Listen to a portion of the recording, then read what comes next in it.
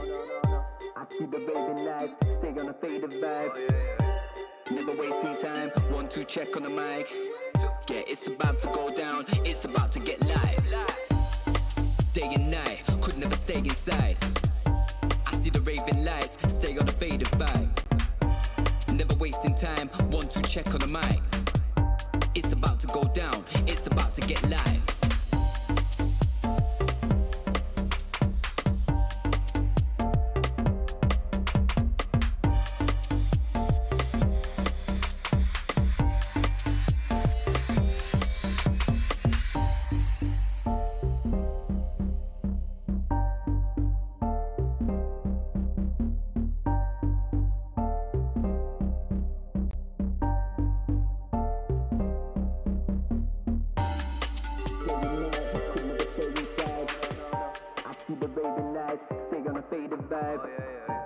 Never wasting time, 1, 2 check on the mic.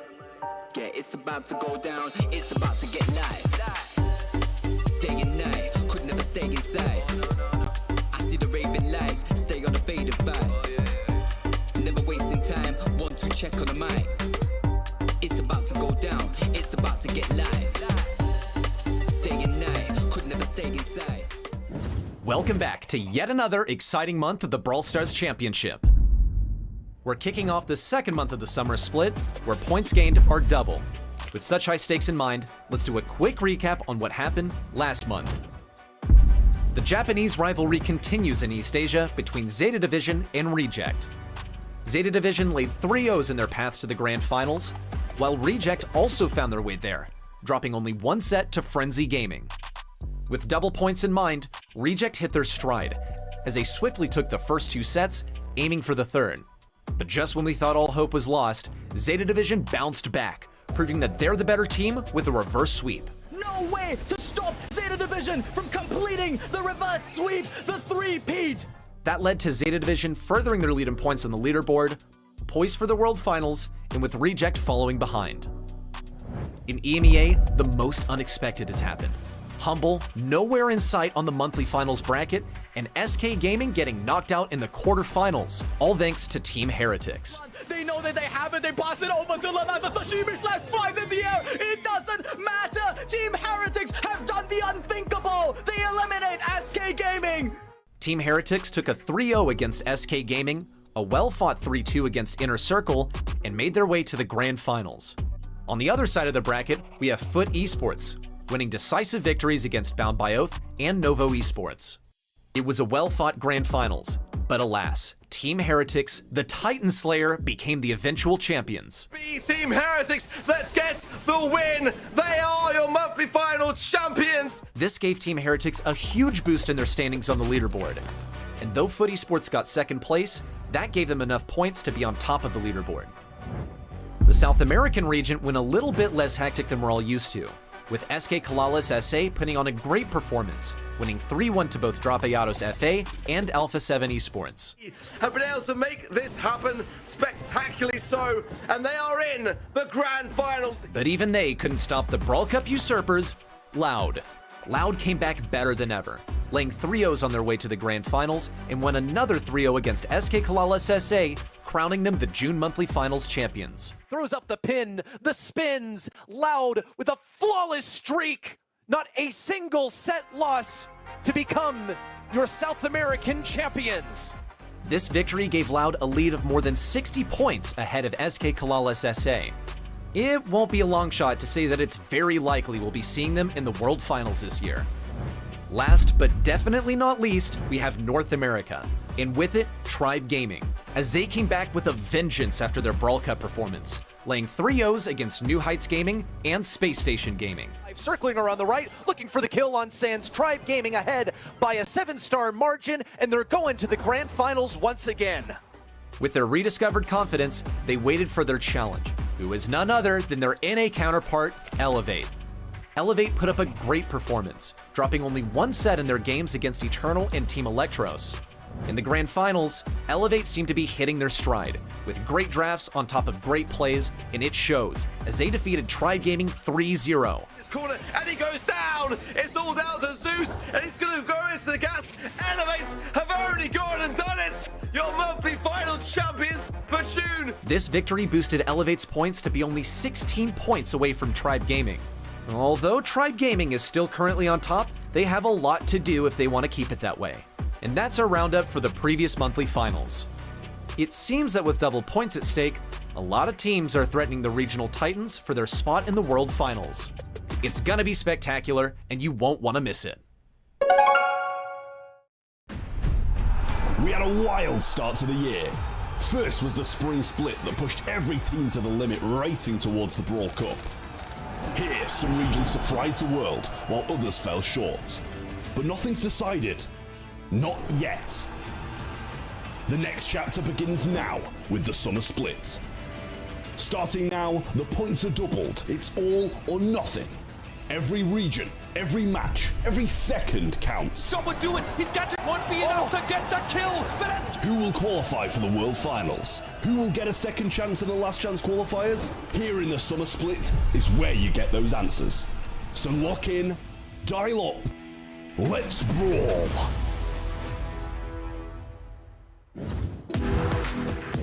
Another beautiful weekend to celebrate this beautiful game and the incredible teams that bring it to life. Welcome to the South America July monthly finals.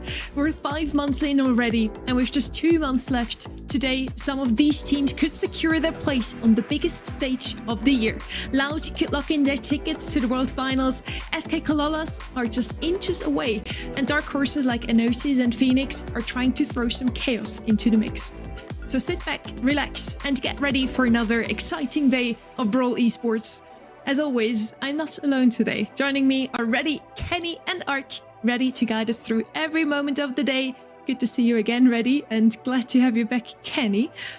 Before we dive in, what's the one storyline you're watching most closely today? Year's wrapping up. I'm looking at the frontrunners in the region, Loud, to go ahead and qualify for the World Finals. There's still 1 month left after this, but they've gotten such a huge lead over the other teams in points that they can lock it in this month. for me, it's a team that I didn't predict to win in the opening round last month.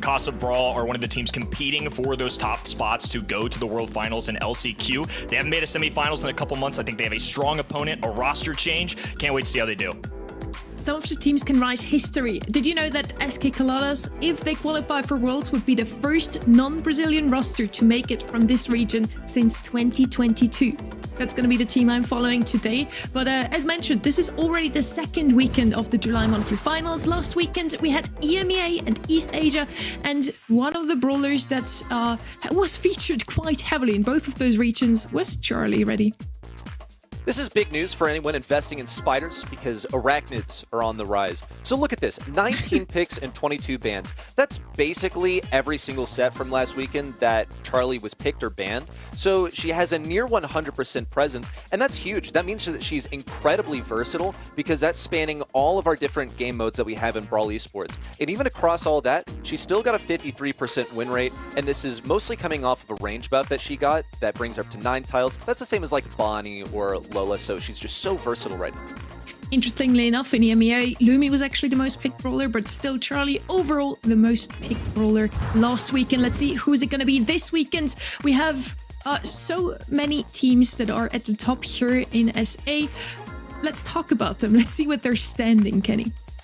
I mean, like we mentioned at the top, Loud have such a stronghold over this region right now. This is the Brawl Cup representative. They really seem to hit their stride the last few months. For me, it's a matter of this next group of team, SKC, BC, Casa Brawl, and some roster changes up in there too, which this late in the year is a big deal. And of course, the team I had my eye on last month ended up predicting they did well by me, Alpha 7, right there in the mix as well. In scrims, they've been pretty solid. Obviously not the qualifiers they were probably looking for, but I still think they're in it. And those top 8 teams that we've just seen on the leaderboard made it to every single monthly final so far. Almost. We had every single month the same 8 teams, but now, this month, what happened there, Eddie? It's this running joke in South America that the same 8 teams qualify every single month. So now we've circled the imposter in red. It's Enosis. They made it here in place of Zarita Gang, the very team that they knocked out of the lower bracket. And there they are right there. Lucky for them, their first monthly finals, they get to play none other than number 1 seed Loud. So the rookies certainly have their work cut out for them there. Alpha 7 and Phoenix going up in the second there. But that lower side of the bracket, we were talking about it before show as an entire team, and I think it's just so hard to predict. BC Gaming, Casa Brawl, SKC, you could sell me on any of those to win out of that lower bracket. I'm excited for how this one's going to play out today. There are a few question marks here on the bracket, especially quarterfinal and before. The only one that I'm really mystified about, and then of course anything could happen there in the semifinals and the grand finals. You're already talking about some of the quarterfinals being a bit closer than all others. Let's have a look also at what we predicted this month here. And we are pretty similar in terms of the first 3 quarterfinals. Kenny, in that last one, why is Brawl winning? Why do you think they will take it today? You know, I've had a change of heart. I was the only one of us that ended up predicting against this team last month. It's been 2 straight months since they've made it to at least a semifinals. But sometimes you just need something new, and Jubileo's a fantastic player. We will see him throughout the day on another team for BC Gaming as well. But Doritos coming in here, I have some strong belief they've had much better results, and the fact that at qualifiers they 3-0'd Alpha 7, who had their number the past couple months, does show me that they've possibly conquered some demons. This might be their month. Of course, we always have some background info, so for everybody that didn't get their predictions in just yet, yes, Brawl had a roster change, and it's looking good for them so far. That switch has definitely paid off, so maybe that's going to influence your decision over at event.brawlstars.com. And if you want to get your predictions in, you should do it right now, because we also have a brand new Pro Pass going on at the moment. You can get the Possessed Dynamite skin that I have to get my hands on as well. And yeah, just make sure to vote right now to get that Pro Pass XP and also all of the little treats along the way. Now, with the predictions out of the way, I think we're already set for our very first match of the day. It's no other than Loud versus Enosis. Ready? Loud, I guess we'll introduce them, but you should be familiar with them at this point. They're the front runners in the region. Kyodog, Firecrow, and Edinho. These are players that have been top of the South American region for literally years now. And it shouldn't come as a huge surprise that they are topping the region in points and that they're legitimately a monthly finals performance away from going ahead and locking the World Finals this month. Powerful roster here. We're used to seeing them at this point, and on the other end, we've got some rookies. I mean, it's definitely going to be a challenging one, to say the least. Loud, clearly the number 1 seed. I would say they are heavy favorites here. We want to celebrate the teams today that have made it yet again into the monthly finals, so let's have a look behind the scenes. We were able to sit down with Edinho.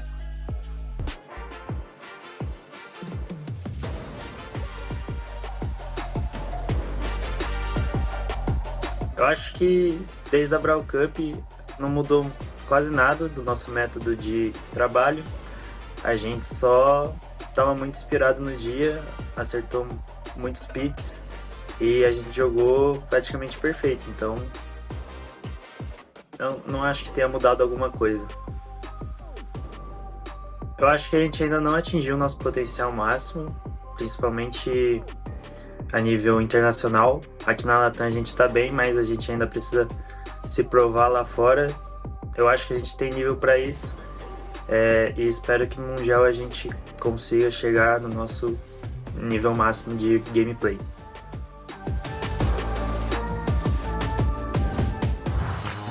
They're hopeful that they can show their A-game at the World Finals. As the top seed in the region, they have the shortest path to still make it into the World Finals, and they could do so today. Ready? It's that simple. It's laid out in this checklist. So step 1, win this quarterfinal, beat Enosis. And after that, get praying, because they don't have any control over whether BC Gaming SA makes it to the grand finals or not. But if they don't, then they can move on to number 3, which is win their semifinal match, and then go on to number 4, win the monthly finals. So 1, 3, and 4, the same thing that they've done several months in a row. So number 2, they just gotta hope that BC Gaming doesn't make it further. Let's, yeah, fingers crossed for them. Let's hope that they can make it. I hope for a tight race until the last monthly final, of course.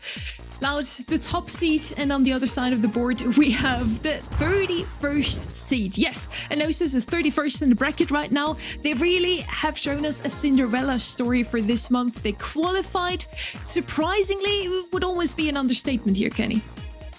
I mean, I had written outside of top 16. That's how far down the list. My list didn't even go further than that, so appreciate you throwing some context in there. We've had the same 8 teams every month. This squad lost early on. They lost 3-0 to SKC in upper bracket round 1, had to win 4 straight matches, and then get a victory over Sarita Gang 3-1. That's why they're here. They deserve a lot of praise for that. Obviously, to mix up and disrupt things in our top 8 is a big deal, so sorry, Sarita Gang, but there's a new team here. Feels like every month we sacrifice a team to Firecrow so that he can get some points and make yet another postseason in a row. And unfortunately, Enosis, they're going to have to be that tribute. But they have earned their way here. I mean, heck, they made it through day number 1 of qualifiers, so they deserve to be in this top 8. Beating out Zarita Gang is nothing to sneeze at. And the loser bracket run, they had to play the most amount of games to even make it into this monthly final. So they definitely deserve to be here. And I hope we see some good games from them today against Loud. It's gonna be a tough one. Loud, if they only make a deep run today, they almost guarantee the world final slots already. These are the maps of today. And Kenny, for you, it's still a new map pool. We had some changes since June. Any map that sticks out to you here? I always feel like Hot Zone's a tricky one right now. Obviously, we've had some changes in Heist as well, so Hot Potato getting in the mix here should be a fun one too. It's a pretty solid map pool, though. Anytime I get a chance at Brawl Ball, I'm pretty happy. I scrimmed some Hot Potato myself this week, and I really felt like you can just run it straight down back to the old meta in Heist. But yes, now with that 4-part Heist save, you can't really just do base races anymore. And it's super interesting to see in competitive as well how the teams have gone back a bit more to those long-ranged brawlers to just have some more control in Heist as well. Talking about long-range though, first up we have Bounty. Hideout is our first map gonna be. The predictions are in as well, and surprisingly, to me at least, they're quite close already.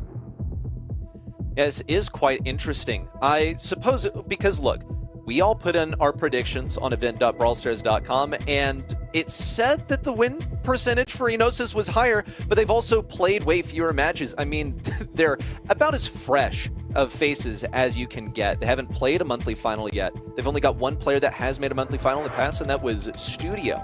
But here are bans. We're getting things started on Hideout. Charlie's banned out. No surprises here. We just seen she's the most banned brawler in both East Asia and EMEA.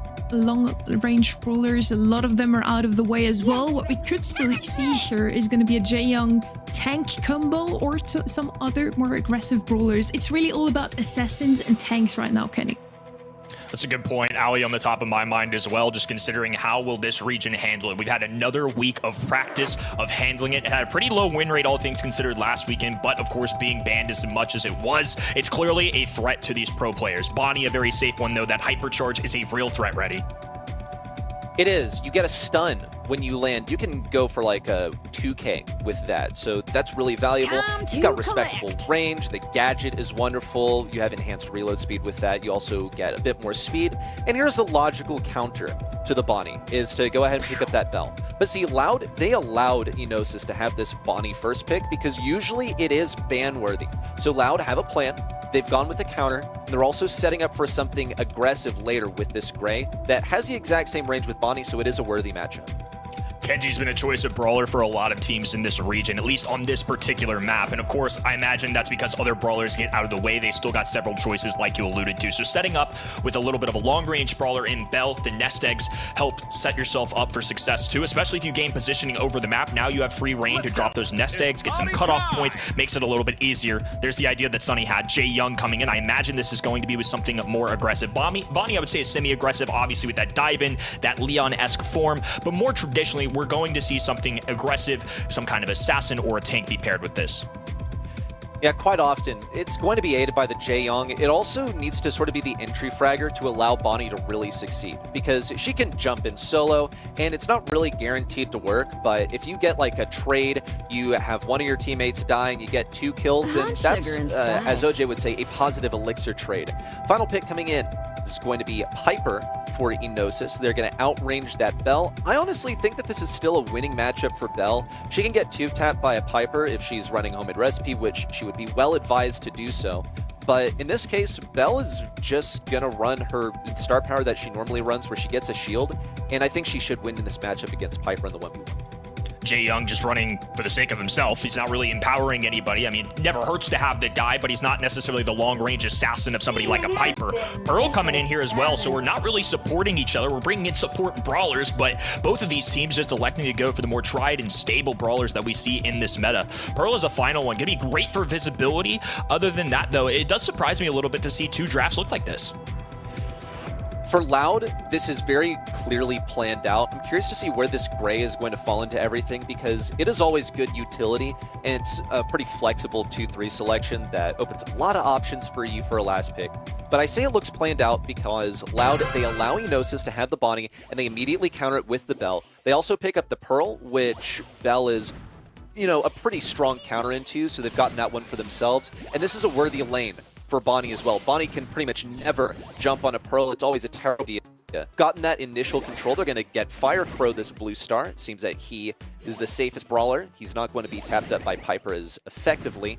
So Loud are playing this nice in control, exactly according to plan. Adinho from the long distance as Bonnie just hunkers down on the L-shaped walls. Just a blue star resting with Loud. Walking Cane goes through. Now low HP for Bonnie. Gonna have to back away. Bounce shot. That's the beauty of it. If these brawlers cluster together and play the way Jae Young traditionally has played, Bell's gonna have an advantage.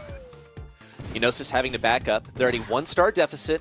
Loud, they're not intent on playing defense. Excellent mark there from Kyodog. It was at perfect range, and it's on exactly the target that he needed to do. Bonnie, the reason she is countered by Bell is not just because she's outranged and slow, but it's also because she depends on her HP to stay alive. Whenever she's taking enhanced damage, that's bad business. Kyodog's avoiding getting 2-tapped by the Piper. It would have been a free kill if he'd been on a bit higher HP. But nonetheless, Loud are playing this nice in control. Gonna allow Enosis to play into their hand unless Fire Crow ups the tempo. A TP in after the hook to get the kill. Clean kill out of Fire Crow. The old gadget and then super in there. Nice tap coming in from Piper. But Gray will just stand by. It's been a pretty passive game in general. That was the first kill we'd seen in about 2 minutes. Marker on that right-hand in as well. So Kyodog's going to win that duel on the right-hand side. It's going to really take a strong Enosis push here for them to come back. Nefex has the hypercharged super. Going to be looking for an ideal target to jump on. Fire Crow doesn't have a super, so that's worthy. Kyodog also a valuable one, but they need this blue star. If they can kill Fire Crow, then they get the tiebreaker. Nefex in, no kill, and Farkick has to jump out, but it's still a kill for Fire Crow, and Adinho wins the lane on the left side. A 9-0 win for Loud to start things off. Yikes, no kills for the red roster. Tough beat there, and I mean, look, we expect Loud to be the better team here, and especially with these drafts, there's no real gimmicks going down. I mean, Gray has a teleport, but it's not like he's supporting any tanky brawlers. This really is just sharpshooting and mechanical skills coming through, and Loud, definitely a favorite in my eyes in that category.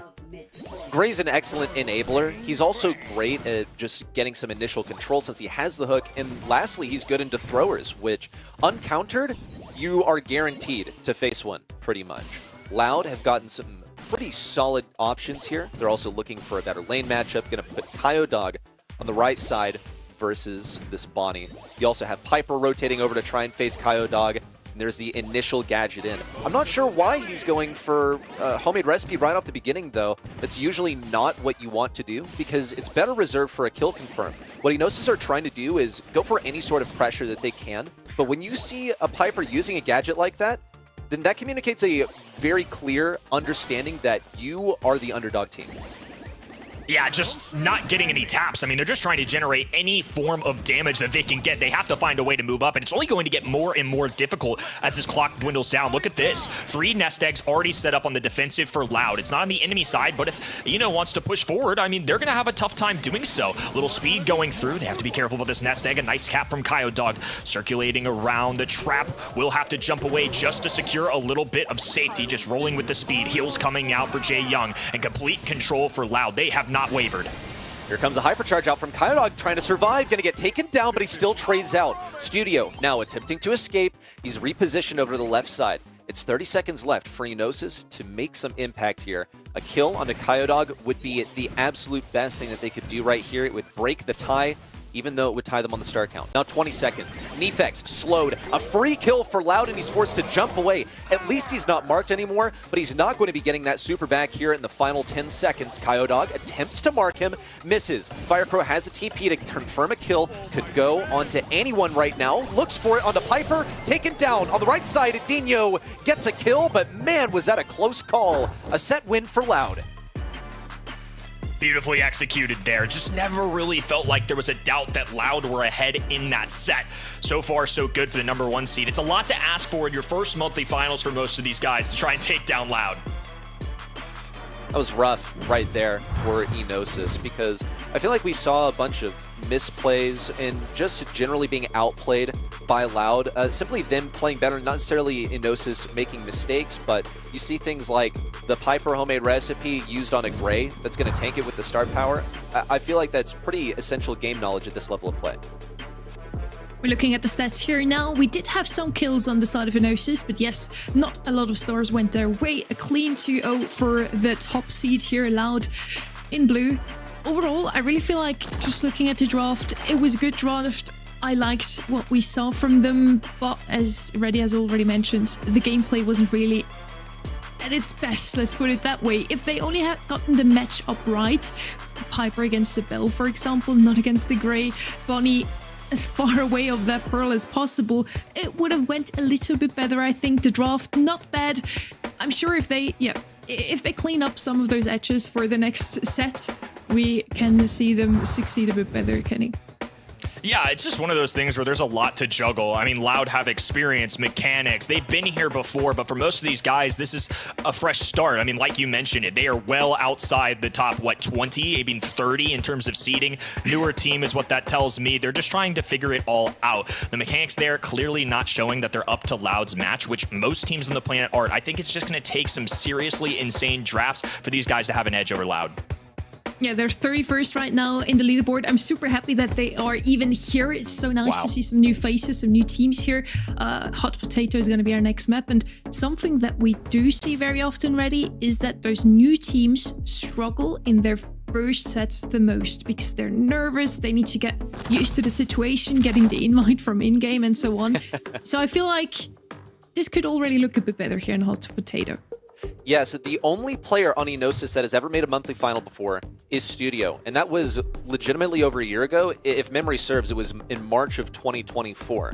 So that experience is kind of a long time ago, but something that the new teams that make it to this level of play usually also have in common is that they're pretty apt at the current meta. And some big things changed up in this patch. You have like some new quote OP brawlers that have found their way in. Shade is one of them, Allie's one of them. You have like the abuse of Draco as well. So those things could be something that they leverage here on Hot Potato. The strategy is to run to the enemy side and deal more damage. That's pretty much it. A lot more base race strategies present here on Hot Potato than some of our long-range heist maps of yore. That is certainly true. Barry will support that theory from Reddy. You can heal your tanks if you want to go in with a bull later on. He did get a little rework, so he's now even stronger, or now he is strong, you could say. What I see is Charlie's still left open, Kenny, and she's going to be so good at defending your own save. You could go for a full base race strat, or you go something at least to protect their own save in the back and send the other two ahead.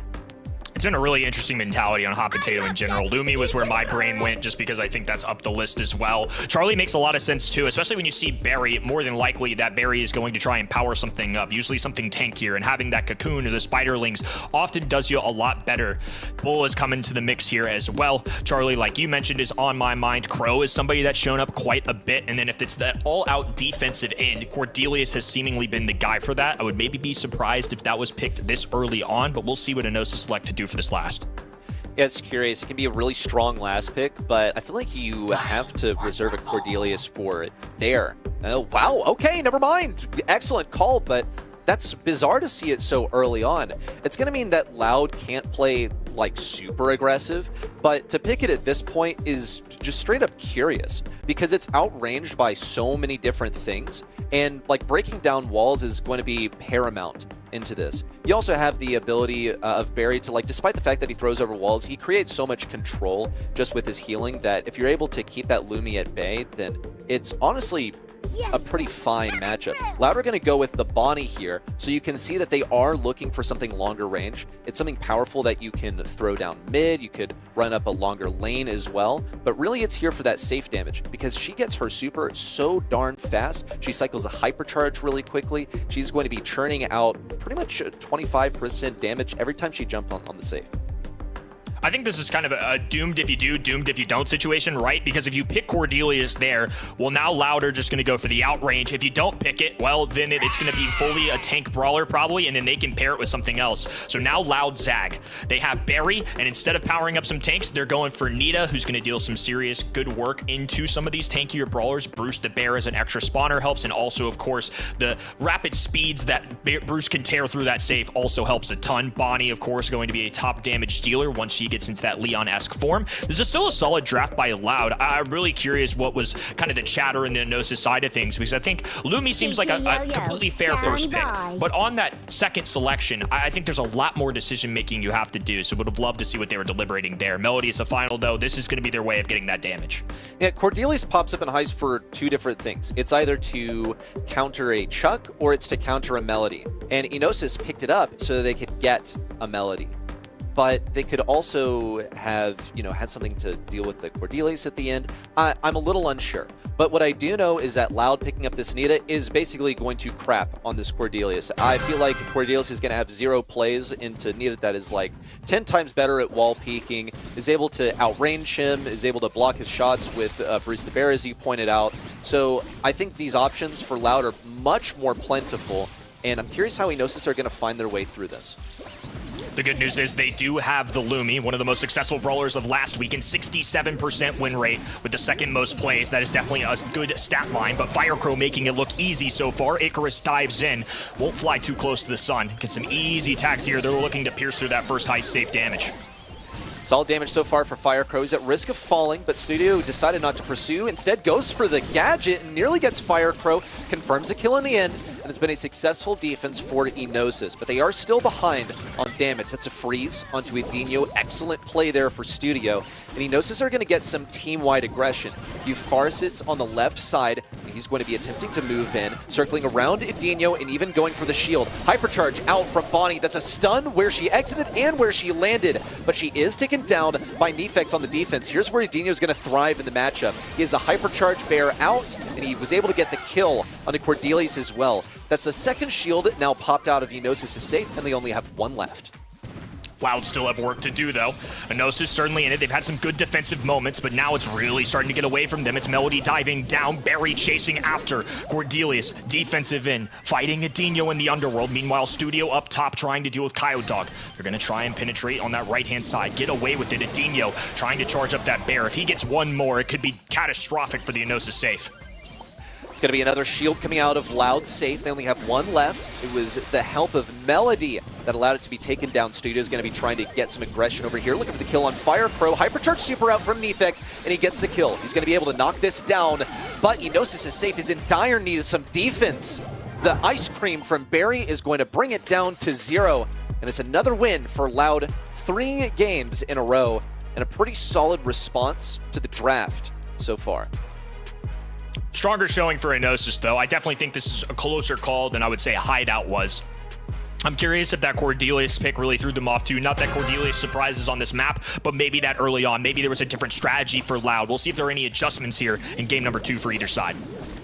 I'm just tempted to draw the analysis that Loud wouldn't have even gone for Cordelius into the Melody, because Cordelius is great at defending, and then when it comes to offense, he can really fall short. Here on Hot Potato, he definitely has an easier time with these bushes to get to the enemy side, but I feel like there are better ways that you can deal with this, especially with Charlie being in the meta right now. Here comes the aggression already from Loud. They've gotten a couple of kills, and they're all over this save. They're going to be getting the first shield out of it, dropping it down to 74%. Meanwhile, they're taking some damage on their own safe at the hands of Cordelius, who is taken down now, and the battle has returned to mid.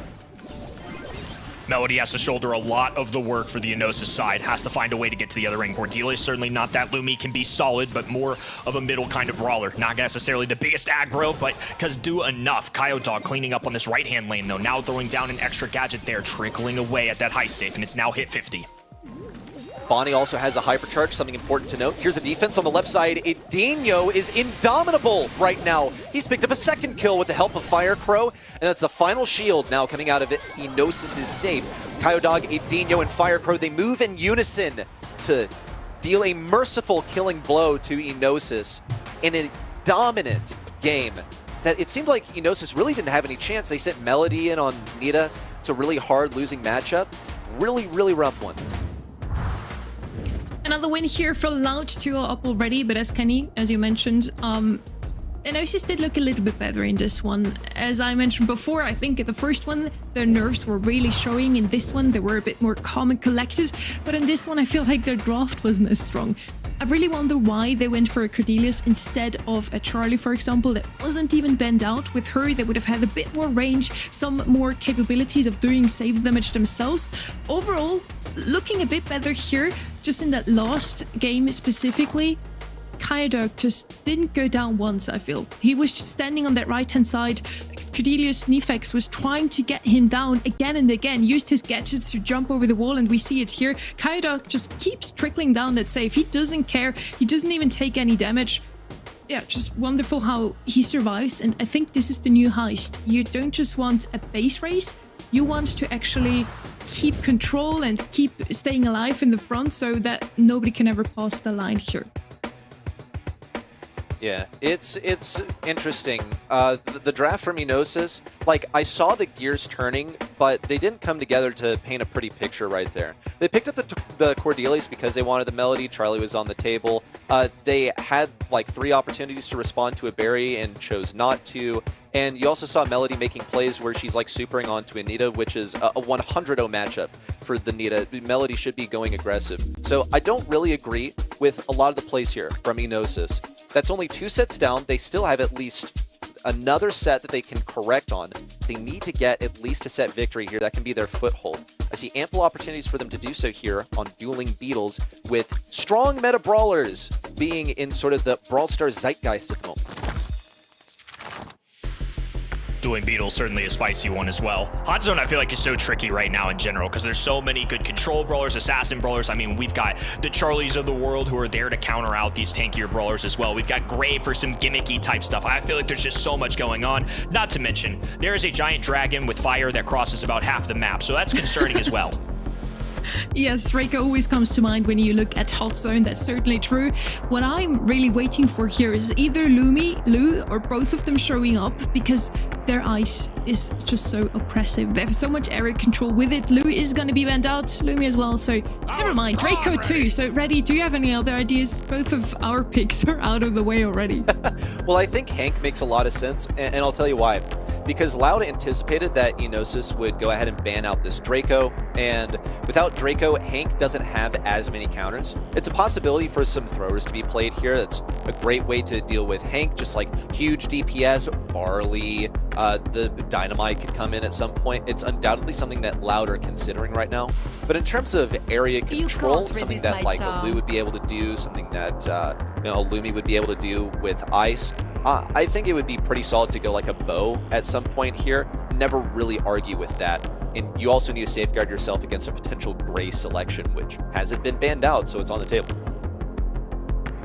Gray was the #1 brawler on my mind as well. Charlie in the mix, and again, I'm just curious to see how this region handles Ally, because with newer brawlers especially, I feel like Ally is good, and obviously the stats don't necessarily show that she's this big, bustin', broken brawler, at least to the likes of something like a 99% Lumi a few months ago. So now these pro players get the additional week, they get to do the scouting report in the previous regions. It just kind of always surprises me of how much things change in just one weekend. The Charlie Ash combo, though, the North America in me is very happy, Reddy. I'm sure it just resonates with you a little bit too. It resonates with me, and not just on a North American note. When Draco's out of the mix, I think Ash is one of the best ways that you can approach countering Hank specifically. But what this also communicates to me that Enosis are playing a largely responsive draft to Loud, and I am not entirely certain of what they're enabling here as a last pick.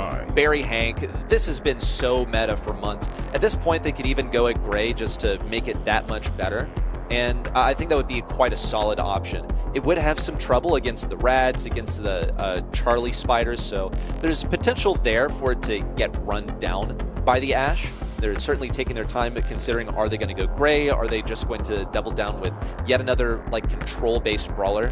Because Hank is pretty good for that. He'll play passive with a bunch of damage, has a bunch of HP to work with. Last selection now coming in from Loud, and it's going to be Bonnie. Okay, so they've doubled down on the HP strat, and they have allowed Gray to sort of float away into Yeah, Gray was one that was on my mind just because of how nasty would it be to have healer plus support in Gray and you just have Hank run it down. Ashe, of course, is going to be a selection, kind of double dipping into this Hank, right? So we have Charlie, who has the cocoon that obviously stops Hank from moving / using bubbles. Also, the spiderlings and the robotic rats from Ashe are such good ways to force him to either use a shot or just eat bullets.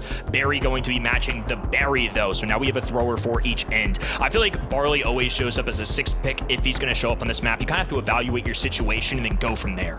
He's just so counterable is really the issue. So you can only afford to pick him up later into the draft. And it's a pretty typical response. I think I pointed it out as a way to deal with that Hank, like him or Dynamite. But one of the things that's going to make Barley especially excel here is that you are going to be throwing those bottles down on areas where your enemies want to stand. Okay, they're going to be trying to weather the storm and just heal up. The issue is that Barley's shots are going to linger around, so you can't really stand there. That plus, you do not want to feed Barley Super at all. We talked about the Lou Super as being a way to control mid. How about Barley Super? It covers the entire thing. He's got a hypercharge that does ridiculous damage as well, so it's a pretty good last selection, but it's going to be incredibly vulnerable to this Bonnie that's already got a super and a takedown. It has not been a passive start. Both ends fighting. Loud so far cleaning up. Studio forced to go into the cocoon, drops one of his own, and they're going to free him immediately. Hypercharge going down. Ashe rendered useless. Bonnie tearing through this left-hand end, and Loud have asserted their dominance on Enosis. Edinho's even pressuring Nefex over here, but he is at risk of feeding a super. Nefex has his hyper already. Just another shot would do it, really. Or a couple more. Nefex is working hard to get it. He's got the hypercharge, he's got the super.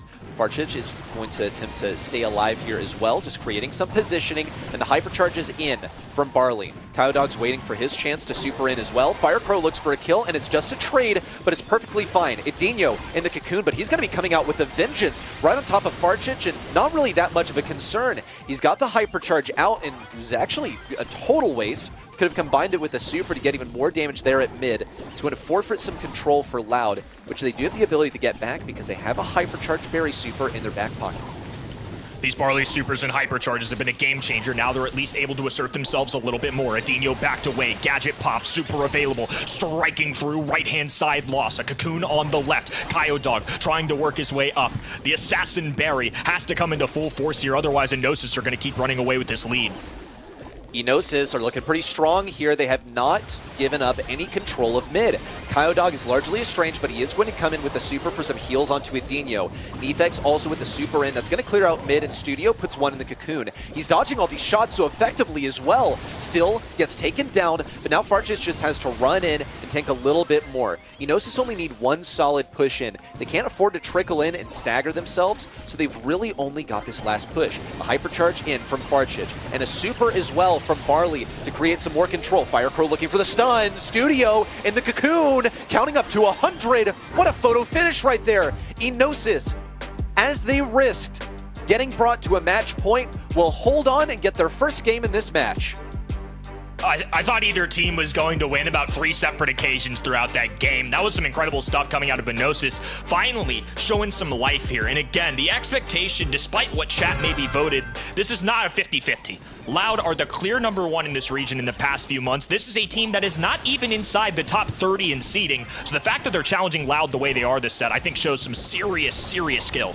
Just a much more respectable draft this time. But still, Kyodog is creating so much aggression on the right side, it's a risk of Ashe getting outplayed by a Barry. But the first super in from Barley should communicate something very clear. That Loud are feeding him so much damage. It's not going to stop them from combining onto Farchich and getting the kill. Then you have Edinho as well, just staying alive over here with the heals from Kyodog, who even taps up Nefex for the kill. Loud, I feel like the last game, they just got kind of complacent. They got sloppy because they got overconfident. And now we're seeing Loud in their real form, holding on to control. It's still going to be tough for them to weather this hypercharged Barley super, and they will be forced out finally. Ash finally gets the strike onto Hank. He'll go down. This time Enosis are going to have to make a serious comeback. 50+%. Firecrow diving in. A nice reaction there from Studio. Puts him in the cocoon. Barley shots ready to go. And Firecrow immediately eliminated. Adinho all by himself once again. Real chance here for Enosis to push themselves up to a tie. Had to see that Charlie super coming from a mile away. Firecrow knew it was possible. I think he just didn't believe that Charlie would be able to get it.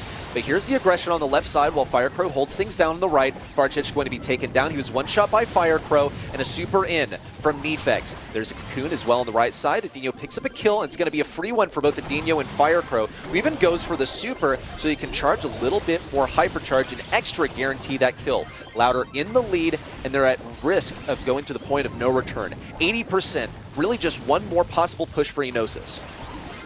Full control here for Loud. The blue side working their way up the middle. Farkick trying to move up. Ash low HP. Adinho does have a super in the back pocket, and they'll knock themselves up to 100% here. Number 1 seed from South America, now at match point against mostly rookies. Better corrections on some of those misplays from game number 1 for Loud this time. I still feel like a handful of times it went for over-aggressive stuff. You see like a Bonnie jumping onto a Charlie that has a super that can simply back away from the point where Bonnie's going to impact and freeze her up in the cocoon. That was a double stun that Firecrow got with a hypercharged Bonnie super, by the way. So it was a lot of control, a lot of opportunity sacrificed by going on to that Charlie. Initial control is going to go to Loud. They've gotten a kill on the right side. Nefex doesn't have a super yet, so they may be able to hold on for a little bit longer. But he was only one little bottle away from getting the positioning back for Enosis. They're still 3 members strong. Nefex has consistently had supers, but will go down. Firecrow cleaning up the right-hand side. Now Kyo Dog extending. Adinho ready to go, and out the cocoon, gone with Studio. Enosis, all 3 members eradicated immediately here. And once again, they're going to have to climb their way past this Loud roster. They just don't really have much to deal with this Bonnie except for the Charlie, and the Charlie's not even reliably next to Nefex, who's the prime target to jump. He's going to get jumped on again. Firecrow goes for it. He's got 2 for the second Bonnie super in a row, and he's got his super to get back inside of that cannon form, but he doesn't seem intent on doing it, not for a little bit at least. Here comes another defense in from Loud as Enosis try to break things up with a hypercharged Barley super. Studio's got the hypercharge out as well, pops in the cocoon, but he is a dead man upon exit. Nefex taken down once again. Firecrow's getting as much damage as possible, trying to fight for this control versus Farchich, and he's not interested in feeding him any hypercharge or super either. That's really Adinho's job to do that. He's got a double kill, and another super in from Firecrow gets a team wipe. Loud with complete control, and now just short of 10% away. Enosis doing everything they can to make their monthly final debut count, but it's not quite enough. Enosis, just another stepping stone on Loud's quest to be the first world finalist team in South America. Every month, Firecrow wakes up and he gets hungry for some points, and some unwitting top 8 team is going to be fodder for his World Finals qualification. That is step 1 completed on Loud's checklist, a 3-0 versus Enosis. Very well played by them. Honestly, I hope that Enosis Esports still is going to be proud of themselves. They at least took a game off of the Loud's hands, and anyone who remembers last month, they didn't take a single set. Not Read Again, BC Gaming, or SK Kalalas. Everybody who was facing against Loud last month was hit by a 3-0 in the face.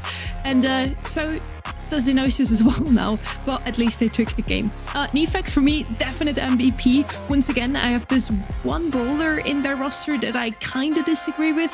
The Ashe. I feel like there would have been some better picks. 19 kills on the Bonnie on the side of Loud, 7 on the Ashe. Yes, he did some work, and it obviously worked out in game number 1. I feel like Loud got a bit too confident in that one. But yeah, overall, well played by both of those teams. Loud will move on into the semis now, Kenny. 19 kills with the Bonnie, by the way. That's some crazy stuff. Loud looking as fierce as ever. It's been a while since we've seen them lose a set in this region, and now winner of Phoenix and Alpha 7 will be able to challenge the number 1 seed. One more win away, and they'll be at yet another grand finals. But this next quarterfinal, I think, is a real spicy one, close in seeding. Obviously, Alpha 7 was a really good team last month. They did stumble in that lower bracket. We'll see if they come out on top here.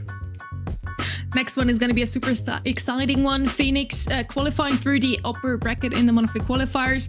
Another surprise, I have to say, and then Alpha 7 swept by Kessa, dropping into the lower bracket. Super exciting how those two will show up in July now. Bonnie, a topic that we didn't talk enough about today, I feel. She was picked up 3 times now in that match, Loud versus Enosis. I kind of feel like we're gonna see her some more often today. South America used to be known for their juju, maybe now it's Bonnie. We're gonna find out after a quick break.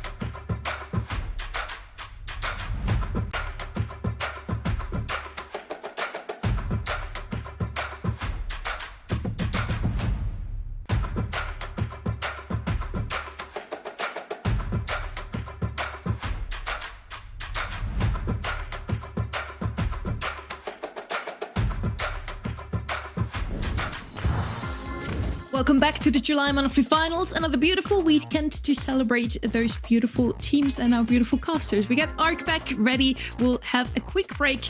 Ark, you watched those matches. You watched Loud dominating as they did already in June. A 3-0 yet again. Who was the MVP? I mean, for me, any of Loud could have been MVP. But let's be honest, Firecrow, of course, comes out on top, played fantastically well. I just want to go back to what you said, Sonny. You said beautiful casters as I joined. I'm going to take that as being directed towards me. But yes. Firecrow, of course, MVP for Loud. And Loud have looked so good. Okay, they played against a fairly rookie team, but let's see how they perform later on today. You can both be beautiful, by the way. Not only you, Ark, but yes. We're heading into our quarterfinal number 2 now. Only 1 down so far, so we still have many cool matches to go. Super happy about that. We're heading into Phoenix versus Alpha 7, Kenny. This is the number 5 and the number 6 seed going head-to-head here. Either of these teams losing could be quite devastating if we go any further along the postseason. Obviously, there's limited spots, there's limited time left, there's only a couple months. Phoenix is a team that definitely surprised me, and I'm sure surprised a lot of folks at home to be one of those upper bracket qualifying teams. I was definitely not on my radar. I've been really impressed with a team like Alpha 7 more recently, so the fact that they're on the lower side of the bracket instead of Phoenix, definitely a little bit of a shocker. It was a shocker indeed. Both of them did make it into the monthly finals, though yet again in SA we are used to seeing the same faces here. And Phoenix, at the moment sitting at the 7th slot, is talking about that 5th slot Alpha 7, and we tuned in. Eu acho que é um time que vem forte, né? Atualmente eles estão saindo, tá tendo um desempenho bem humilde. Eu acho que eles estão conseguindo se destacar porque agora eles estão no servidor aqui junto com a gente, né? Eles vieram para São Paulo. Eu acho que vai ser uma partida difícil, mas creio que meu time tá bom o suficiente para ganhar deles. My team is good enough to beat them. Let's see if that's true. Phoenix can take it from Alpha 7. Alpha 7 did make it into the semifinals last month. Phoenix did not make it that far. Ark. Yeah, I mean, Phoenix, for the most part, I think have been, doing okay, all things considering. I mean, you got to remember, they faced BC Gaming 3 times in the quarterfinal stages and lost to match point twice against them. So maybe this time round with a different team, they stand a better chance. And Alpha 7, we just saw it. They did not win against SK Kalalas in the last month in June. They got kicked out of the semifinals 3-1 against SK Kalalas.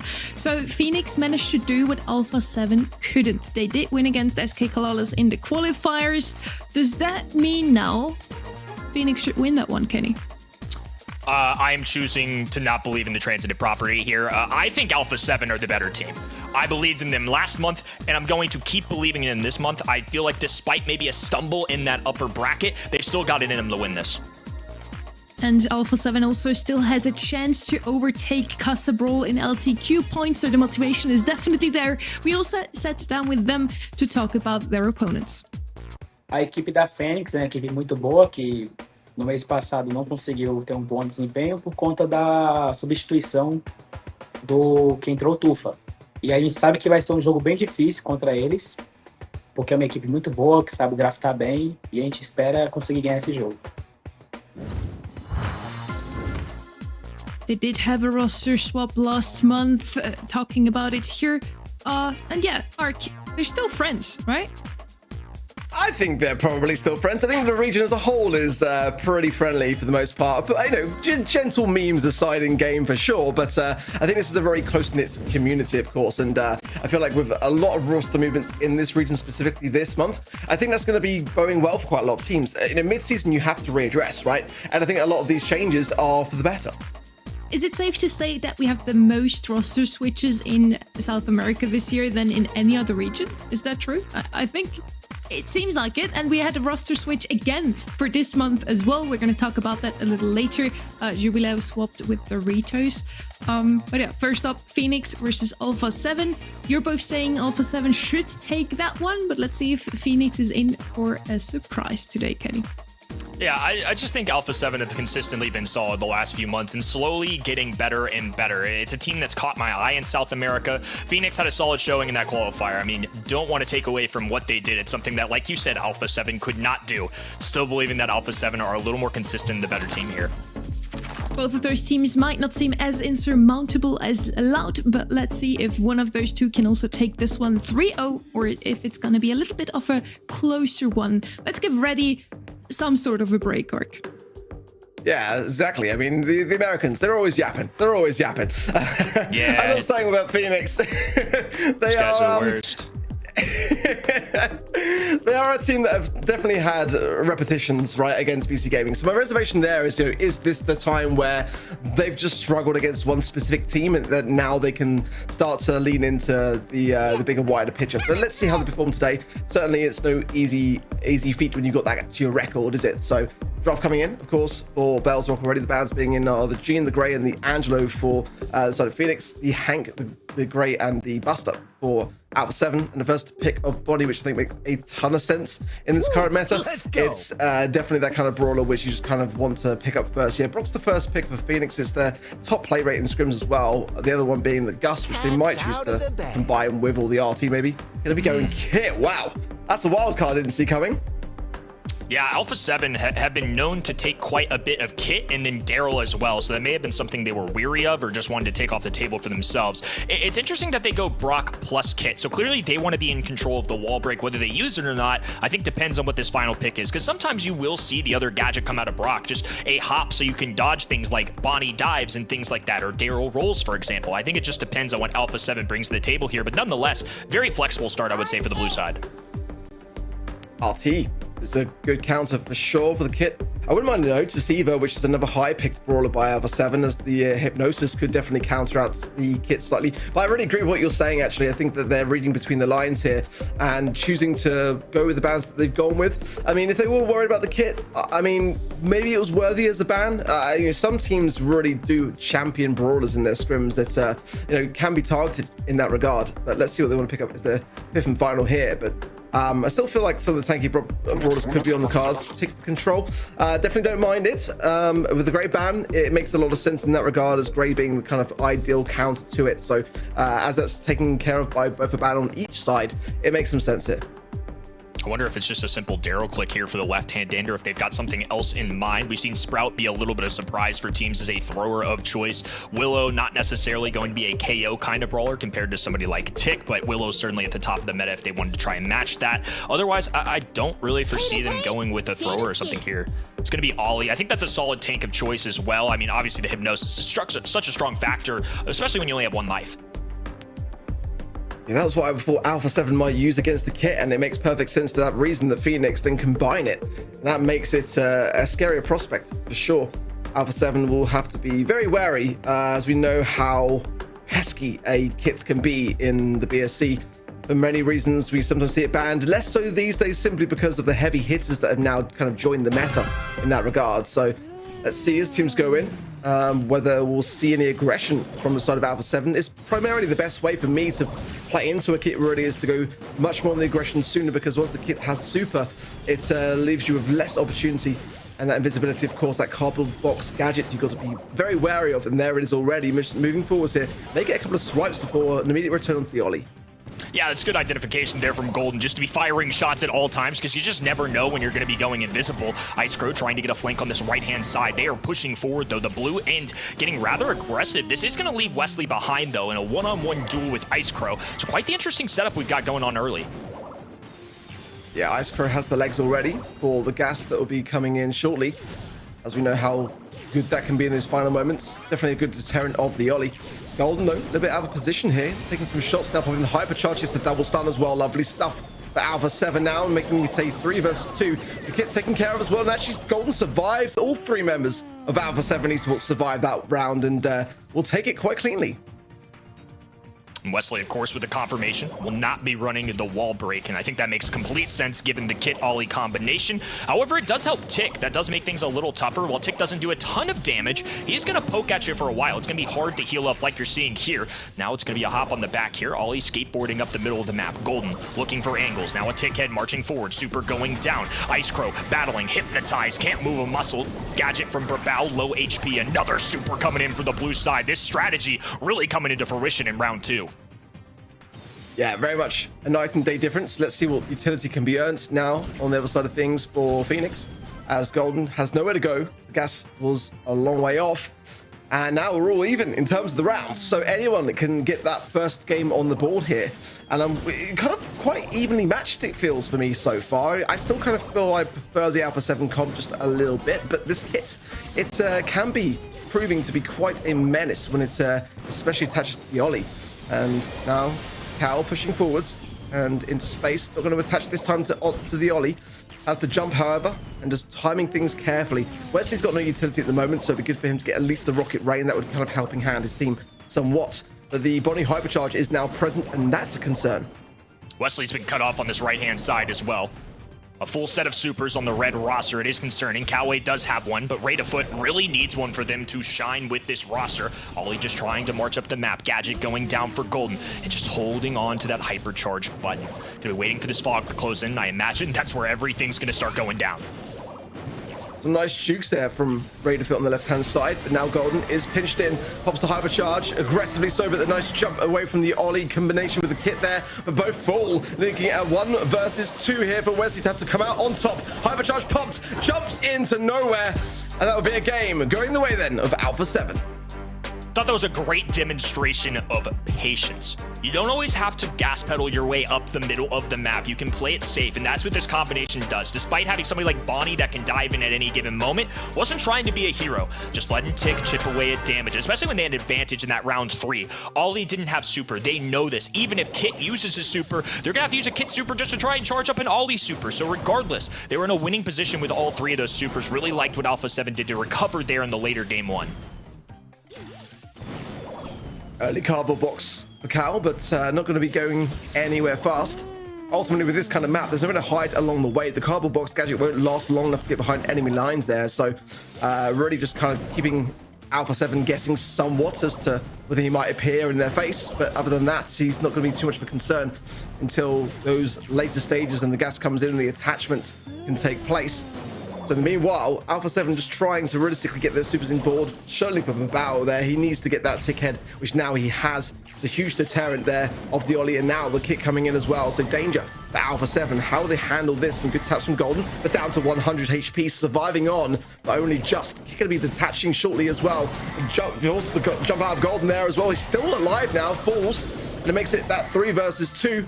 Make it a 3 versus 1 now, as Icecrow not going to be able to do too much in this position, even with those legs, which I'm not too sure that he may have actually wasted. We'll see when he respawns in, whether he did pop it or not. But certainly if he did, which it looks like he did, yeah, that's going to be ideal for him. He have to earn that back for the later stages of this round.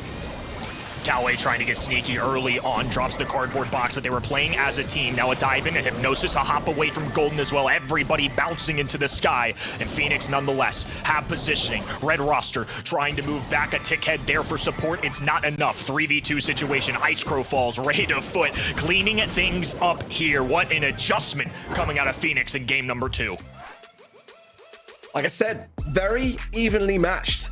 I feel like I still prefer the Alpha 7 comp. It's just the kind of more meta, more safer idea, but this is why we sometimes do see a kit ban. I mean, primarily in like North America, we kind of still see it today in Knockout. It's just really quite troublesome. It can be played against you quite easily and a little bit cheesy, but not nearly as much as some of the great tech that we tend to see from time to time. It's proving something that Alpha 7 are now going to have to adjust to and make some adaptations this time round, or this set could be dwindling. A7 have a very safe composition. Phoenix with a risky one, and it will show here. Early takedown, now a trade. 2v1 situation as Wesley is left all alone. A Brock in this situation going to be very difficult to win. Obviously, Tick as a thrower does have an advantage, especially without a Wesley super to get over those walls. Other than a hop, he really can't do anything here. So it's just going to be Brock trying to charge up as much super as possible. There's one. He flashed it. Thought he might get risky with it a little bit, but I think the wise thing to do would probably just to be advancing it to the next round. He hasn't conceded yet, though. He's tiptoeing away around those mines and finally goes down. So advantage Alpha 7. Yeah, strong round there for Alpha 7. It was just so explosive from the outset that they were able to then really farm off the back of that situation before the gas had any chance of closing in, which is actually going to be quite good for them now. Rocket Rain going to miss.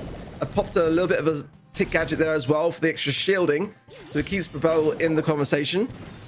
And so far, I mean, everyone from Alpha 7 has so much utility. It's just the kit jump there on the side of Phoenix, but sometimes that is all you need.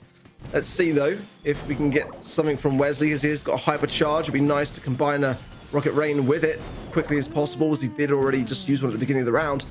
But now we're seeing the super for the Ollie as well. It's quite a key moment here for Phoenix if they choose to go in or choose to wait their timer down somewhat, but certainly up against the ropes in this position so far. Now they're activating their trap card, left-hand side. Gonna be a super combination. A dive in the Hypnosis, a tick shot goes through. Now it's Coway left all alone up top. Dives on the Golden. It's gonna be back and forth as Wesley gets the victory. A dive out. Golden is still alive. Fog pressing in as well. Gets the victory and a set along with it. Beautifully played there at the end. Yeah, those moments are so important not to choke. And there we just saw some great perseverance from Alpha 7 to ensure that the job was done. It would have a final round if not, and that was quite clutch.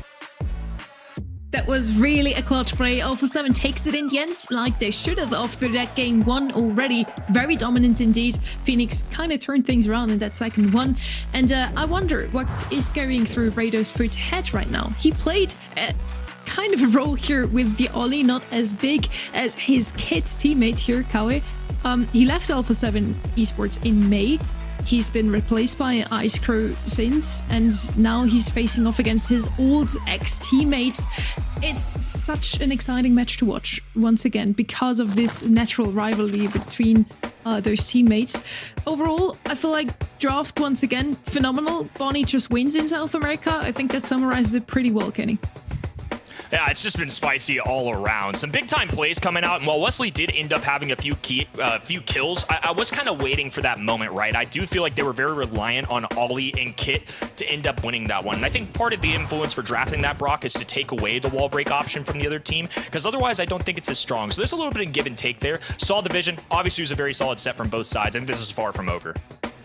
Maybe they were just waiting for that thrower to be picked up by Alpha 7, wanted to break open the map against that tick, but obviously you can't break open the whole mid on Bell's Rock, so I feel like it's always safer to go with the thrower yourself instead of picking something to break open half of the map. But yeah, in the end, it was a close 1-1 for Alpha 7, 1-0 up in sets total. And Kenny still waiting for the Ellie, mentions it every single draft so far, but we just don't see her, even if she's not banned out. That's part of it, right? A great place for it here. Exactly. That was my point. This would be the map you can play her on if you want to play her in bushes, in water, and you have both on this map. I wouldn't be too surprised to see Bonnie again either. We have seen 4 sets of South America so far. She's been picked every single time, Mark. It's a map which really does encourage a lot of aggression. Kaze left open here. Ali banned. Below Gene on the side of Phoenix to the Draco, the Hank, and the Bonnie. I think the Bonnie ban was wise. It's definitely a top Phoenix pick. But they could maybe left it open. They had the coin toss on the side of Alpha 7 if they wanted to go for it. Lumi here open as well, which could be definitely a cause for concern. It's a tough stage in the draft. I think Lumi's the ideal broadly ready for me. It's a bit of a safe pair of hands. No Gus as well, survivors. could be good. Yeah, Kaze. I think it's a good shout here. It's a very aggressive brawler. Kaze going to be the early selection here. I think there's a few really aggressive ones still left, though. I mean, we have Ali, we have Draco out of the mix, but somebody like Shade still certainly in the equation. A very powerful brawler. Lumi, of course, still in the mix here, too. I think is a great brawler. Obviously, I've mentioned Ali a lot just because, again, it is really curious to see how teams handle it. Finally, she's getting in the ban stage, though, so won't quite see her yet. A couple brawler choices here for Phoenix. So into Kaze, they will be going to Janet. Not the first choice on my mind. Yeah, not for a while. It was actually a first brawler-worthy pick in the previous metas. It's certainly a ban-worthy brawler here as well. So making a bit of a potential rise up here. I didn't necessarily mind it, but I didn't kind of necessarily see it coming for me. Certainly here, Bray going to be doing a very, very good job of just getting everyone into position for sure. Bit of a wall break potential as well with the Walking Cane. So definitely a brawler that I don't mind at all, but lacking some aggression on the side of Phoenix here. I really quite like Shade for that reason. A brawler which I think works super well here. I don't know whether it's really translated over too well to South America, but could be sort of a good back pocket to pick at the final stages of the draft. We've seen in EMEA just how strong Shade can be in many maps and modes. Yeah, Gus going to come through again. Didn't mind it for Phoenix. I don't mind it for Alpha 7 either. I think that was a decent job. But again, Lumi escaping the draft so far, and I'm really not quite sure why. I'm not sure either, but I mean, Gus might just be a standalone with Kaze, or they could pair it with something more aggressive. I think having somebody like Gus on your side or Gray on your side is really nice to enable your teammate. The shield, obviously, is still really good, and I think with all the new flashy hypercharges, Gus has been kind of left behind a little bit here in terms of play rate, but it's still a really solid one to me. Yeah, Daryl going to come in. That's going to provide even more options, really, for this Gus. The Kaze and the Daryl definitely dive-type brawlers, and so far, Phoenix don't really have any DPS to manage it. I'm a bit worried for their draft, in all honesty. The Janet can obviously escape to the skies, but then you're leaving your teammates exposed, and you can drop bombs from the top. Of course, the hypercharge being the primary utility that Janet is trying to earn here. But certainly, I think Charlie even wouldn't be a bad shout. She's not banned here. It would help to kind of like delay the timer somewhat and focus on one of the problems. Yeah, I think that's the best place that they could have gone with that draft. But the question for me is a little bit, is the damage already kind of done for Phoenix? I mean, the Grey can certainly open up the map a little bit, have some heals off the back of the TPs, and have that escape maneuvering with alongside the Janet having hers. But certainly, Alpha 7's comp, it's looking super aggressive here. Gonna need those spiderlings as much as possible, I think. I mean, obviously a Cocoon and Dadero really helps in Kaze. Those aggressive brawlers get halted with that, and then the extra spawners can help into a single shot brawler like Gus. So I think they're really gonna be relying on that final pick here. Early lead for Alpha 7. Phoenix trying to get one on the board now. Two very interesting drafts here. A couple very solid strategies. It's going to be a slow start in the mid. The Walking King goes through. Golden all the way down to 340. Going to rely on Brawl just to try and save him here. In and out. There's one takedown. Ice Crow looking for another as Rate of Foot teleports. 16 HP on that top side. Brawl's the one that falls. Yeah, just overshot the roll ever so slightly into the water and then forced himself away. And Phoenix were able to help get the pickup. But certainly, Brawl will get super back soon, and then he's equally as dangerous yet again for Ice Crow there, just evading as that blue star being sometimes the difference maker here. There's the roll immediately onto Wesley, and Wesley will fall as well. So Brawl not going to outstay his welcome this time round. Cautious going back there as well, because Cal could have that Walking Cane as well to bring him back. So keeping his distance, and there it is as well. Going to break some more bush, but not too much more than that. The indestructible wall, of course, still remain. Not going to find any value from that Janet super there for Wesley either. So he needs to get that hypercharge to be able to ensure some damage. Rate of Foot hovering over a hypercharge on the left-hand side. Dueling with Gus, and Brawl has one of his own too, looking for that roll. I think that's a good call to take that down. They don't want to reveal any positioning, especially with their two aggressive brawlers. Now an activation of the purple button on the top right-hand side. Walking Cane miss. Brawl waiting, lurking, and immediately gets put in a cocoon. Ice Crow diving in for one of his own. It's going to be a trade at the end of the day. Bounce off the wall, 2v2 scenario. Rate of Foot running for the hills and does get away with it. 1 star is all that separates the two squads. Yeah, really nice build here, but look at Ice Crow. He's cooking something up. Raiderfoot is actually exposed away from his teammates here.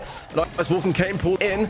Low HP forces him back, but look at Ice Crow there with a lovely little pickup. It turns the tides completely, and the Stars now of Alpha 7 on the retreat now as well. Can Phoenix find something in his final seconds here? I don't think there's going to be enough time. They can't find where Alpha 7 are lurking in the bushes, and that will be stolen away in the final 20 seconds by Alpha 7. It's a beautiful little heist there too. Love that Gus at the end there with that 2 non-blue stars was just sitting there just trying to be tempting to buy some shots, because obviously a tie still goes to that blue star. So I think that was a good heads up little mind game play to almost tempt the other squad. Alpha 7 taking game 1. Ice Crow will dash into the mid to start things off for the face-off. Blue star residing with the red roster. Wesley working the right-hand side, Raiderfoot climbing the left. Coway middle of the map, and Golden and Brawl alongside each other. Spiderlings with an early victory. Coway with the follow-through shot, and Phoenix has scooped the lead. Yeah, a lovely early pinch there prior to the time of Brawl having the roll. And so for Phoenix, it's an early start for sure, but it puts them in a position of being able to go a bit on there. Ice Crow going to be going in on the right-hand side. And that drop the base gadget going to be whistling down a little bit of HP. All nicely done on the side of Alpha 7. But Phoenix still retain the lead with a trade there as well. So 5 stars to 3 in the blue star with Alpha 7. But Alpha 7 are going to be timing these runs, and they've been doing so really, really well so far. Especially if Golden gets that shield, it's going to bring so much more value over to Brawl. Forgive my intrusion. I mean no A reset. Little calm before the storm. Brawl with the roll. Ooh, and that's a nice walking king to get him out of it. A teleport through as well. Nicely done. Alpha 7 now down with a 4 count. Wesley in the sky will take off and land just behind his own team's lines. As Coway, Raiderfoot, recover a little bit. Alpha 7 once again gonna have to make a last second push to try and grab some kills. This is a good moment for it. It would be certainly on the defensive here for Phoenix, as they do need this game. They get a nice pickup up there of Golden, and that's going to be extending their lead more. So Hypercharge is there for Brawl. Now is the time to really make it count. They've got to combine the shield, and then they get it spot on. Now going in. No TP away for Kyle there as well. Roll straight onto Raiderfoot and potentially a way out. But now no Super not able to cycle off the back of it. And those stars straight back into the hands of Phoenix. With 10 seconds remaining. It's time for a little bit more of a push. But I don't know whether they're going to be able to get a kill in time. They do get one. Phoenix is still in the lead. Blue star with them as well. Ice Crow goes down as well. Phoenix will hold firm and tie up this set. Ice Crow popped the super, smacked right into that wall. It was going to be a really tough one to grab anyways, but yeah, just a little extra bit of salt in the wound there. Back and forth the entire match. Both of these teams really coming to play today. And can't speak the importance of this. They're the number 5 and number 6 seed in their region. A loss today would be catastrophic for any chance at a postseason, running out of opportunities. And now Phoenix have grabbed an early kill. A trade, though. Brawl holding on with 380 HP. He's just forced into a corner. Ice Crow trying to dive in just for a teammate. Wesley taking to the skies, hunting. And we'll have to retreat for now. 1-star lead for Alpha 7. It's a good start for the red roster. Yeah, you've got to remember, Alpha 7 Esports could potentially clinch an LCQ spot today, but a lot of things have got to happen for that to take place. You've got to reach the grand finals and then depend upon Casa Brawl not making it there as well, and preying on their downfall in the quarterfinals. It's definitely going to be a tall order. Let's see though, as I feel like Phoenix are definitely giving them a good run for their money. They've got the lead now. Holding on to it has proven difficult here. Gadget pop there will connect for Powell there as well. Ice Crow cocooned on the right hand side is going to need support of his teammates to keep him alive. Comes back out of it very quickly as well. Full HP for him. And so far, both sides now knowing exactly what the stakes are here and taking themselves just that little bit slower. The red side all clustered together. Ice Crow exploding up the middle of the map. Brawl emerges as well. Coway with the takedown. In a 2v2 situation, purple buttons galore. It's a nice little contact there for the cocoon. Golden trying to free his teammate. It is still a takedown nonetheless. And Coway goes for 2. Beautifully executed. Blue star plus a 4-star lead swinging away at Phoenix. Overcharge. Ice Crow as well, going straight in. Finds Wesley immediately. That's great for Alpha 7, but the job is not done yet. Can Brawl get this and get back out? He does. The blue star is still with Phoenix. They've got to find one more in the final 10 seconds. Ice Crow right hand in. Wesley taking to the skies for safety, trying to burn that clock. Coway is the man of the hour. There's a nice cocoon there. Wesley with a touchdown as well. 3 stars, now 6 being the separator, and Golden alone cannot get the job done. We are all tied up in our quarterfinal number 2. Now it gets interesting. The drafts I feel have been really on point for the most part on both sides of things, and you can see how evenly matched it is as well. And again, what better storyline than to have a player swap over to the other side? You're able to really dig deep within the strategy when you know your former teammates. And I do really feel like Raiderfoot was the key here. He always addressed the Daryl that they just could not take down, not with the most kills on its teams. That's Kawe with those 9 kills, just like in the previous set as well. He's the MVP in terms of kill death ratio, but with Raiderfoot just always taking out the Daryl out of the equation, focusing her cocoons around that brawler that is just a little too tanky for them to take out. It worked phenomenally, taking out Golden and Ice Crow over and over again. In the first game, it really looked like the draft is not speaking for them. They have nothing to address the Kaze really. Drake can teleport away if necessary. Charlie can cocoon her, but they cannot really take her out. But after that, after we've seen that game 1, Kaze absolutely dominating, it really felt like they have kind of learned how to play against her. They just, addressed her, focused her, pinched her very well. And with that, Phoenix evens the score. We're now 1-1, Kenny. Yeah, and the great pick paying dividends for me. I mean, it really showed that you don't necessarily have to have that supporting brawler. It was just great execution coming out of Gray. Fantastic mechanics overall, and showing the value of that walking cane and teleport combo was just so good for getting those 1-2 punch and then diving in for an easy tag. Really like seeing that brawler there. I think it really goes to show that at a pro level, it can be something different and a real difference maker. Okay, well, on to our next map now. Triple Dribble, it will be. And again, that poll, just to remind you on the event site, 86% in favor of Alpha 7.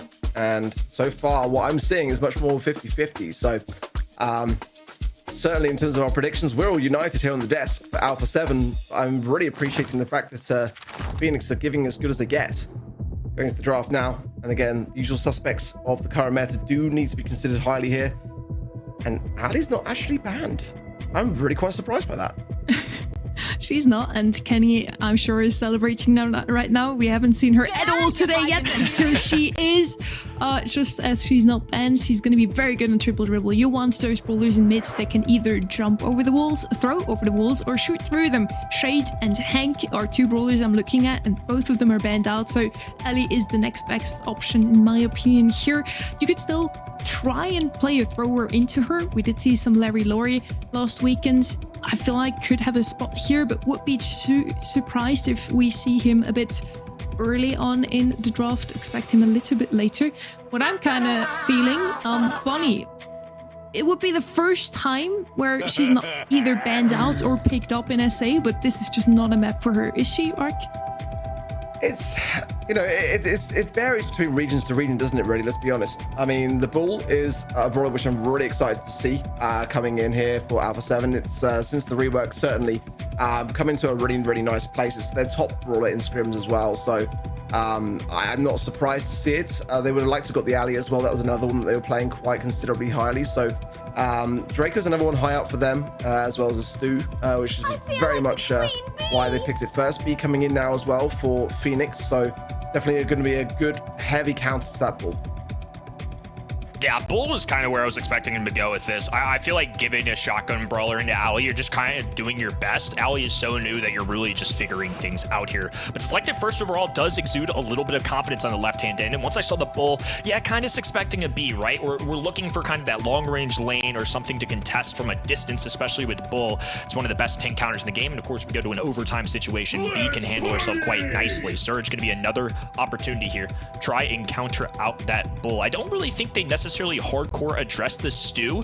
Stu is somebody that I don't mind in the meta. I just think with so many health points running around, sometimes Stu puts you in a trap situation where sure, it's a good brawler, but is it really dealing enough damage to keep up the other team?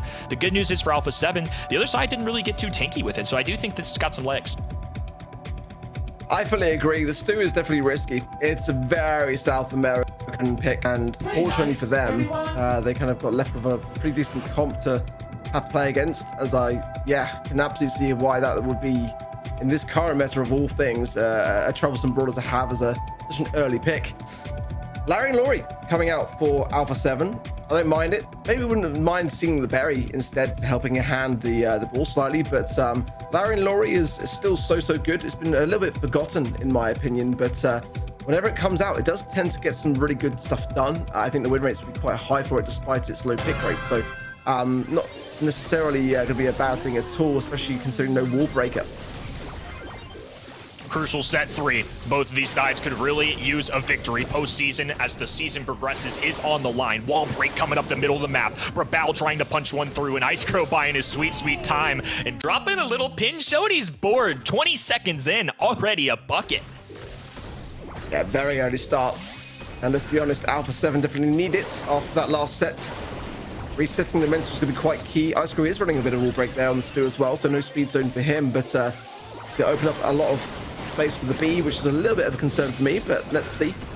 So far, it's down to Golden to keep back this advance of Phoenix now.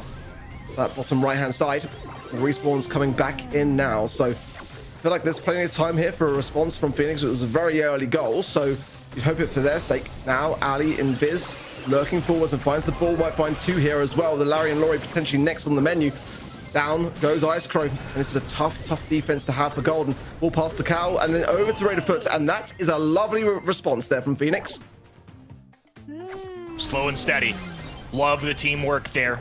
Buying their time, making sure they're getting their kills. There's the first. Down goes Ice Crow. Wesley with a long-range shot. Brawl charging forward right in the face of Coway where they're taken down. 230 health points is enough to preserve Wesley's life. Raiderfoot once again jumping in the mix. It's Ice Crow just trying to charge up a super. If Stu doesn't have that super, he's a much different brawler. So keeping that in the rotation is very important. A little invisibility now enraged going on the left-hand side, and Raiderfoot just has to back off for now. Coway doing his best, but multiple brawlers along with Larry and Laurie makes things rather difficult. Yeah, tough defense here as Brawl cycling lovely stuff from him now as well. And the goal is there for Ice Crow. That's going to be around a game then for Alpha 7 Esports. And much better. Definitely a game that they seem to be very comfortable in as well by comparison to Bounty. So let's see if they can make it a set now, as the comp I feel is quite a good one. The ball especially, it's a very troublesome thing to have to counteract despite even having the B. It's just working so well for them. And Ice Crow on this Stu, he's dangerous. Larry and Laurie is a very intentional brawler. Has a 50% win rate as of last weekend, and now coming in here today for the 3rd time. Raiderfoot with a close one, knows that they can't quite knock it in yet. Wesley with the shield though. Stu having to back off. That's a nice scoop and score from Raiderfoot. Beautifully played from the blue side. Great timing. And the finish wrong, as it could have been all thumbs, let's be honest there. Ball now in a precarious spot, but they have found the alley. That was crucial there from Golden, and the ball going to be pushing around to the left now, which could be an opening here. Wesley's low. Cow herself not even in the best of spots himself. Let's see. Yeah, lovely stuff. That was Alpha 7 just looking at the situation going, why are we pushing right? Let's go left. And the space was all there. Low HP, and as quick as that, an equalization.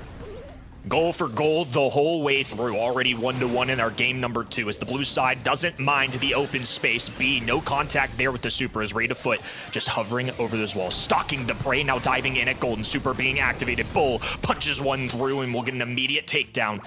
3v2 situation. Ice Crow hovering on the right-hand side as Wesley is being slowly backed away. A desperation hypercharge as well. Brawl dribbling. Larry and Laurie from the distance, and now the extra spawner there to help. Raiderfoot taken down immediately, clearing the lane is Brawl. Ice Crow right up the middle of the map, skating his way down the middle, dancing and putting one in. Alpha 7 have taken the lead. And that was such a convincing set. I mean, Brawl was playing that ball into a B, and was given so much freedom. That shouldn't be happening. Those two brawls are really hard counteracted, but again, since the rework, ball's in a much better place, and you just can't necessarily shut it down nearly as easily anymore. Honestly, I like a good bull meta. We haven't seen him in so long, especially not on any other map or mode outside of Heist. We see the Ellie for the first time. She did well, Kenny, but unfortunately, her win rates are still through not the roof, but the bottom, I guess. Yeah, falling through the floor, if you will, a little bit, right? quite the opposite direction. And that was one thing I was kind of curious to see. She got played 10 times last weekend, only 4 wins. This is another loss in that category. It's just always interesting to me, the newest brawlers, now that we have a little bit more time, do they shape up? Are they too much of a threat? And part of it is learning how they operate, learning how to counter them. I mean, these pro players have a lot to juggle between new hypercharges, new balance changes. So there's a lot that goes on, but I want to see where Ali stacks up against the rest of the brawlers. And the fact that it was the #1 pick does make it a little bit harder for it to excel. Really eager to see if Ali's going to be picked up again. So far, so good. In this match, Phoenix versus Alpha 7 is already shaping up to be a bit of a closer matchup that match #1, which we're here for, right? We want to see as much Brawl Stars as possible today. And now Alpha 7 has the opportunity to close things out, with Brawl Ball also being the most dominant set we've seen from them. It's a 2-0, the first time that Phoenix actually did not even take a game off of them. Can they take that momentum into Ring of Fire now? Well, this is the thing now, isn't it? Because as we know in this meta and this season in the BSC, the draft is so important. And I feel like these two teams are really quite evenly matched. One brawler here or there in this draft, and it could easily go to a 5th and final set for me. But Brawl Ball, like you say, it was really quite dominant. The most dominant performance that we've seen so far from Alpha 7 in this series. So it's about carrying that forwards and just ensuring that this draft is a winning one. They can do that. I feel like this is definitely their set. We talked a lot about this new brawler, Ellie. One of her best maps definitely is going to be Ring of Fire. One of the only wins she did get last weekend was on this map. You have the water in the middle, you have the bushes on the side. She can just hop in and out, and she's not able to being hit in the air like the Miko, for example. So it makes a lot of sense to pick her here. But I kind of feel like none of the two teams are going to dare to pick her here after she didn't really perform as well as they would have liked her to perform in the previous set, Kenny. Definitely a tough one. I feel like the first overall selection on this map in particular is a really tricky one, just because there's so many things to juggle. I almost sometimes feel like having that 2-3 choice is a little bit easier. You at least have something to respond to on the other end. There's a lot of brawlers in kind of the ban list, if you will. I mean, even in EMEA, we saw brawlers like Poco enter the ban stage here, B in the mix, Crow in the mix, Charlie, a very popular one that we talked to the top, our favorite Arachnid. Somebody that definitely can be an interesting choice here. I just feel like there's a lot of different approaches, kind of different takes. There's the ranged approach, there's the double tank approach, there's some aggro, there's so much going on here, and I feel like that's what makes this map so particularly hard to draft on in this meta. Drafts will be coming in as discussions are taking place, but certainly, again, I know that Ali hasn't got the best moments so far, but I think it's a ban-worthy brawler here. I genuinely feel like you've got to have a high consideration for it. Kaze as well, Bonnie, I feel definitely up there with Draco too. Charlie and Amber here, I think, as well. Definitely going to be two brawlers which can either just show up where your tanks are lying in the bush, or just eradicating or delaying the onset specifically too. But we don't really ever see Lou now these days. I think Bo's kind of actually taken the mantle now. Lou's pretty much always banned. Bo's being picked up a lot, not necessarily in this region, but it's definitely a brawler that I'm warming to. Do you feel like we might be able to see Alu here again? Yes, he's banned out a lot, but if he's not banned, he's going to be picked up with the ice together with the Lumi. They have so much area control, and it seems like there's a frozen our stream, so let's hope they're banned out. Let's not see them freeze any longer. What we did see last weekend a lot is Draco, a brawler we talked about before, Kenny. He's very good into any tank at the moment, the one Hank counter, and especially on hot zone, he's so impressive thanks to the hypercharge he received. We do have 5 brawlers that have a new hypercharge now.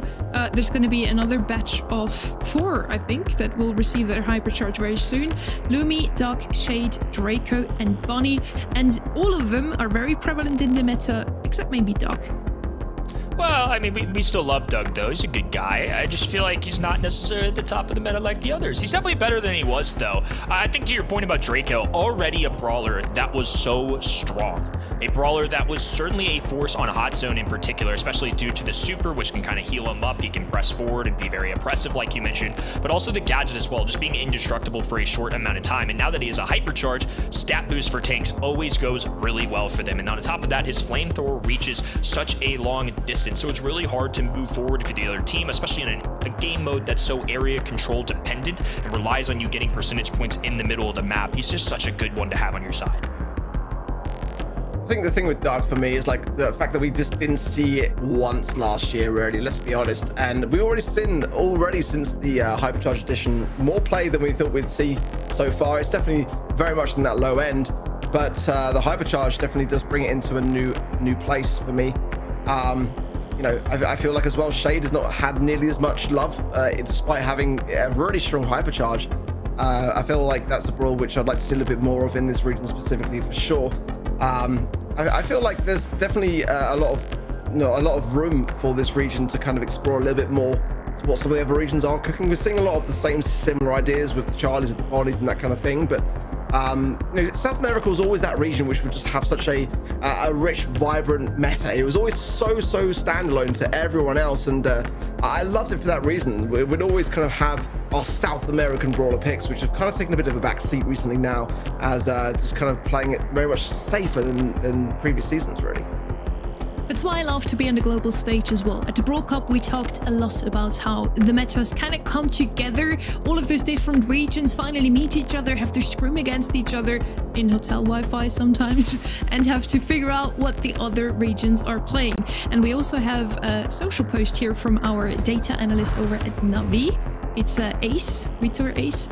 He's saying, for drafters, which map seems the hardest to draft on? I personally hate Ring of Fire. And we discussed this map now for a bit already, and I feel like we had so many different ideas that I would agree with him. Ring of Fire seems to be a very tough map to draft on. For me, up there as well, is going to be anything with with a lot of walls, a lot of bushes. Layer cake to me is also something that you can either just decide to break open a whole map, or you play some tanks. The different possibilities, Kenny. Yeah, honestly, I kind of get it. I think I've talked myself into believing the same thing as Ace here. I think we've come up with some pretty good amount of different kinds of openings that you can go with here, which I think is really important. I think the band stage plays a large part to this map in particular, because there's a few different lines of thought here. If you go something like a Lu first overall pick because you want to get rid of all the tanks on the other side on that 2-3 turn, guess what? Now they're just going to outrange you. If you go with the tank on that first choice, guess I do think that band stage plays a large part of it, and I definitely see where Ace is coming from, just because off of two options right there, I feel like there's so many things to debate. We've got the Charlies, we've got the Loomies of the world, but then we've got these aggressive brawlers like Hank and Draco and Kaze. Now Bonnie's better. Now Allie's a new brawler in the mix. Lily's still around. I mean, there's just so many different brawlers that you have to keep in mind, especially particularly on this map. I just think a lot of different winning strategies makes it really hard to come up with the one strategy you need for your team. Certainly the assassination brawlers are where, for me, a lot of focus has been placed on recently in the esports scene. It's kind of like verging away from tanks a little bit now and becoming a bit more assassinations. Certainly with the Kazes and the Yallies coming into the mix.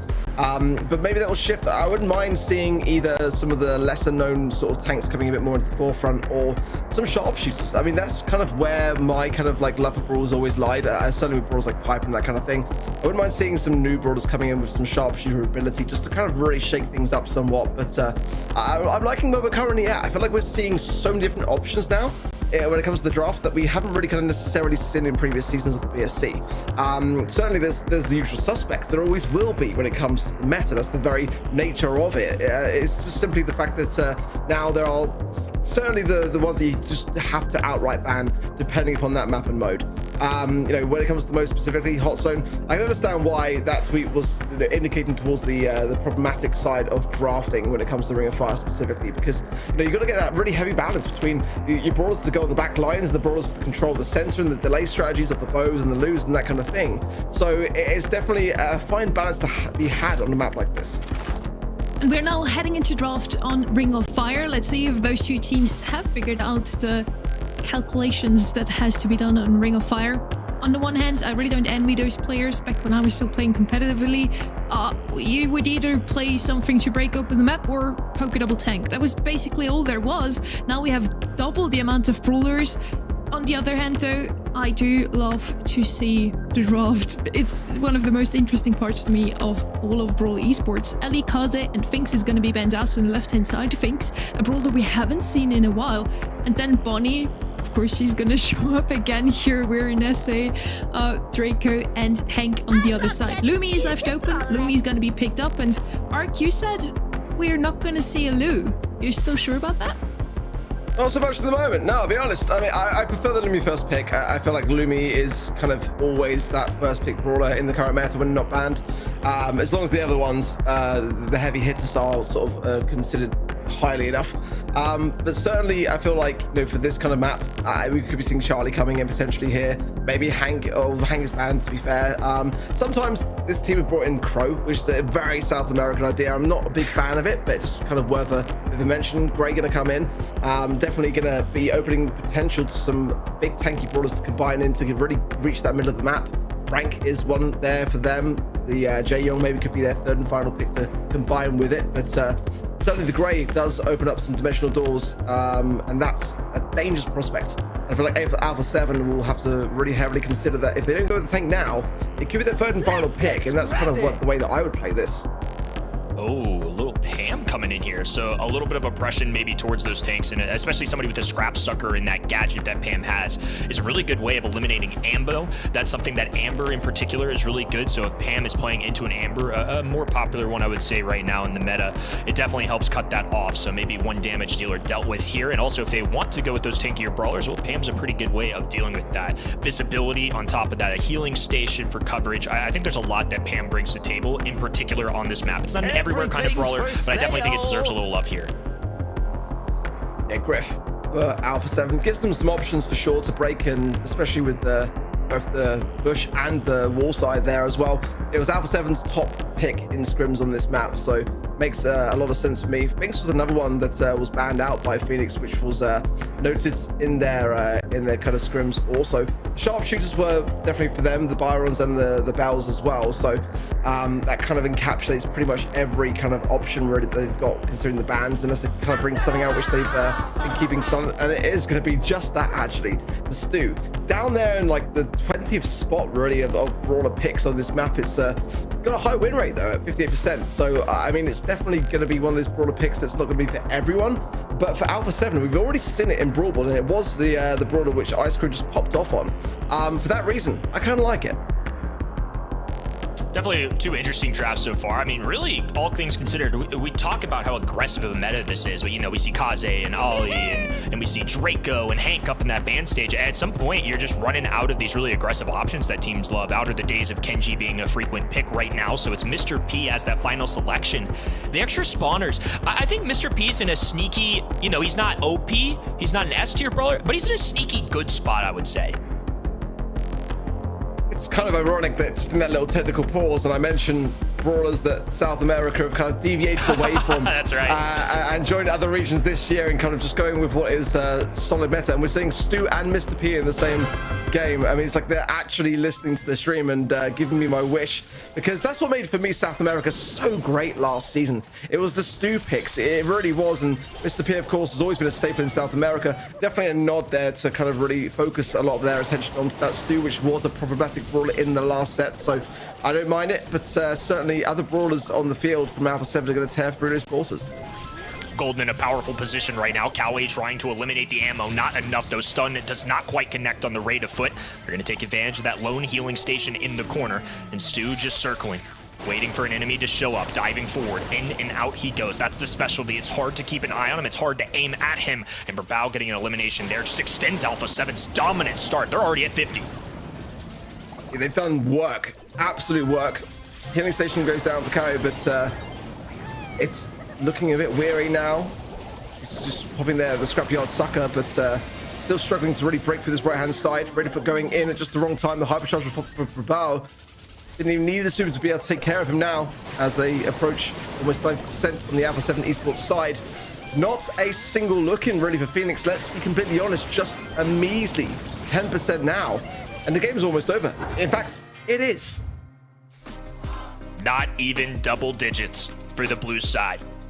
I mean, nobody was home there in game number 1. That was brutal. Really interesting to see that Mr. P pick come out, especially into the likes of a Griff. They were tearing open the map, and traditionally I think Mr. P relies on those spawners to get some choke points, some pressure, and instead it's just kind of a Mr. P as a longer range option. So it definitely a little bit puzzling. Gonna have to see some serious adjustments from Phoenix here, otherwise Alpha 7 will be progressing to our semifinals. Both sides taking the time to enter the zone, but it's Alpha 7 which dip their tippy toe in first. Ready for on the left-hand side, low. Have to be cautious here, and Golden approaching. Speed zone down for Ice Crow. Oh, look at that. Dirty from Babo. On that right-hand side, that Griff pick paying dividends again. The top pick in scrims. Now you can start to see why. Ice Crow's been dropping that pin all day long, and it'll never not be funny to me, but right now, I fear it is all too true. Almost up to 40% now. Finally, Phoenix have a little bit of percentage points. They have gotten into double digits. They've cleared the way with Alpha 7. They need to get some serious time in possession here, otherwise it's going to be another early exit.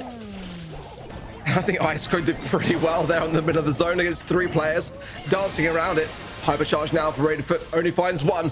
Babar has his now coming in down the middle. And that's going to pierce through the wall, close the gap as well. The healing station as well. We're going to take a beating there. Wesley just now has got nothing behind it. No utility to be able to heal from. Pops a gadget out there, now has the porters. But again, so much time being wasted in this early game. And Alpha 7 know that. If they can deprive the Mr. P of the hypercharge, that's their best game plan. Ice Crow essentially battling alone, waiting for backup from Griff. Brawl now in the mix here as the healing station's on the ground. Super goes out, no real contact. Hypercharge porters, that's where Mr. P starts to have some fun and still catching up to do, but a team wipe there will certainly help the cause for Phoenix. Yeah, this is dangerous now for Alpha 7, as they've got to be able to not only just overtake the mid, but get to that porter spawner to take care of it. And Ice Crow is doing a pretty decent job of making some space here, but he's got no support from his team. Golden coming in now, but it's a bit of a scrap. So far, Phoenix are back in business. The healing station behind Wesley as well, and that takedown, especially of Golden, will help him secure the game at a very precarious time for his team. Complete turnaround from game number 1. Didn't even hit 10%, and instead Phoenix step up when it matters most. This is the number 5 and the number 6 seed from this region. Limited World Finals and LCQ spots on the line, and with only 2 months to go, including this one, wins are necessary if they want hopes of a postseason. Phoenix, once again, they're going to be fighting for their tournament, if not possibly their postseason lives. So much at stake now, and Alpha 7 will better start, get on the zone and into position. Ice Crow now is going to have to come backwards slightly here. Be able to heal up, be able to support the bow. He's taking a lot of shots there from Cal. Almost went down himself there. Speed zone taken quickly care of. And now Phoenix in a much healthier position now as a result of that healing station. Able to contest better. Ice Crow struggling now a lot more. And Golden though, coming in for his team at just the right time. The ice goes down. But most importantly, the left-hand side flank has allowed his teammates to get back on the zone.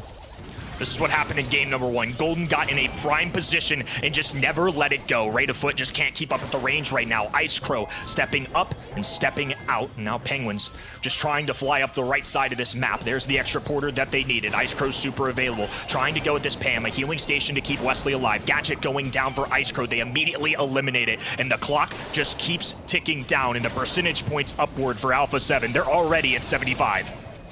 Oh, Wesley's down there as well. Golden gets a nice pickup there as well for his team. Got a hypercharge now. Look at that. Super beautiful stuff there as well for the pickup. 90%. And Alpha 7 Esports now have just got to stay on the zone and hold themselves firm. And even if they don't, they've got such a substantial lead. Ice Crow knows it himself. He's spinning. But that, imagine if that comes back around. It should be all good. Golden going with the hypercharge. Gets it done for Alpha 7.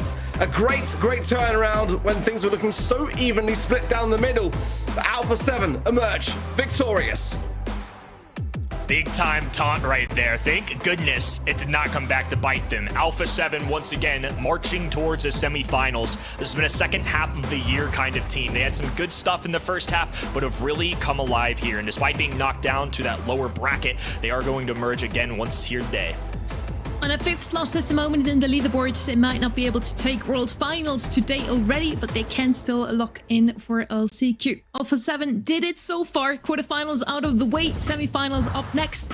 It's not going to be an easy one though. Loud is going to face up against them next.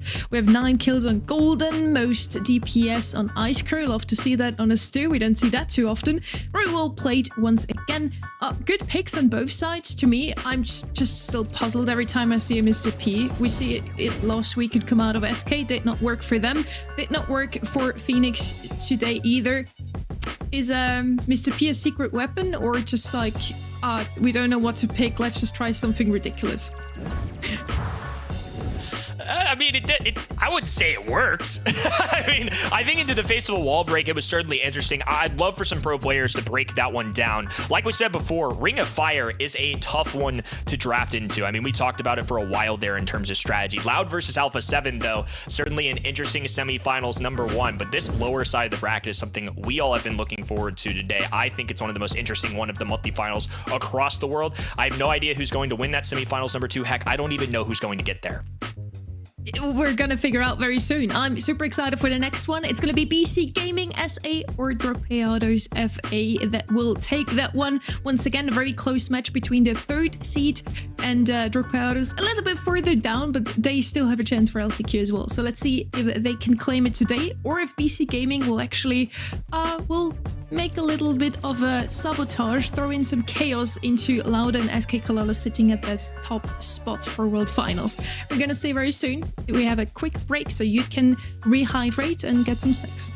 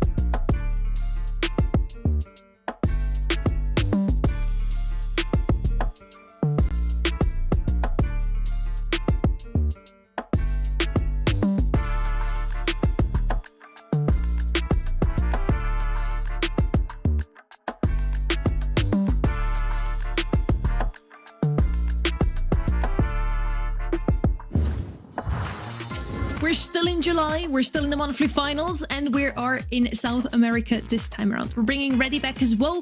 You people that are watching here, or on Twitch, on YouTube, wherever you're watching, or over at eventofbrawlstars.com, were able to vote for the MVP. Ready, who is it for you? Do you agree with Tell me it's Ice Crow. There we go. Yeah, I agree with the folks, and I totally didn't have any kind of premonition that he was going to be MVP for this match. Sure. Just all-around great gameplay from the entire team. Ice Crow is, Ice Crow is a definite standout from that last set there from Alpha 7 Esports, but I think everyone did their share. You saw the stats. Everyone was top of the category in some regard. With a 3-0 in the first quarterfinal, 3-1 in the second, this means now we're heading into a 3-2, right? It should be a little bit of a closer one. It's going to be a good one either way, though. It's BC Gaming SA versus Dropeados. On the one hand, we have a team that is very much still in control of their post-season destiny. They had a very solid bracket run in the qualifiers, and with the new addition, Jubileo, moving over from Casa Brawl, they're showing a lot of promise, Ark. Yeah, again, so surprising to see this many roster movements in this region for this month. But again, this is what this region, what this season means to this region. And sometimes if you're underperforming slightly, you've got to make some adaptations. And I think it's a pretty decent idea to put and implement this into the squad. A new lease of blood and some new ideas can make the world of difference. Yeah, this is really cool because how often do you really see a player trade in Brawl Stars? I can't even remember the last time we legitimately saw two players swap positions for each other, so this is going to be quite curious. I wonder how Jubilee is going to fit into BC Gaming SA. I don't know who initiated that swap, but very lucky for whoever org was that the other team also wanted to switch. Very fortunate for both of those teams as well that they have been showing some great scrim rates. So for both of them, it seems like that swap has worked out so far. Let's see if it also will in the monthly finals. Their opponents named Dropiados FA. Assume that they got dropped from somewhere. We of course know that they have been Legion Otaku, then Cross Gaming, before they changed their name to Dropiados FA, moving away from both of those orgs now under that new name. Let's see how they will perform, Ark. Yeah, hopefully better than previous months, I'll say that. It's definitely been a tough season, never escaping the quarterfinals, getting to match point in March versus Castle Brawl, but aside from that, never really getting more than just that singular set before conceding the rest of their opponents. It's it's a participation award for sure. We need to see more. We need to see them make a semis realistically here for the majority of us to really side against them. It's also for them rather. It's really been quite a tough season. They're the underdogs, but not totally out of the picture. I feel for them, it's really now or never to still be in the postseason race. They need to make a deep run today, which they didn't manage to do before, but there's always a first, right? Ready? I feel like if they would beat BC Gaming SA today, the third seed in the region, they might as well go all the way. That would be ridiculous if they're able to pull that one off. I'm still... I don't mean to say it's impossible. I just mean it would be very impressive. But I feel like they're very committed to getting those top 8 trophies right there. You can see Portox has already hoarded 4 of them, so maybe he's looking to get number 5. Maybe he'll be nice enough to share with BC Gaming SA because no one's ever been nice enough to beat them in a quarterfinal yet.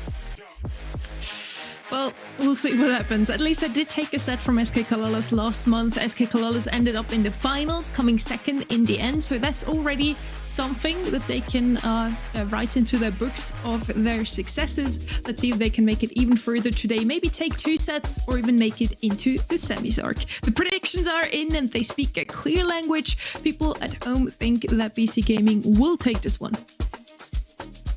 I think that's kind of fair, maybe a little bit extreme, maybe 70-30, 75-25, something like that, really. But, BC Gaming have been consistently making semis, made the grand finals of March. You kind of have to look at that by comparison to say that, they are the favorites in this quarterfinals matchup. For Dropiados, in terms of their, qualifying as well, nothing really too much to talk about there, really. Losing to Lao, but not really any big massive win under their belt in that regard. So definitely the underdogs here, and a team that have struggled to find their footing this season. But let's see whether these roster movements might make a difference here. Certainly for BC Gaming, though, I feel like it's going to probably just kind of elevate them more. BC Gaming want to repeat what they did before. They came into the finals once in March. They want to make it that far at least. I love to see those predictions, by the way, because the closest one so far from the people who voted was between Loud and Enosis Esports. So they were definitely sticking or holding together with those underdogs. Enosis did lose 3-0 in the end. Let's see if Dropiados can prove the haters wrong. Only 8% voted for them.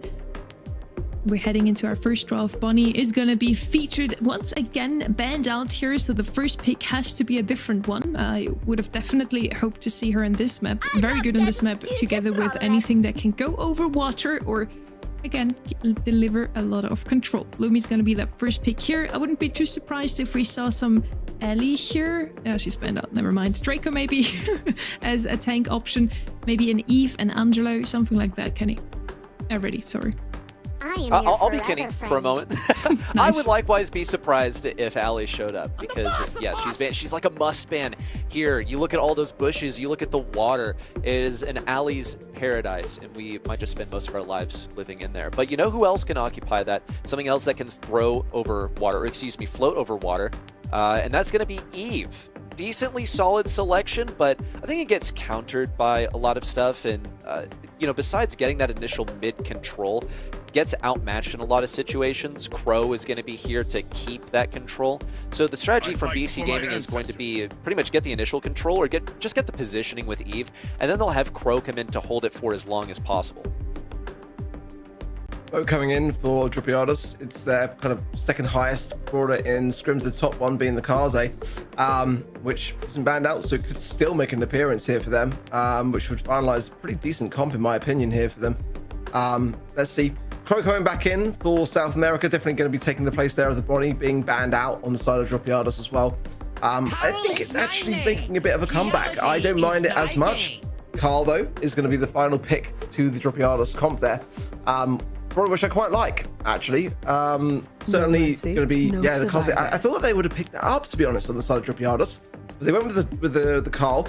Personally, I do prefer the Kaze myself, so I'm very much looking forward to this BC Gaming comp. I think that Eve, despite not being the flashiest of brawlers with the Angelo ban, makes some sense to pick up the Eve in that situation there, as you know you're not going to be running into that sort of on that side of things. But yeah, I think the Kaze is really such a good brawler. I'm just surprised that Dropiados went with the Carl. Not to say that Carl's a bad brawler, definitely can get some good value for sure, and a very strong gadget as well, with the heat ejector on the safe. But the Kaze, I just feel does have a bit of the advantage here. Well, Carl, in my opinion, is here specifically to deal with the Eve. Just so good into her, but ends up trading on the right side pretty much immediately. It's going to be an advantage for BC Gaming SA, and they have their brawlers in precisely the positions that they want. You see Carl's going to be looking for this matchup on the right side, trying to keep Jubileu at bay, but cannot stand inside of that super. Jubileu now rotating over towards this Lumi on the left side. That is definitely his target. He is on his man, and he's also keeping the distance, trying to play around this corner. It's going to be the first shield coming out of Dropiados FA safe. BC Gaming SA are in just perfect position. They have all the right matchups that they want. Derp also is safe and sound over here. Maybe getting the wall peep versus Carl, and getting that hypercharge super pop down. Jubileu is going crazy. Lovely attention to the detail there, just to ensure the maximum damage onto the safe every single time. Staying alive. He's just been untouchable for his team, and now that's safe. All the stages are down, and BC Gaming are in that finalization stage. Loka going in now with the defense booster, shielding for that gadget. Again, quite a rarity to see, but one that I think's definitely used quite a lot in this region. Now trickling down from 15% as well. And Dropiados so slow to the mark. Fanstorm on the safe now as well, and surely this one's all done.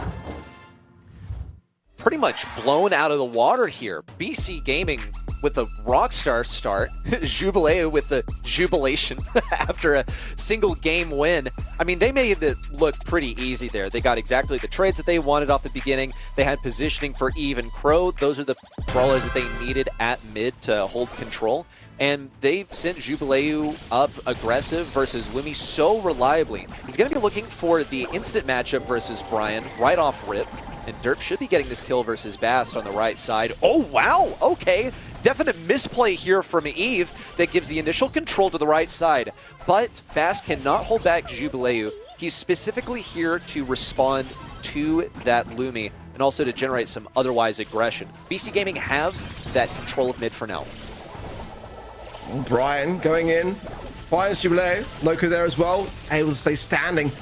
Portok's much healthier in HP. These shots have got to land though. A lot of the survivability of BC Gaming cannot be left unchecked. Jubileu on the left-hand side does find that pickup. Now Bast on the right-hand side does need to be taken down himself at 516. Does need to stop shooting and start healing. Derp in the mid now. Going to pop these bow mines as well and actually evade those Lumi Morning Stars from recurring back. So nice stuff from him. And nice got-to-go gadget as well. And BC Gaming, they're just looking really quite comfortable. Just clearing house on all lanes, keeping everyone low, staying in mid. Great control. Dropiados FA are looking at some comeback potential, though. They at least have a hypercharge for Brian, who's trying to stay away from this Crow. Crow is a hypercharge now as well. It's perfect. Whoa, what a takedown for Bast on the right side. He can't really get control. He's struggling to get inside of this mid. Warthog's much of the same, though thankfully these walls have been broken open. It's pretty excellent for Dropeados FA, and here comes the super in from Brian. But Loco manages to weather it, and Derp picks up the kill. Now Hypercharge super in from Warthog's. It's going to be tons of damage on the safe, and look at that. He's also popping the gadget to get some additional damage. Only 9% to speak of for Dropeados FA. They're doing a better job of defending this time, but now they're throwing caution to the wind, leaving their safe entirely open to try and commit for a base race. Oh, unfortunate timing. Unfortunate timing there on the hypercharge of the Crow as the heist safe was shielded there. But I'm just so blown away by how Jubilee is playing right now on this Kaze. I mean, some fantastic shots down to the Carl of Brian to then leave him for his teammates to pick up the marks. Really on the way through as well, just spot on. And I think the stats are going to be really much in his favor now as this game is all over. Dropeados had not a single look in really. A couple of moments here and there, but it just never felt like BC Gaming lost control. And I feel like Dropeados are quite well aware as well. I mean, you see Lumi spinning and shooting there at the end. That Crow hypercharge was quite suspect. I feel like BC Gaming are quite aware. It's a good thing that a misplay like that didn't cost in this one, and I think it's going to be a bit of a wake-up call to lock in real quick because they are still vulnerable here, even though they are the expected victim. Yeah, with the new heist, all you have to look out for is that bubble. You want to pop it as quickly as possible, and when it's shortly before the pop, you maybe don't want to hypercharge Crow on it, but it happened and they still won. So all good for BC Gaming SA so far. To me, it's just super funny how I have to completely rewire my brain. Every single time I see Jubileo, I'm thinking, oh, Casa Brawl is playing. Oh, never mind. We're not there yet. They're going to play in quarterfinal number 4. He definitely stood out to me here. Kaze, phenomenal into the Lumi. Carl and Bo has 3 free kills, does so much damage onto safe arc. You mentioned it coming into the draft already, how strong she is. It's a surprise to me that she's even been open and that she's not been picked up until that last pick there. Yeah, it was the final pick, and Dropeados is number 1 brawler in scrims. Definitely going to be kicking themselves for that. You can't really make those kinds of mistakes. It was theirs for the taking, and they went with the call. New Horizons is up next, one of the new maps that we haven't seen in June. We did see it already last weekend in East Asia and EMEA, and it's a map that has brought out some new ideas. We have seen the resurrected comp around Ruffs, where you just want to play him with the healing star power to just give your teammates an amount of HP that is out of the park. And yeah, it's just something that we haven't seen in a very long time. Ruffs, maybe a Gene paired with it, can work on this map, and it's something that we haven't seen all year until last weekend. Ready? If there's anywhere we're going to see it, it's got to be on New Horizons. This map brings out all the cheese, because you have the strategy of waiting behind an obstacle for the entire round and then rearing your ugly head to cheese whatever it may be. And that could be a kit, that could be a buster, whatever can sit behind a wall and get super for free. Daryl as well. Is totally viable here, and it's going to be the objective of the bans, of course, to get a good first pick and to prevent good first picks, but also to prevent some of that cheese. Some of the stronger things have already been banned out. Of course, you got to acknowledge that alley, which curiously is banned out by BC Gaming SA because they anticipated Dropeados would give it to them. So good call on their part. Dropeados FA also getting rid of a great first selection in the Gene. They have left the Angelo open. Bonnie's balanced out here. No surprises. Angelo is going to be one of the best brawlers to have on here. You do have some water you can go on, and he also has one of the longest ranges in the game, so it makes sense on an open map like this one. As Reddy has mentioned already, you want some of those brawlers that get super for free. I wouldn't be too surprised to see a Buster or a Daryl. Instead, we are seeing Hank once again. Paired with the Jae-Young, he has something in the back to always heal him up again, giving the speed when he needs it. Do like that comp so far from Dropeados. They haven't really scrimmed this match too much, actually, but the Hank was by far their number 1 pick there on the side of Dropeados. BC Gaming now, certainly with the Gus ban, it was their number 1 pick in scrims, so good awareness by Dropeados, but the Kaze is definitely still a dangerous brawler, which they would love to pick up for themselves. The Bell as well could be a good shout for them. Yeah, they like the long range stuff, so going to be choosing that one first. Wouldn't be at all surprised if the next one is the Kaze, but Buster as well, Otis as well. those brawlers can definitely be a problem. Yeah, it's kind of like what they want to have. The only brawler which they haven't got is the Gus. Everything else is by far their top played brawlers on this map. So I don't mind the bans for Dropiados, but the Gus was definitely the most targeted. I think the others are mainly just kind of what they don't want to play into. I don't think they want to play into something that synergizes, right, around that Gus. You can pick up the Gus and then go something aggressive. They didn't really feel like dealing with that late game. BC Gaming SA, they're opting for really like double snipers and then an assassin.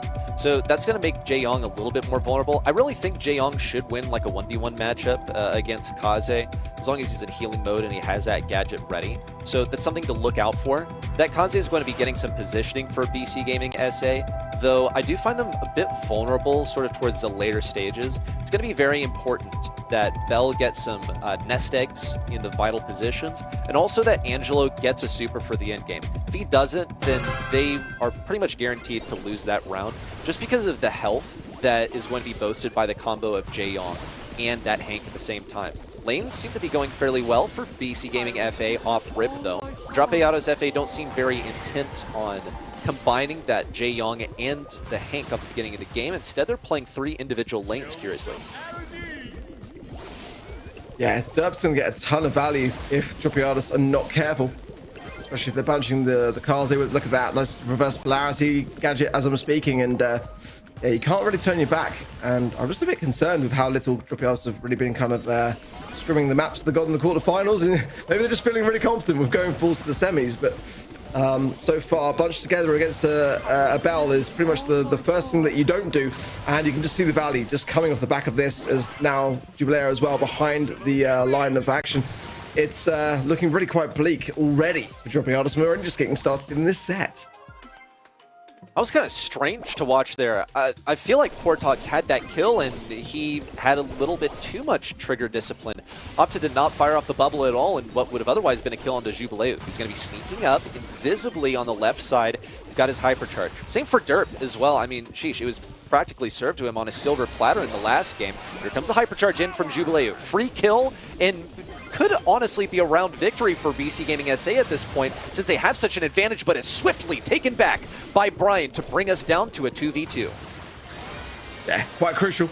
Brian going to try and make something of this, but missing the shots is not how you get it done. Fortunately, prior to the mech going down on the side of BC Gaming, the Hank was marked, and that is a saving grace for themselves. Now, Jubilair goes in right at that time of weakness, and they should be able to clear up this Piper, no problems at all. Brian going to try to make it a bit more challenging and difficult, but the round surely we're going the way of BC Gaming. Brian's not going to go down that easy, but the gas coming in, he's got nowhere to go. And this game then, as swiftly as that, goes the way of BC Gaming. I feel like there was potential, really, for Dropiados to get that very first round there. If maybe Portox had gotten the kill on Kaze, which I feel like he absolutely should have. He had the 4K bubble, and Kaze was in position.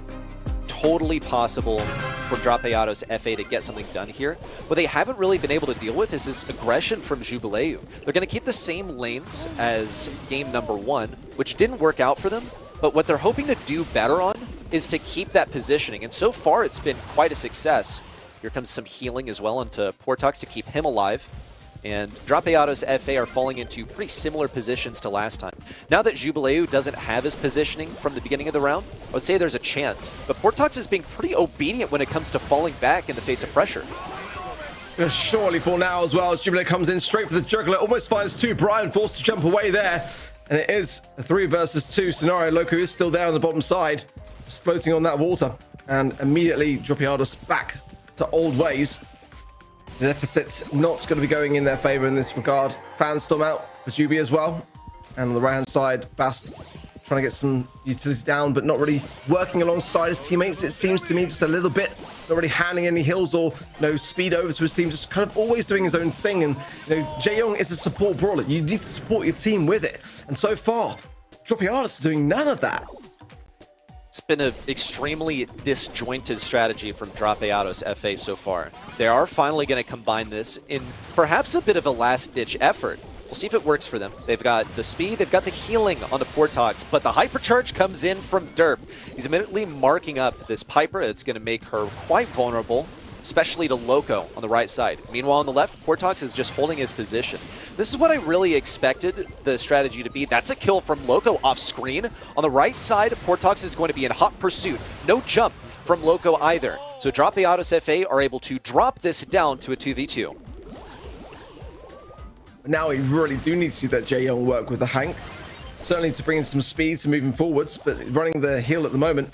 To playing much defensively, and these bell shots continue to ricochet. Jubilee on the left-hand side, lurking in. Now thinking better of it as the gas comes in. It does leave a bit of an opening door. The Derp is going to capitalize down on, gets Bast marked up there as well, and Bast will fall, making this Hank takedown far more straightforward. There's a hypercharge though. All is not done. Derp is low, Jubilee is low as well. It's a 1v1. Can Portox do it? No! BC Gaming seal and secure it. The set is theirs. Potential once again to bring things home, but the positioning was just expert there from Bell. I feel like it could have been taken back by Hank if that little hypercharged torpedo from Hank hadn't been dodged. I saw opportunities for Drop Enosis FA to make this work, but in the end, BC Gaming SA, I think they had a better comp and they had way better mechanics. Portox there in the end. The dream was there, but yeah, it just didn't work out in the end. He did get 2 kills, most on his team. Once again, Kaze, last pick from BC Gaming, hence them the win, I feel. So much pressure that they were able to do with her. Jubileo really popping off on that brawler. Of course, Bell also with a lot of kills, but also thanks to Jubileo just doing so much pressure at all times. The Hank just couldn't do the same, even though he had a healer in the back arc. Yeah, did he really? That's my point. Like, the Jaeyoung just really wasn't doing anything at all. And I mean, it's not got the... Yeah, I'm just saying how it is. I mean, you saw the donut for yourself in the stats. I mean, it's not got the lowest of play rates. It's, you know, got a relatively high play rate, to be fair. But the win rate's down at 40%. It's just not really the map that caters for it. I mean, if you're working with a strategy, a firm strategy in mind, and you're there to support your team, then sure, it can work. But I just felt like it was so disjointed. No, I like the bold statements. Keep them coming, honestly. At least it gives us something to talk about. Reddy, would you also say that Jaeyoung wasn't doing anything? I wouldn't say he was not doing anything. I feel like they had to spread out so they didn't surrender a lane, and it wound up with him like not really supporting the Hank that much, unfortunately. Just the lanes didn't work in their favor overall. Also, like the Piper didn't really do all that much for him. Piper's not that great into Bell. Like, it's, you know, it's an okay sniper response, but Bell should win that. And I really think that Bell did most of the heavy lifting for that composition from BC Gaming SA. And I feel like Drop Enosis FA need to heavily take that into account in this next draft so they're not so vulnerable to the brawler that profits so much off of you staying close together. I think Hank wasn't the wrong idea to pick him up, especially when your opponents have a thrower, to make sure he doesn't just hide behind walls, but maybe not as a first pick. Heading over to Rise Season, very similar concept. You want to get those kills in, and this is the map where originally that Ruff's comp was founded that I was talking about. Let's see if we're gonna see it again today, or if that's just something that works and is tested in EMEA. Jean, Kaze, and Ellie are going to be banned out on the right-hand side. Angelo, first pick from the BC Gaming once again. Yeah, something that has already worked out for them on the previous map. Now in Rise Season, it's going to be just as good because you have that long-ranged face-off in mid. Certainly surprised to see it though. The Gus was BC Gaming's top pick here by far. And Angelo wasn't really kind of used that much, and that could be meaning that they just kind of kept it in the back pocket, kept it away from the stats, and just so confident in that regard. They're just going to be able to bring it out. The Gus then swiftly picked up a Dropiadas. Yeah, interesting stuff. Hank is available here, going to be going with the Lumi first. I don't mind that at all. But the Hank here is definitely a fearful brawler that I think is going to be highly considered here. I feel like, you know, it's the kind of map for it. It's hard to kind of push into and great to push against. So let's see what BC Gaming are thinking next. But certainly the Bell would be a good counter towards the Hank if they want to kind of lock that in for themselves and then double down with it. I wouldn't be opposed to that whatsoever. Kenji as well was another one that they kind of flaunted around. Bell, maybe Hank next. Womp womp. Worthy prediction though. So BC Gaming SA, they're going with like the same old. I think Angelo is always going to be an amazing first pick. Bell with the traps, he can get free kills. Carl counters a bunch of different stuff and also slices through stuff that would usually trip up that Bell. It's also going to keep them pretty, I think, secure against anything that needs to stay close together. Here comes the Ollie. That can be marked up by the Bell, so there's some play there. Ollie's also going to be able to use Hypnosis to punish this Carl. So I'm seeing massive potential here for Drapeado's FA. I want to see who gets that blue star first. My expectation is that it's going to be BC Gaming SA because they do have Carl, so they should be getting that blue star. And then opt to play defensively for the entire time. So it means that Drapeado's FA are going to have to synergize around pretty much camping BC Gaming SA's spawn, hopefully getting a kill and then being able to get out of there. But look at this. Loco has opted not even to go for that gadget. So it's debatable which gadget he's going for, but given that he didn't use the flying hook already, I would say he's probably running the heat ejector.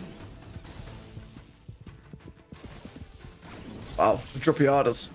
It's so hard to kind of feel like they've got much of a chance here despite having a really solid comp, because they just haven't shown us anything yet. And so far, that's the first star going their way, but it was probably more a mistake from the side of BC Gaming than anything else on a map that's really kind of quite tough to push into.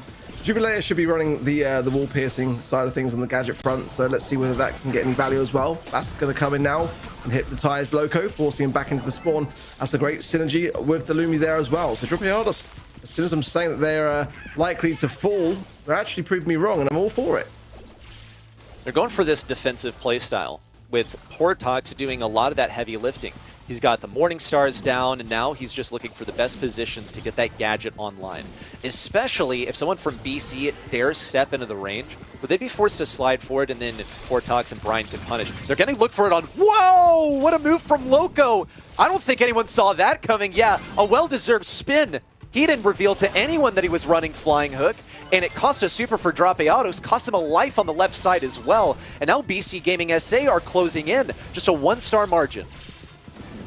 A nice mark there from Derp as well, on the highest starred player on the side of Drapeados. So if they can just find him, or Brian is lurking on that mid side at low HP. And Jubilator might be able to pop a gadget here, potentially through the wall. Doesn't even need to do that. Finds it round the side. And as quickly as that, and there's the second as well.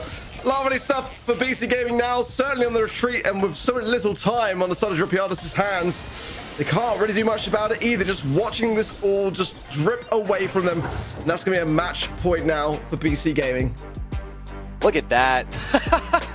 The smiles as well. That was an awesome gadget from Carl. I'm sure there are folks in the audience watching like, yeah, obviously he's running Flying Hook. But I was impressed. That was some pretty good concealment of information that managed to catch Drapeado's FA off guard, cost him a Lumi super, and allowed BC Gaming SA to push in off of that. They're going to get the blue star on Jubileu this time. Drapeado's FA were smart to not even try and get that blue star. They just got to find their way through mid. Portox is pinched right off rip, though. I wonder why he decided to go mid, knowing full well that he would get pinched by Derp and Jubileu. But they're really throwing anything at the wall and seeing what sticks, because they haven't really found a way to get in and punish BC Gaming in their spawn yet. Portox slowed, but no angle found on the side of BC. Just sitting back in the spawn as they can afford to do at this stage of the game, and hope that Drapeados make the mistake. So far, BC Gaming have just been so consistent and so present in this series. And Drapeados falling behind. Fast there with a Hypnosis. Jubilator now able to heal, I was going to say, but Brian finds the pickup. A lovely one for him. And the blue star now with Drapeados. BC Gaming SA playing this one nice and slow. Could be got out of position. Here comes Bast in with the super and decides, nah, not going to go for it. Had an opportunity to gadget in, but he got tripped up on that piece of sushi on the left side. Here comes a hypercharge out from Derp on the right side, marking up Brian. It's a great target, but they're all low. They lose one of their number, and now the advantage is back over to Drapeado's FA. 3 members strong, looking for a nice, slow retreat out, especially with this gadget popped by Lumi. Just trying to survive in their spawn. They got to do so in the face of a hypercharge from Carl that is really just impending. Yeah, Portox is going to be cautious here on his left-hand side. Going to get pinched between Derp and Jubilator if he's not careful here. 5 stars and the blue to the 2 of BC Gaming, but we've seen the turnaround previously. Can we see it again from BC? Time is still ticking. Brian still marked. There's one. Blue star still Dropiados though. I don't think Brian is going to be going down anytime soon. Just getting away there on the map. Nice stuff from Dropiados. It's not over just yet. Defending up a match point. They're going to do that all over again. Naturally, we can never get a 6-0 sweep. It's the second time today that we've seen 4 game wins in a row. And then we get like a win by the team that is about to be totally swept in just 3 sets. Dropiados FA are holding on. It's still a match point for BC Gaming SA. Big move for Dropiados was getting that early game punish. Whoa, and a pick for Jubileo around the right side. It's going to be an early game advantage for BC Gaming SA and no utility for Dropiados FA to boot. Better this time round. BC, Brian's still low. And now on the right side, so is Portox. Be very, very careful here. They're pushing into this. They're already behind. There's fast pops there. Nest Egg as well slows him down. Jubilee tapping as well. The Poison going to be tapping even more beyond that point. Brian has the shield. That's something, but he preferred to combine it and save the utility. So a bit of a tough position now for Dropiados. They've got to be able to go into this spawn side with surgical precision here. And Jubilee is still tapping Brian here. He's about to have to put the shield and use it on his own. In with the gadget, that's a kill for Loco. He's looking for 2, but he's slowed down by Portox. Smart decision is to try and escape, attempting also to defend these shots, and ends up not getting hit except by 1. It was an important opportunity to heal up, and it gets him out with his life. On the left side, a kill for Derp, another one on the right for Loco. He's hypnotized. What a range from that mid-gadget for the guy. And a kill goes the way of Dropiados FA, but it's quickly avenged by BC Gaming SA. They've also gotten a hypercharge shot from Derp onto Portox, and they're looking primed and ready for a huge defense, or perhaps an offense as well to kick things off. That's a hypercharge super from Jubileu to get 1 kill and put BC Gaming SA in a winning position in the final 20 seconds. Oh, look at Portox there, marked up and in a really tough position now, especially with no gush shielding to helping hand it. And these derp shots are going to ricochet as Loco goes in by 2. Might even get a 3rd off the back of this if he gets out the hypnosis in time. The stars go back over to Dropiados, but it's still such a substantial lead for BC Gaming, who gets it done. They're through to the semis. Well done, BC. We knew it had it in ya, and Dropiados FA are here for the 5P. They are continuing to amass those top 8 trophies, and they're only 1 month away from perfect consistency. Now, jokes aside, I am rooting for Dropiados FA to get a quarterfinals victory at some point, but you're playing one of the top teams in the region. Naturally, it's going to be a rough ride. They didn't make it out of the quarters this month either, but maybe next month is their time finally. It's the last chance they get after all, so fingers crossed for them. BC Gaming will move on, and let's see if they make it all the way. They kind of have to if they want to be dangerous to Loud and SK Kalala sitting at that top 1 and 2 slot, and those 2 are also the world final slot. Playing well once again, but the draft, in my opinion, once again, even though we see a Gus and a Lumi, arguably 2 of the best in the current meta, I feel like the Angelo Bell and Carl just had a little bit more of a synergy, especially the Ollie to me. The last pick, I kind of disagree with it, but overall, Dropiados at least takes a game. They can be proud of themselves, and let's hope they come back stronger next month, Arc. Yeah, well, they need to. they do need to. It'd be nice to see them make the semis once this season, but BC Gaming were just all over that. It was just a really, really dominant showing. There wasn't really much that we saw from Dropiados, aside from mistakes. A couple of glimmers here and there, but I think just kind of outskilled now, outmatched, just to be honest. I was especially looking out for Derp on that bell, making sure he always marked the person with the most stars on the opponent's side. Really like to see that that's exactly how you want to play that bell, and Angelo managed to get so many kills thanks to that mark. So yeah, great synergy between those 2 long-range brawlers. Now we're heading over to our quarterfinal, number 4 match, the one match where not even we were really sure what to vote on. I think 2 of us, was it Reddy and me, said SK Kalalas is gonna take it. After all, they did make it into the grand finals last month, and then Kenny and Ark said Brawl will take this one. I'm eager to see what the people at home have voted. You still have a minute to do that now, because we're heading into a quick break.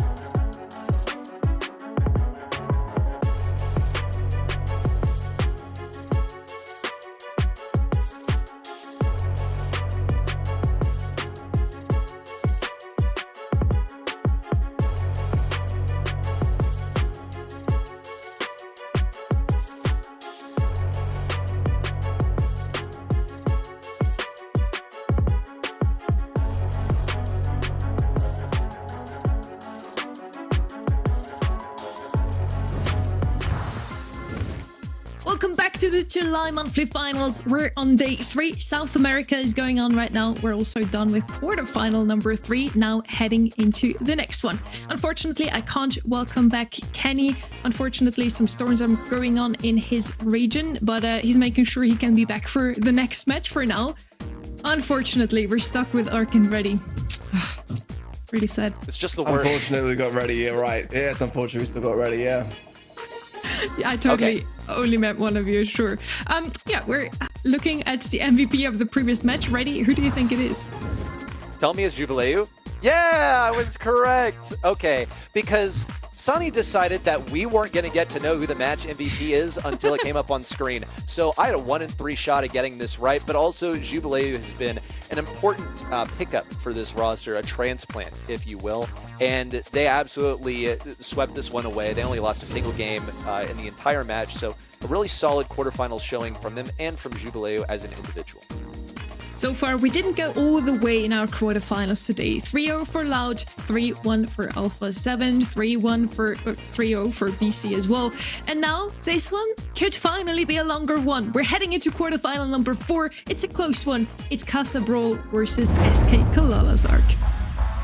Yeah, I'm really excited for this. I really am. And the prospect of potentially Casa Brawl making semis and then facing up against their former teammate, that would be a nice storyline. But again, SKC last month, they looked really solid. For Casa Brawl, it has not been that kind of Cinderella story this season for them. It's been a rough ride, and therefore the roster changes were needed. Losses in the quarterfinals of April and June, but the February was a very solid one. But since then, it's kind of been dwindling down rather than getting better.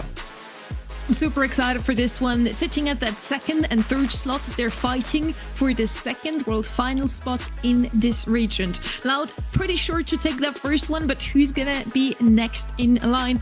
It's, either SK Kalalas or BC Gaming. Sorry, Casa Brawl sitting in that 4th slot, so they're also still fighting for their lives. Only 40 points behind SK Kalalas. We also have something lined up for you again. We had the chance to talk to Brawl, and let's hear what he has to say about their match today.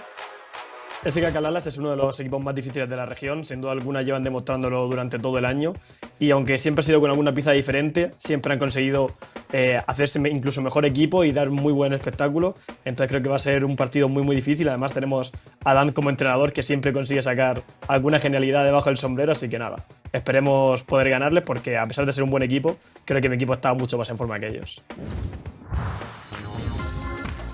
Casa Brawl currently in that 4th slot in the leaderboards. They are sitting in that last slot for the LCQ. Still have chances to make World Finals, but for today, their goal is to just keep that LCQ slot at least ready.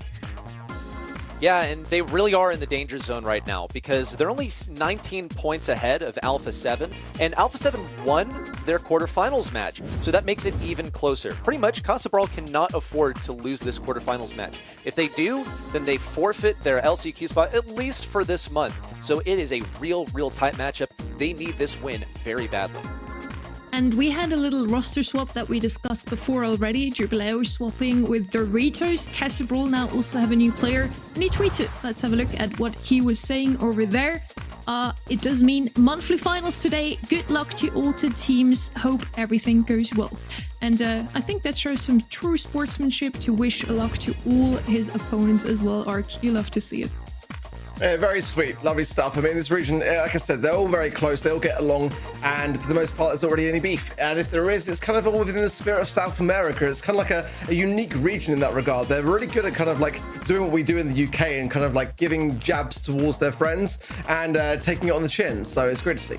They're also not really involved in any of the beef going on between EMEA and NA. Usually South America is just loved by everyone. They like each other. It's just, harmonious region, if you can say that. Casa Brawl versus SK Kalalas overall, I think, is going to be the closest quarterfinal. At least I hope it is. Both of them still fighting for the world final slots, as mentioned. Casa Brawl still trying to keep that LCQ slot going for them as well. And SK Kalalas did make it all the way to the grand finals last month ready. Yes, and now, though, they're presented with a problem. They have a void that they need to fill. Because Brian left in the spring split, and ever since then, there's been a Brian-shaped hole in their hearts. And they've been trying to fill that void with numerous different players. They tried Meliodas, they tried Dacon, and now they got Prozy. Now, he's made it to the grand finals before with Zarita Gang, so he's got that. In fact, at that point, they managed to take down SK Kalalis in the quarterfinals. So that's a respectable resume to be coming in here with. And once again, to reiterate, I would say he's one of the better candidates to be joining the roster in the later stage of the season. Once again, a little roster switch. We're going to have to be switched on for the match today and rewire. Whenever we see Brian on the field, it's actually not playing Zarita again playing. It's actually SK Kalalis. But yeah, I'm really looking forward to see how their chemistry is already working out. Just like Brawl, they don't really have the time or had the time yet to build the chemistry, build the communication between themselves. But for what was it? Sorry. I forgot the name. BC Gaming. It seemed to work out with Jubileo. Now I'm sure for Brawl it's going to work out as well. Yeah, I feel like for Brawl, they've had a very good scrim rate this time round. You know, we saw in the qualifiers, it was smoother. Their results in monthly finals have not been fantastic, though, recently, let's be honest. Some quarterfinals exits and some things to iron out for sure. I want to kind of see how they can recover from this, or if they can recover at all, because clearly on event.brawlstars.com, no one thinks that's going to happen. 84% with SKC is kind of disgusting, honestly, when you consider that Brawl last year were neck and neck every step of the way with, you know, what would be Loud this season. It's just kind of like been a little bit of a tough watch, but maybe on the event side they're not too aware of the roster movements and the self-awareness of Brawl to make some changes. Wouldn't be too surprised. We of course get that behind the scenes details ahead of the show, but not everybody that voted did. Let's see what those two teams can show us here. The casters are split down the middle as well, so don't feel too bad if you didn't know what to vote here. We're heading into draft number 1, quarterfinal number 4. It's Brawl, a new one, versus SK Kalalis, also with a new player. Ali is going to be banned out. I'm sure Kenny is very sad about it if he can see the stream with his internet crash just due to a storm. Kaze and Straker also banned out, so a lot of aggression out of the way here already. It seems like SK Kalalis might want to dabble with something a little less tanky themselves, not only going onto Assassins or Assassins counter like the meta at the moment is usually. I'm looking at Brawl's bans right now, and I'm unsure of what they were going for. Because typically when you have first pick, you use your bans to get like a fire first pick. Ban all the counters to it. And Janet just doesn't stand out to me as one of those brawlers where you can ban all the counters and it's going to pop off. It's more of just a stable mid. So in my casterly opinion, it's a bit of a waste of a first selection, but hey, at least they got their Janet that they were searching for. SK Kalalis are going to go ahead and fire back with some of the meta stuff. Here comes the Lumi, should be pretty solid for holding down a lane. Going to be really difficult to deal with as well. Aggression is due to getting close range versus this brawler and mess it up at point blank.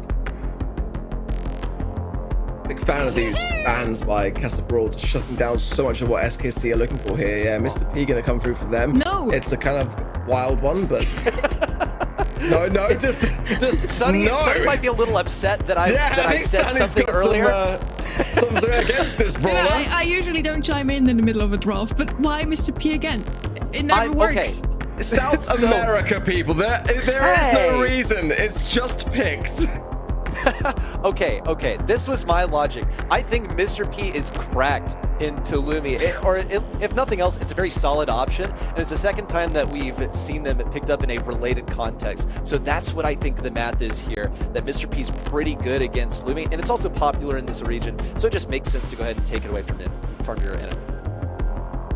I think you're wild right now, Reddy. I think you need to go back to your NA step and think about what you've done, mate. Is it that good? Is it that worthy? I don't know. I just don't think that Lumi's got that many things that really worry her. Certainly not enough to kind of like pair it with the Lumi. Is like, you know, we've got to protect this ball from being in enemy hands. It's just I don't know. I just feel like it's you know, gonna get some value on this kind of map. It's a lot of bush, and certainly Mr. P can get some some good information, but it's just kind of not really a brawler which for me is that warranted. I think the hypercharge rate got slightly adjusted unintentionally, potentially, so that might be a reason why some teams are picking it more often than not. But you know, with Mr. P, the hypercharge is the main thing that's going to give you value. It's a long setup process when you get the hypercharge. The best teams will really just at all costs get that portal spawner taken care of as best as they can. But a lot of these games are going to go by too quickly. You know, teams that are savvy against Mr. P are going to be looking to really, you know, vamp the pressure up and just kind of look at that as I'm saying it. And Casabro immediately go for the jugular. Yeah, like, Mr. P can work into Lumi, but it was not the right thing to 2-3 here. They left themselves wide open to a Grey Jackie, and you just gotta have that in the back of your minds here. I'm not really sure what SK Kalalis' strategy was here, because if Grey Jackie slipped their mind in the draft, then honestly, they deserve to lose here, because it should always be at the forefront of your mind here on Double Swoosh. Casa Brawler are going to be just fighting for control at the moment. So far, KR has managed to stay alive and hold on to 3 gems, but P.E.K.K.A is dangerously encroaching on their territory. Still, Doritos has yet to get the Grey Super up, which was one of my larger expectations, that he would get it before the Mr. P gets a Super, but I couldn't have been more wrong, because so far, SK Kalalis have been great at denying the Grey Super. He's finally gotten his first teleport, so now Casa Brawl can start to play for control. Some connections there from Motep, but not the cleanest. Enough to make a little bit of a dent. 6 gems now to Casabral and P.E.K.K.A. He's a very aggressive and dangerous player. Now the hypercharged spawners are down for the Mr. P, so this is where things get kind of interesting. If Motep can get super, he might be able to get something done, but he's already just used the hypercharge, so if he gets it, he can't really control it. Some aggression on the right side from Casa Brawl. They need 1 more gem to get this countdown. Doritos also keeping this backline push forward. That's 3 and 7 for Casa Brawl. They have the Jackie hypercharge. Motep is alive and healthy, but he would love to have a super right here. Prozy's going to give it to him, which means that P.E.K.K.A needs to be taken down. Motep's able to take to the sky. Prozy's in hot pursuit of a bygone possibility. It'll be Casa Brawl taking away game number 1, and SK Kalalis, while they were excellent at getting that Porter set up early on and even getting a hypercharge around the same time that Grey got his first teleport, it was just not possible to a Grey Jackie. They simply get run down by this strategy, and this one was won in the draft phase in my opinion. Yeah, the thing was, KR had to place down another portal spawner to defend against the shots that were coming in to protect the gems. So he had the hypercharged spawner down and then replaced it with just your regular portal spawner at a pinnacle moment in the game where you would have needed those kind of hypercharged spawners coming in to help you get something back. Probably worth going down for, to be completely honest, because the gems were already with Casa Brawl really after that went down. So a bit of a miss really for me. And P.E.K.K.A goes straight in already, gets a nice takedown, and TP away there the gems for Doritos. So for me, Casa Brawl are playing really, really nicely together, especially when you consider that Doritos has just come onto the team this month. SK Kalalis SA trying to push forward once more. They are already having to deal with a Grey teleport. P.E.K.K.A is waiting for that opportunity to be able to get into these bushes and take down that Porter for absolutely free, even escapes with his life. That's a Porter in hot pursuit, but KR will not be able to get that much value out of it.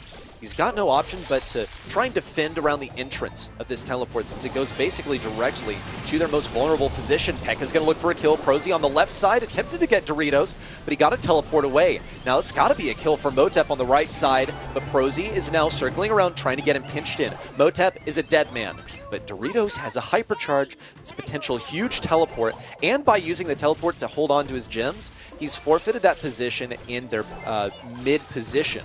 So he's going to have to fight for yet another. So far it's even between SK Kalalis and Casa Brawl. P.E.K.K.A trying to disrupt things. Gets 2! Oh, it's beautiful.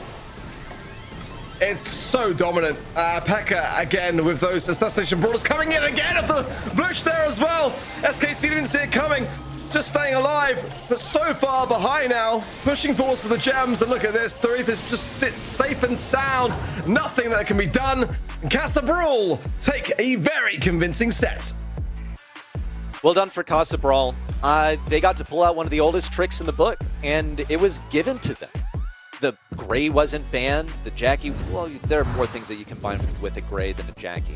But I feel like SK Kalalis just let them have that, and Casa Brawl totally abused that combo that is so typical here on Double Swoosh. You know how they let them have that win? They picked Mr. P. I'm not. Just my opinion, Yes. though. I think Lumi and Bull would have worked perfectly into Grey Jackie. Bull works wonders, but with the Mr. P in mid, they just didn't really have something in mid that can go in aggressively, pick up those gems, get out safely.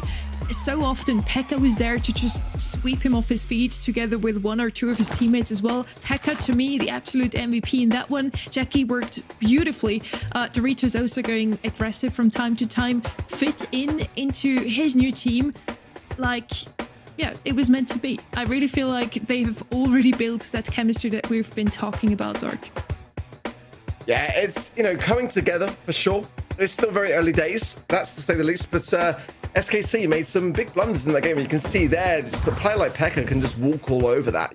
You can't really be doing that. You got to have better communication for sure. But again, the draft, I just didn't really feel like they had the better draft. Hopefully we see some adaptations going to pit stop, but this should be a lot closer than this. You got to remember the poll on the event site was so substantially in favor of SKC, and that match didn't say any of that.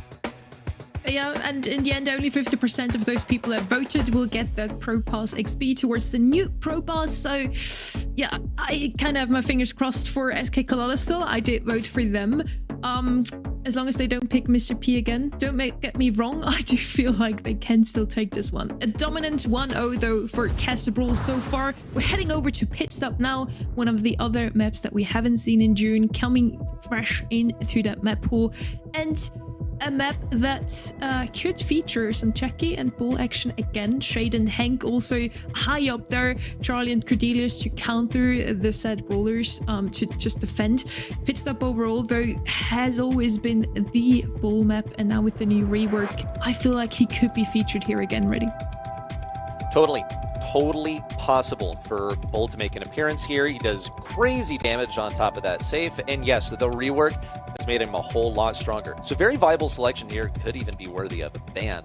And you're also looking at stuff that is able to defend. Charlie has also got to be a top priority. It's one of those where if you can't get it, then you should probably take it away from the enemy team by going ahead and banning it.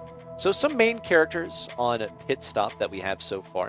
Another standout to me is, of course, the Shade. Can also punish some of the throwers that can usually thrive here as well. Love to see a Barley sneak in and do crazy damage to the safe. Barry is also a strong option just with the mobility, with the damage he gets on the safe, and also with the healing that he can provide to his teammates. Yeah, Barry Cordelius, top 2 brawlers played on this map in this region. I think Barry's, it is the most played brawler for SKC, so I want to see that banned by Castle already.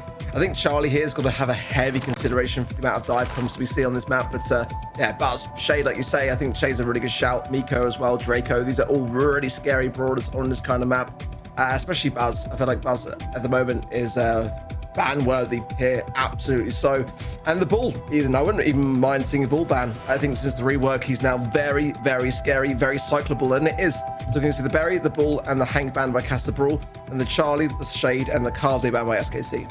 All of the brawlers you mentioned are tanks in the end, as many of them are banned out here. What we still have left are the Miko that we've talked about. Lily would still be an option here. I wonder what is gonna be in the end. Charlie banned out is one of the best defenders. Cordelius still left open, and here he is. Yeah, the only other option I feel that you have to really defend your own safe. What we did see sometimes is a Shelly. Maybe later on in the draw, we're gonna see her too, just because you want to have something against those tanks coming in potentially. Throwers used to be really good on the map, but outside of Barry, we haven't really seen him in the scrims of the past month, ready. The Cordelius here is quite curious. Like, on this map, it makes sense. For it to be so prioritized is really what's piquing my curiosity. The logic here, I suppose, is that typically you'd have both Cordelius and Charlie as options to counter things, and your enemy isn't going to pick them together. So now there's only one option left, and Brawl felt like, okay, yeah, we gotta go ahead and pick this one up, especially because SK Kalala's had that last pick, and it's also actually a good brawler on this map in general. You're able to use your gadget to jump over those walls. That's really useful. If enemies are hiding behind walls, then you can abuse that as well, because Cordelius charges super by standing in a radius near enemy brawlers. Here comes the alley, though, and we rarely get to see this one. This is without a doubt going to be an exciting game. Yeah, it's a fantastic brawler, hard to deal with. I kind of wonder whether they might go for Edgar here on the side of Casa Brawl, because if they're going to lock in the Cordelia at such an early stage, it does give them a bit more of an opportunity to have that kind of brawler in motion, or maybe even the body. It sometimes comes in RT as well, as we know. Yeah, it's kind of dirty, being able to mark the safe in the current state. It's definitely a lot of the reasons why teams are prioritizing it on heist more than usual, for sure. Surprised no Draco yet, honestly. I mean, Draco here can be doing tons of work, and as we know, since the hypercharge, just really quite a scary brawler. I still feel like Miko could be an option for Casa Brawl, one that they play a lot in scrims, but definitely seen a little bit of less play rate since the Brawl Cup on that particular brawler. But here's a map where it could definitely work out. Lily coming in. That's one that I didn't sort of see coming for them, but you know, it's been really quite advantageous to have in a lot of other heist maps. It's not one that they kind of tend to play close to their chest in that regard, but it's definitely going to keep SKC on the ropes. Okay, 2 brawlers from the Enchanted Forest making their appearance here. They're going to be sharing that Shadow Realm at some point, without a doubt. Wonder if that'll synergize. I would say likely not. They're just 2 individually good brawlers. A Carl final selection, really the only thing that could deal with this effectively is maybe Doritos popping him into the Shadow Realm. Motep can pop a gadget and get away, but it wouldn't be the best use. And I suppose P.E.K.K.A. always can like have a super, but there's no sort of like CC that can blast him away that is the typical counter to Carl. So that's a play that I'm seeing for SK Kalalas at the moment with this Carl. Should be pretty solid. What they're going to try and do is get that control. Casa Brawl are trying to crank this tempo up to 11 and get to the enemy side as quickly as possible. Just go ahead and base race it out. And you can see Motep has bought the gadget to already get his super. He's going to be trying to defend and then generate an offense off of that. Now RHC is a very aggressive player as well, so him on the alley makes me very concerned here for Casa Brawl. And already in a substantial amount of damage goes down, but Motep comes in with the helping hand of that RT on defense. In the meanwhile, P.E.K.K.A. still on that safe with the Lily, so already 2 stages down and slightly ahead here. SKC might be tailing as now the Lumi comes in. Oh, what a nice suck into the realm there by Doritos, jumping over the wall now and trying to bring around the Rosy Prosy. KR coming in on the right-hand side now, the safe marked up as well. RHC lurking and stalking that left-hand side, but much more aware to it now are Casa Brawl. It's a very tight game though. KR once again in with the heat ejector. It's going to drop that safe dangerously close to 25%. Thankfully for Casa Brawl, they're able to get a victory on the left side. Now they're trying to defend against RHZ, but Cordeli's is not fast enough. The unload speed from Ali is just unreal. But Casa Brawl have gotten a position on the left side. P.E.K.K.A. into the Shadow Realm. He's going to stay away from RHZ. His position is revealed. He's on the left side, trying to bait things out from RHZ. Despite a hypercharge super, Ali still wins that matchup. And Motep got dangerously close to eliminating SK Kalalas from this game here and now. Prazi in with that hypercharge. Bit of a mistiming. He is at least going to stun Motep. Now he's going to try and finish the job. Meanwhile, SK Kalalas have to defend their own safe versus an aggressive brawler on the right side. In comes P.E.K.K.A., but he's not even able to lay a scratch on the safe. Very close game. SKC, I feel like we've just got the advantage now as RHZ approaching with that alley and the Carl, and now the Lumi from the right-hand side. It's going to be a very tough ask on this defense, but Casa Brawl are going to try for it, and they don't manage to see it, but it was very close. You've got to give them that. SKC, though, get off the mark. That's 1 game in the pocket. We're looking at 2 brawlers from Casa Brawl that have ridiculous TTK. Heck, 3 brawlers. RT can split top from bottom and get crazy damage when he's in that split form. And yet, it's not fast enough to deal with Ali. She's popping the Rage gadget, and she's getting these kills in close range before Lily or Doritos can really even react. Motep's going to look for a defense, and RHZ waited for KR to get the kill before moving over to the left side. Doritos has put KR in the Shadow Realm, so that's going to be advantageous for RHZ. Motep finally gets his super back, but RHZ was anticipating that. He opts to rotate back onto defense, just trying to get that last little shot off, because he knew that he was going to be taken down by a respawning enemy anyway. It's a mild advantage for SK Kalalas at the moment. They're tied on tempo. Still, the same amount of shields remaining for both teams at the moment. Well, Motep, I was going to say, was going to be struggling really to get too much done there, and forced to come back at just the right time too. They come out of the realm with KR here, or rather KR's going to come out of the realm and finds Reese in the way. like goes straight onto the safe now as well. I mean, this is so funny to see RT and Legform going on the aggressive here in Heist. But now SKC storming this left-hand side now. A Lumi Hypercharge to hand as well. And it won't find a connection. Motep does evade it, but by far from out of the woods. He clear up the alley, but two members still on the left-hand side. It's down to Ridge to do his best, but he can only put one in the room at a time. There's one, though, and he finds that. And now Prozy's in trouble in this pinch. That's a good defense. It's pretty solid there from Casa Brawl. I'm not sure what Prozy was thinking, popping an entire Hypercharge Super onto the safe for a whopping 3,500 damage, but to each their own. If it gets the win for SK Kalalas SA, then I'll complain a little bit less. RHZ is left completely alone on this safe. It's only going to take him a few attacks to get rid of it. Meanwhile, the safe on SK Kalalas' side is so vulnerable. Look at that RT. It's only barely defended. Pekka needs to fall in the Shadow Realm. Oh my goodness, and the base race wins for SK Kalalas. They had Ali in position, but that was a true buzzer beater. What was that, 982 health on the safe? Oh my gosh, that was way too close for comfort. Yeah, ridiculous. Absolutely ridiculous. I mean, it doesn't really get closer than that, does it? Let's be honest. And it could have gone either way, but that's SKC back in the game. Two very, very close games later. We are evened out now. 1-1 for both those teams. We're going into the third set with high hopes to make it into the semifinals. And honestly, I feel like both of them would really deserve it. Looking at the stats here, RZ with the most kills on his team. Ellie had finally a showing. Lost again though. The win rates are really not that high for this new brawler.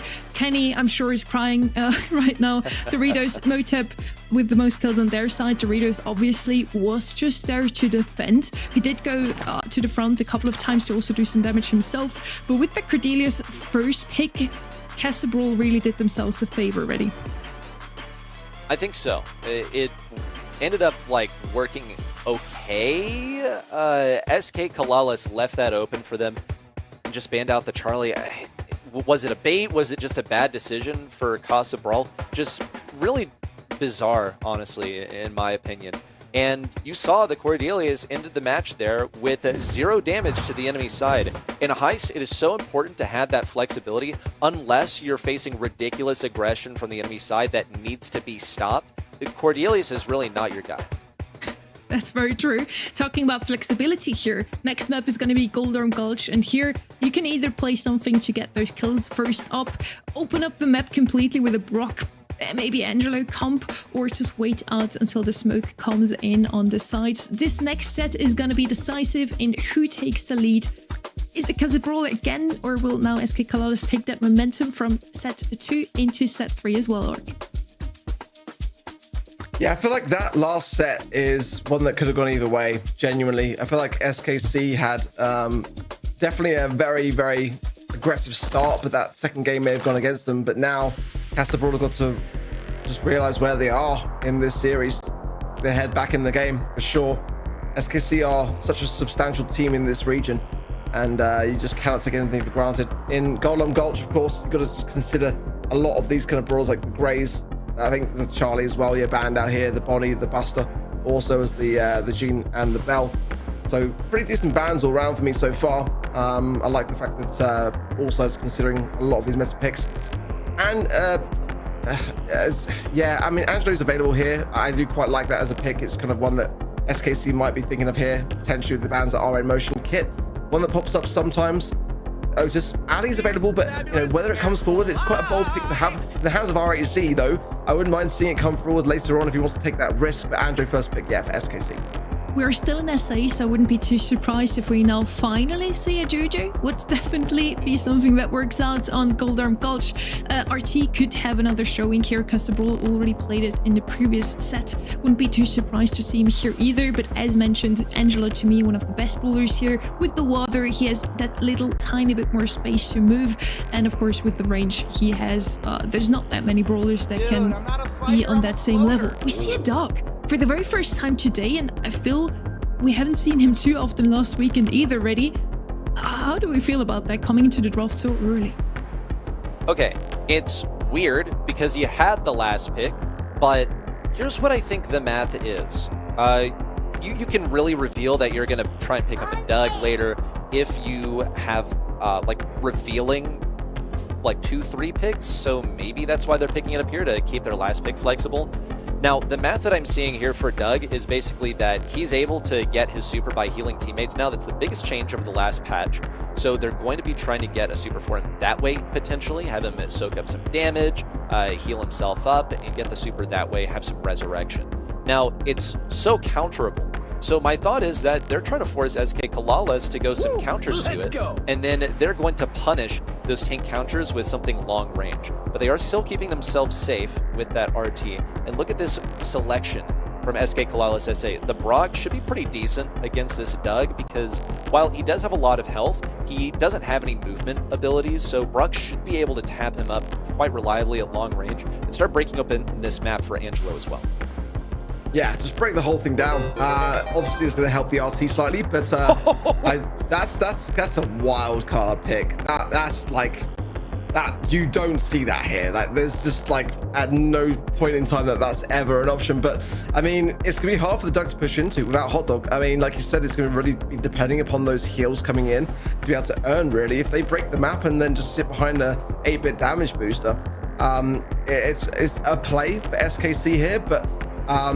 Just kind of wild, really kind of wild. Ali, I mean, probably the first time since her release that we've seen her as a final pick. Could be wrong, but it's definitely kind of what you'd expect to see, and certainly the perfect brawler to be combining with the Hot Dog. I mean, Ali going in super aggressive.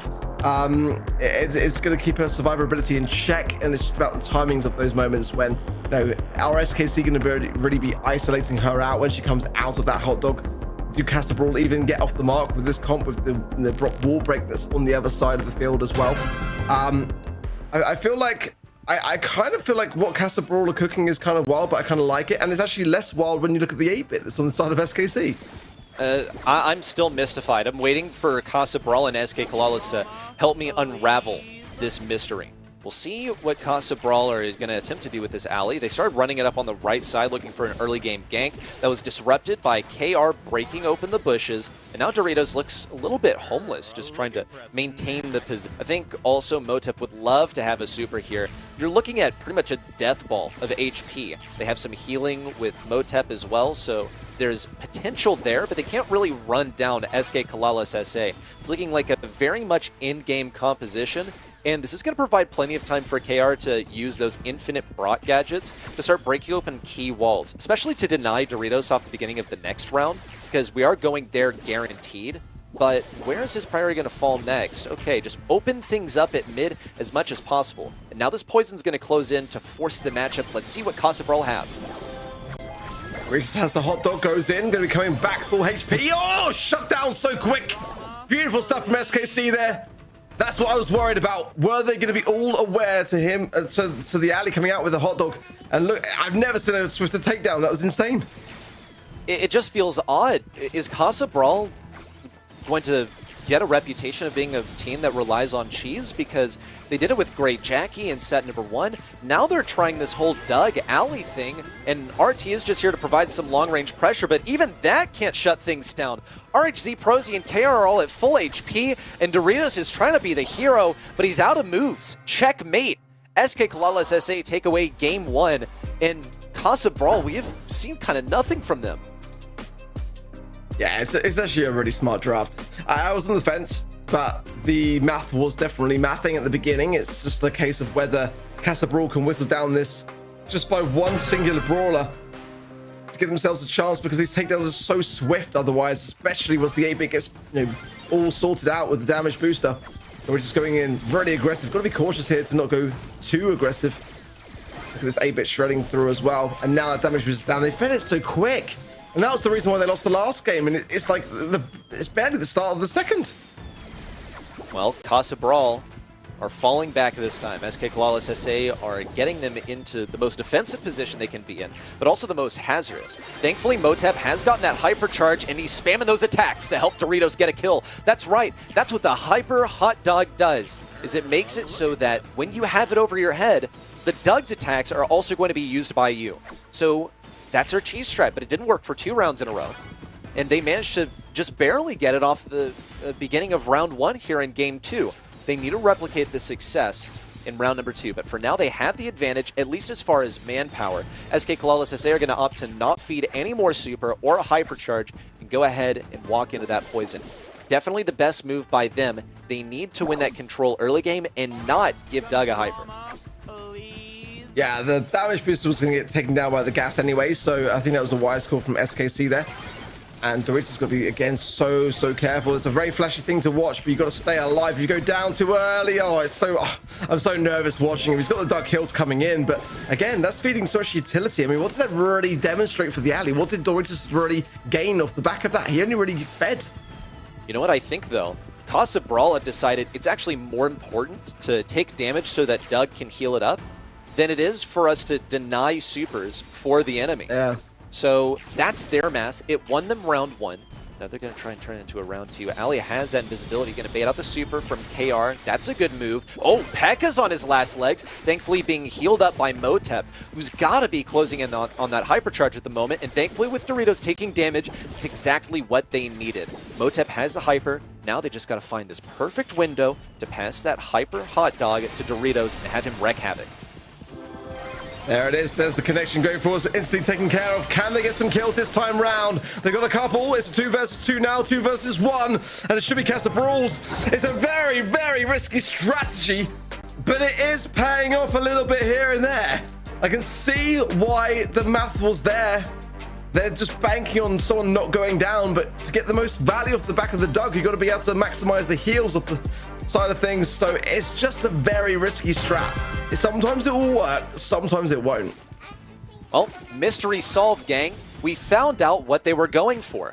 SK Kalalis SA, how are they going to adapt? It seemed like the biggest issue for them was Ali getting into aggressive positions, taking damage, and then spamming her attacks all the way back to Motep so that she was still on low HP when she got there. We're going to see if she can do it again. RHZ and Prosy attempting to get that damage, but Doritos is going to take a single hit of damage. Cool, passes some supercharge onto Motep, and now they're back to the same old cycle. But SK Kalalis do have their damage booster now. What they're going to try and do is look for an early kill on Motep or on P.E.K.K.A. while avoiding this alley. Yeah, I'm glad to see Doritos not going into the eye of the storm there, because you just never know sometimes. Oh, P.E.K.K.A. just about out of range there by a whisker, but Motep. Oh, yeah, that's what I was worried about. That's what I'm saying. You're going to be feeding over a lot of utility with all the DPS which is being whittled down and all the HP that you're lacking, and you're banking on so heavily this Doug to be able to heal up for his own utility. But in the meanwhile, you're just giving so much over to SKC, and again, it's a very risky strategy, and I do understand what they were thinking with it, but I feel like it's just too risky, especially with like a damage booster and Angelo. These brawlers can just eradicate you so quickly. You don't get a chance to even heal. I think SK Kalalis SA are just finding the strategy. Avoid dealing damage to Doritos, because Doritos is really bluffing here. He's not going to actually go for a 1v3, and he's just trying to take enough damage so that he can give this hypercharge to Motep.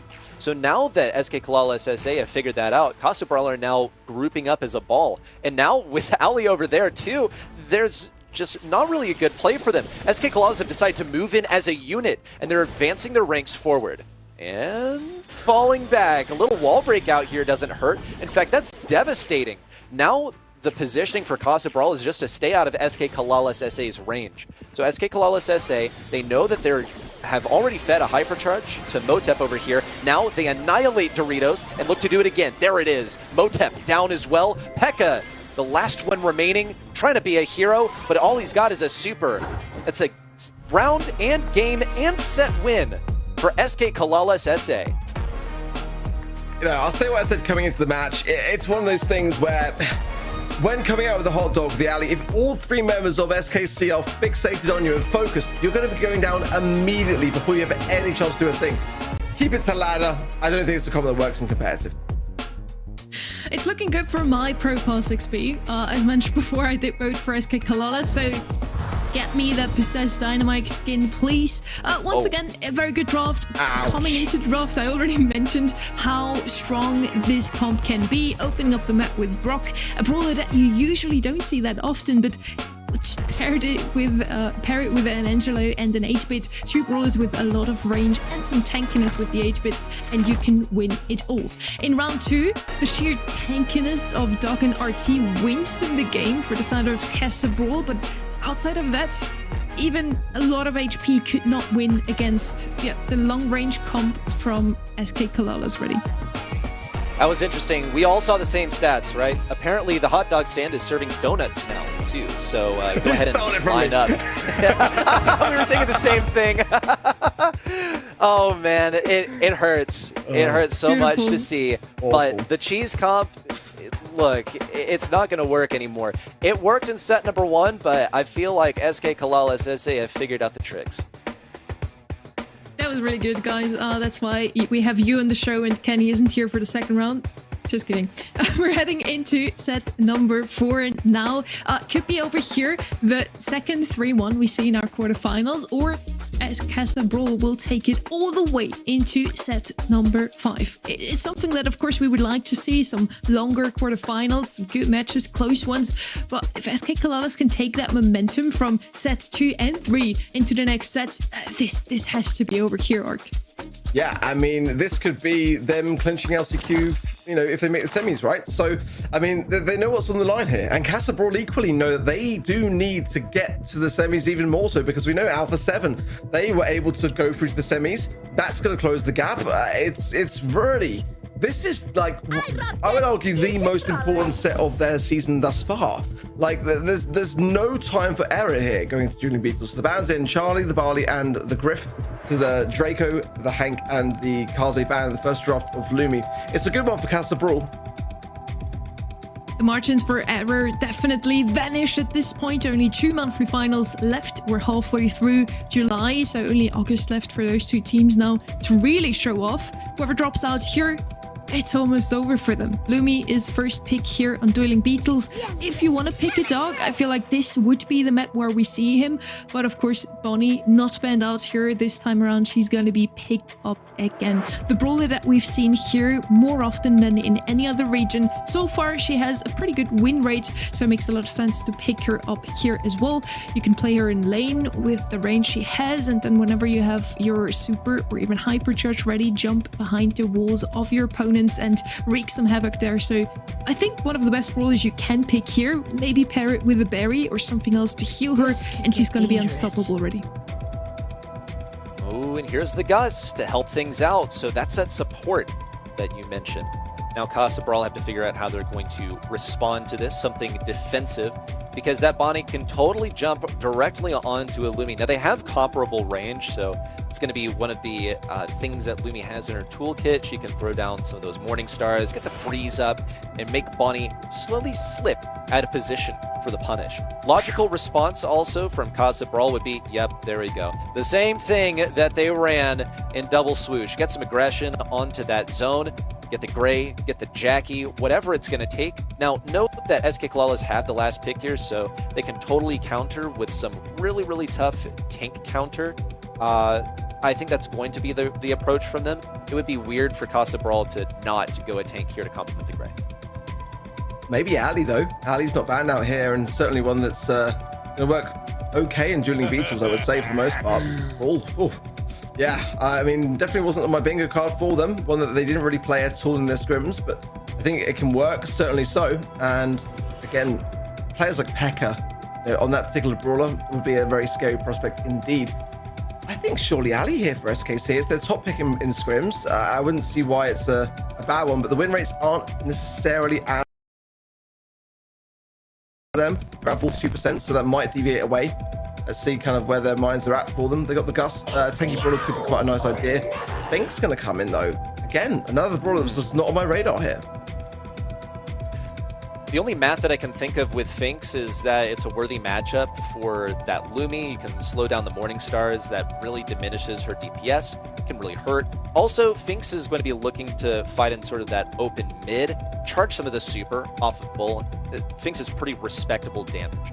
But as far as what it responds to from Casa Brawl, I'm just a little bit lost. I think all around, though, it should be some good damage. And look, you're playing the mode where you gotta stand in the circle. Why not throw a circle in there? or two. As the freeze lands on the mother.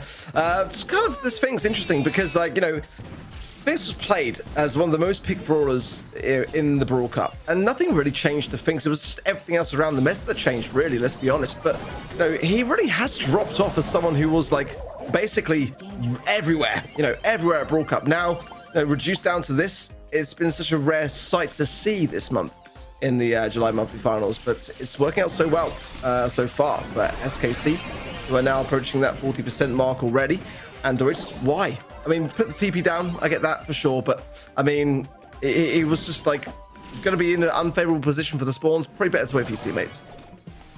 Well, here comes Pekka. Prosy going to go for the hypercharge. Pekka goes to the left side, looks for two, going to get just one, and Prosy takes advantage of the lack of damage in the back lines to pick up a 2K himself. And it looked like Prosy was actually trying to get the stun while he came out of that hypercharge super as well, but opted to wait. Oh my goodness, what a combo between Doritos and Pekka, waiting for the hook, and now here comes Doritos on the right side for another hypercharge. Final kill onto RHZ on the left side, get some positioning for Casa Brawl. Now SK Kalalas only realistically need one more push in onto this zone. There's a bait onto Pekka, he's gonna get two, no? KR doesn't get taken down. In fact, Bull decided to go for Finks rather than the free kill on the right side. He ends up getting taken down, but it's okay because Casa Brawl are still on this zone. But this is a weird hypercharge super positioning from Casa Brawl. It's what it cost them to get this control back in the first place, and it might end up hurting them. Prosy alive, now taken down. Hypercharge in from Motep, and it's not enough to take down SK Kalalas, who are going on to match point. If Casa Brawl had a better start there, that would have been down to the wire, I feel. So hopefully they learn from that lesson and they get a better start this time, because this is now the danger zone for them. It really, really is. I mean, this would be the third month in a row to, you know, lead in the quarterfinals for this kind of roster. That's just not good enough. And I really do fear for their LCQ chances if they lose this. And for SKC, I mean, this is gold for them right now. New approach from Casa Brawl. They're going to send in Bull aggro straight up mid, and look at that. It gets Doritos, his first super, much faster than he was able to get it in game number one. It's going to be massively advantageous. They're just looking for that positioning. Oh, that was a mistake from RHZ. Popped that super, and it went to absolutely nowhere. Now Motep's looking for the kill. And he's not going to come up empty-handed. He's just going to need some assistance from Doritos to get the kill. Ends up doing it himself, and now the hypercharge in from Pekka to keep SK Kalalas forced back into their spawn. He'll get one, can't hit that follow-up onto Prosy. It's fine, but SK Kalalas SA are actually quite close to getting that hypercharge Bonnie super, and Prosy is ready for it. But he needs some assistance from KR and his respawning teammate before he can commit. Yeah, this is so much better from Casa Brawl, but look at this time warp there from the Finks, just how effective it is on the Lumi. So a really nice brawler pick for that reason for sure. They wasted so much of RHC's time in the early outset of this game as well, but now he's starting to cook, gets the hypercharge off, Motep low as well, and KR finds it. So now SKC clearing up the deficit. And again, a really dangerous position now for Casa Brawl, who do need to maximize down on these TPs. And ooh, Heck is the dangerous man for me on the squad, but when he gets taken down like that, it makes me really quite convinced that SKC can go all the way here. SKC have some firepower ready. Prosy is equipped with that hypercharge. On the right side, Pekka gets one, decides not to go for two. He's learned his lesson to not overcommit. Instead, just tries to create some pressure. Now, vulnerable. Motep taken down. Prosy gets two. That's the positioning that they needed. But SK Kalalas are against the ropes. Only 9% sits between Casa Brawl and a game win. Good stun from Motep. Pekka going to be going in and gets the nice takedown, follows up with another, and almost went for the third, thought better of it. And actually gets the third as well, leaving Doris on the zone. And now Casa Brawl defending against the match point, but can they do it twice? It's a lot to ask, but that was a lot of lessons learned at the same time. So I feel like it can be done. It's a real 50-50 call, this. I think SK Kalalas, what they learned is something that they did at the beginning of game number one and may just have not realized, or they forgot about at the beginning of game two. Basically deny that super to Doritos. He got his teleport instantly, and even so, Casa Brawl were really like only a few percent away from losing this game and losing this match as a result. Here comes Doritos looking for the kills and also for some supercharge. He wound up getting 2 or 3 hits there. It was hard to see, but it is going to be at least halfway to his super. Only needs a couple more shots to guarantee it. SK Flawless SA, meanwhile, have held on to control, and they've worked their way up a third of the percent that they need to win. Prosy looking for the kill. Gets a kill on Doritos, and Doritos has his super finally. But SK Flawless SA are halfway to the objective. P.E.K.K.A is going to try and create some control on this point, only ends up with one. But here's a TP in from Doritos, and now Casa Brawl are set up. Well, that's a very important takedown from Motip. Doesn't find the stun, however. P.E.K.K.A comes in for time on the zone. And he does need it, but there's a hypercharge for Prosy, and that's going to be a stun. Nice walking cane there from Doritos, but now low HP and easy taken care of. Motep swaps sides, but look at this, SKC clearing ahead, and it's all down to P.E.K.K.A. And what can he really do here when there's so many eyes on him? Getting absolutely aggressed as he should. Now 90% for SKC. Counting up to 100, SKC with no competition in sight. The spins are out, and Casa Brawl has been shut down in the quarterfinals. They needed this win to stay on top of Alpha 7, and now we've seen the great exchange of an LCQ slot headed into the final month, and SKC press forward into the semifinals.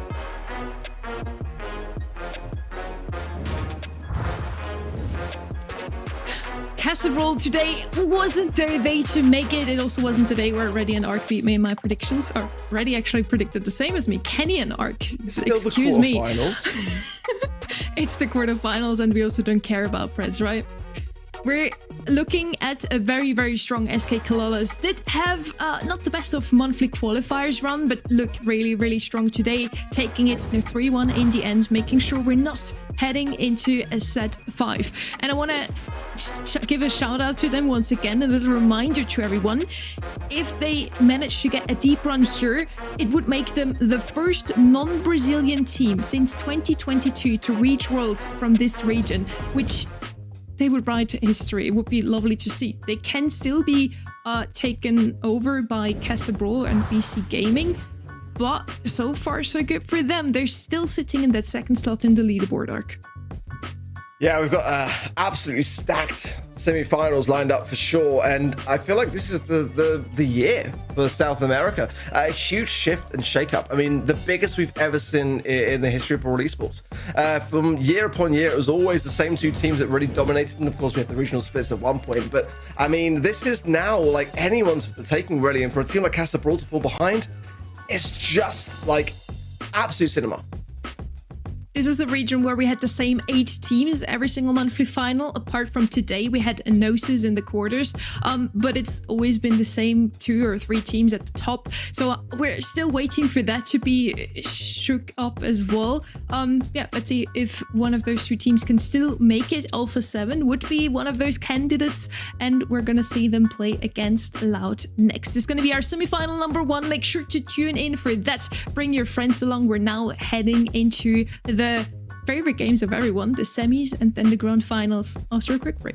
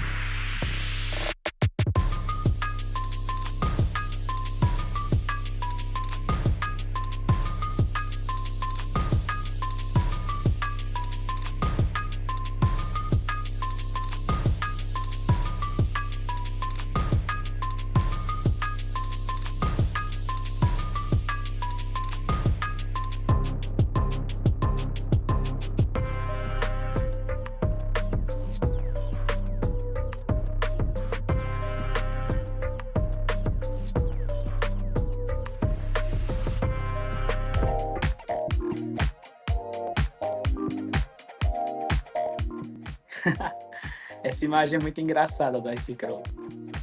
Eu achei engraçada essa imagem. Ele é um player bem completo, ele consegue fazer brawlers bem diversos, principalmente os brawlers como Lily, Casey, que são brawlers muito bons. E ele tem uma boa comunicação e um estilo de jogo muito bom. É muito bom, da hora jogar com ele.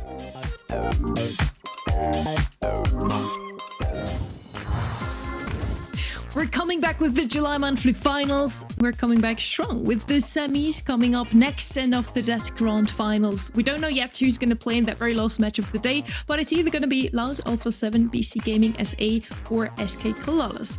And Kenny is back with a little bit of a different background, but I'm so glad to have you. I don't know how much you were able to catch from that last match. We did mention that you had some troubles with the storm going on in your region. Do you know who the MVP is, in your opinion? What do you think? I could not tell you in the slightest who won the MVP of that last match, but I'm sure they deserved it. I'm sure the people at home were right. RHZ, way to go, brother. Completely agree. What a setup. Guy was driving through a storm to get here, and you're like, okay, you know, I hope you were watching the monthly finals while driving. All right, Sunny. All right, I'm familiar with your tricks now. You always have to tune in.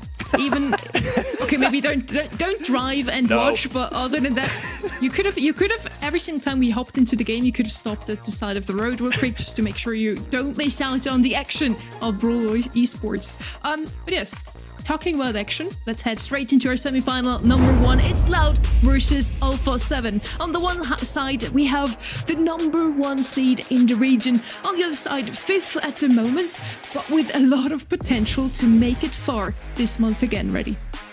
Loud looked so good in their quarterfinal. They dropped a single game, and when they did, it was just because I feel like they weren't really taking the match that seriously. Yes, it's a monthly final, but they were making mistakes that they usually wouldn't, and I think that they just weren't giving it their all there. This is where they're putting in the effort. They need to win 3 matches in a row today, so the semifinals and the grand finals are where they're placing their primary priority and preparation. And Loud, sitting a bit lonely at the top slot, have been winning many monthly finals this year already. Let's see what they have to say about one of the upcoming teams such as Alpha 7. O time do Alpha 7 é um time que se adapta muito bem nos metas e ultimamente é o time que tem nos dado mais trabalho. Então é um jogo que a moeda pode cair para os dois lados, mas acredito que se quem tiver num dia melhor vai ganhar. And a little reminder here as well, Loud is halfway through their checklist. BC Gaming must not make the grand finals. It's not really in their hands for that. They need to hope that SK Kalalas will win that next match after, but they have to win their semi-final match themselves. Ready?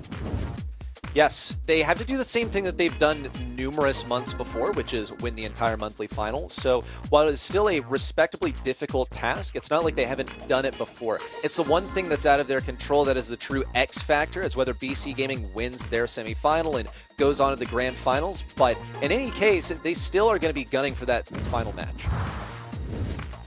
And on the other side, of course, we need to talk about Alpha 7 a bit more as well, Kenny. They are still contenders for LCQ slots, maybe not for World Finals through the monthly finals alone, but their current core is really strong and they can still surprise.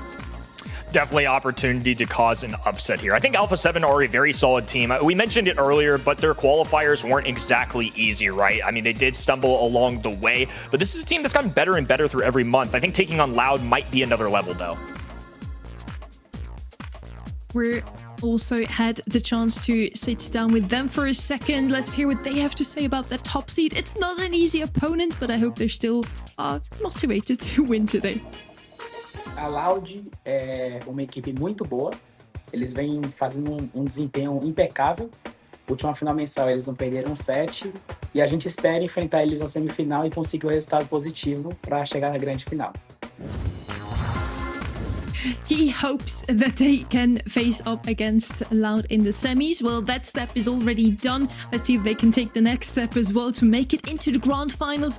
It would definitely be a huge upset if they won against the top seed in the region, really. It's what I said at the beginning of the day. It's like a little grim, but I feel like it's every up-and-coming South American team's dream to be turned into points for Loud to go to the World Finals. But, okay, I think I play a little bit too much. This is a huge match for them. Alpha 7 Esports, I've been excited for them to get a real tough match here because they impressed us last month, and they're going to be coming into this one with a real fire behind their eyes, as you can tell by that interview. we're watching two teams that did not have any roster switches, at least not this month. Some name changes along the way. Alpha 7 started as Algim Segura into the monthly finals this year. But other than that, not too many changes. So I'm super excited if we're going to see some more chemistry even from those two teams compared to Brawl and SK Colossus that we just watched that both had some roster changes. It looked very good what we've seen from them. Let's see if we're going to see a good show from them here as well. Little reminder here to June, Loud won every single one of their matches in a 3-0 fashion. You feel like, Kenny, Alpha 7 will at least take a set? I definitely think they can do that. I don't know about winning. I mean, again, Loud just seemed like the clear-cut top choice in this region right now, but Alpha 7 showed a lot of promise in scrims. And again, it just have really impressed me the last few months. Obviously, getting 3-0'd by Brawl doesn't look nearly as good. It looks even worse now that they got bounced in the opening round. But nonetheless, I definitely think this is a team that can show a little bit of an upset here. Loud, my clear number one, though. A 3-1 feels about right to me. I think Alpha 7 are taking a set minimum. That's just my opinion. I think that they're a respectable team. I feel like Loud are probably putting all their chips on the grand finals, considering that this bracket is really bottom heavy. You have like top number 2 and number 3 on the bottom side. Loud know that they're only going to face one of them in the grand finals, and so thusly I would expect them to put most of their scrimming and their preparation there. Versus Alpha 7, it's still like a team that is worthy to prepare against, but I just think less has been invested here. The 4th spot in the leaderboard is currently held by Brawl. They dropped out of the quarterfinals, so Alpha 7 is now looking to take that spot away from them, going to LCQ themselves, and Brawl, who had a phenomenal start into the year, won the February monthly finals, would not even make it to LCQ. Alpha 7 can thank SK Colossus for that, but now they need to make it into the grand finals out of their own strength as well, Kenny. Finks is going to be banned out, a brawler we've only seen once today, and it did not have the best showing. They did win in the end, but it was a tough one, if I might say so. Open business, once again, a map where Ellie could show up, and Kenny, I know you were kind of waiting for that brawler. She did show up twice in the previous match, lost both times. No, actually, she did win once and pit stop. But yeah, I was very sure that you would be very happy to see her, and you were with us. And now she's picked again. Oh, they will come back, Kenny, as well. Thank you, thank you. No, I appreciate them for doing that. I think it makes a lot of sense just to grab this. It's just one of those brawlers that I feel like is very strong. I don't know if it's busted broken strong, and again, the win rate kind of reflects that so far. Still today and tomorrow to determine that, but sometimes with these newer brawlers, pro teams get a little carried away with the new flashy brawler, and I'm curious to see if it holds up or if it'll go down here now is Kenji and Meg on the other side. Completely different approach. Kenji, definitely not as popular as he was before all of these hypercharges and everything like that. Meg is somebody that's risen, I would say, in the last couple months, particularly on Hot Zone. I love when teams pick 2 brawlers in rapid succession, or even just one, because it puts so much pressure on Alpha 7 Esports to come up with something quickly. They don't get time to think about what they're going to play into this for additional time. Loud are also very clearly playing something that they specifically wanted to play. They came in with a mentality knowing that they were going to give this alley to Alpha 7 Esports, and everything's going according to plan. Alpha 7 took the bait, they're going with the alley, and let's look at how this is going to interact with the brawlers from Loud so far. Into Kenji, there is potential. Kenji is able to heal damage that's dealt to him, and Ali is very bursty. He'll be able to recover a bunch of the damage that's been done to him with the use of his gadget. So there's counterplay there. Also, Meg, she will explode out of her mech when dealt sufficient damage by that Ali. So once again, there's counterplay just inherent in the brawler's kit. Alpha 7 Esports are going to finish off this draft by keeping themselves versatile with the stew. Should keep them like doing pretty okay into that Kenji, staying out of range. And it's going to have the effect of also breaking open these walls for B to exert her dominance over an extended range. This is a really versatile comp. I like the way you put that. I think Stu, B, and Ali is just a good trio to have, all covering different avenues of brawlers on the other end, and does definitely keep up with something like the Kenji. Now, Douglas, however, this one surprises me, and I did miss our last match, so in fairness, he could have been there and won, but he was undefeated in our opening weekend. I just want to go let the record show. Doug so far 100% win rate in our monthly finals. Chat, did he miss it? Was he driving in a thunderstorm when he when Doug show up? Did Doug show up? He showed up.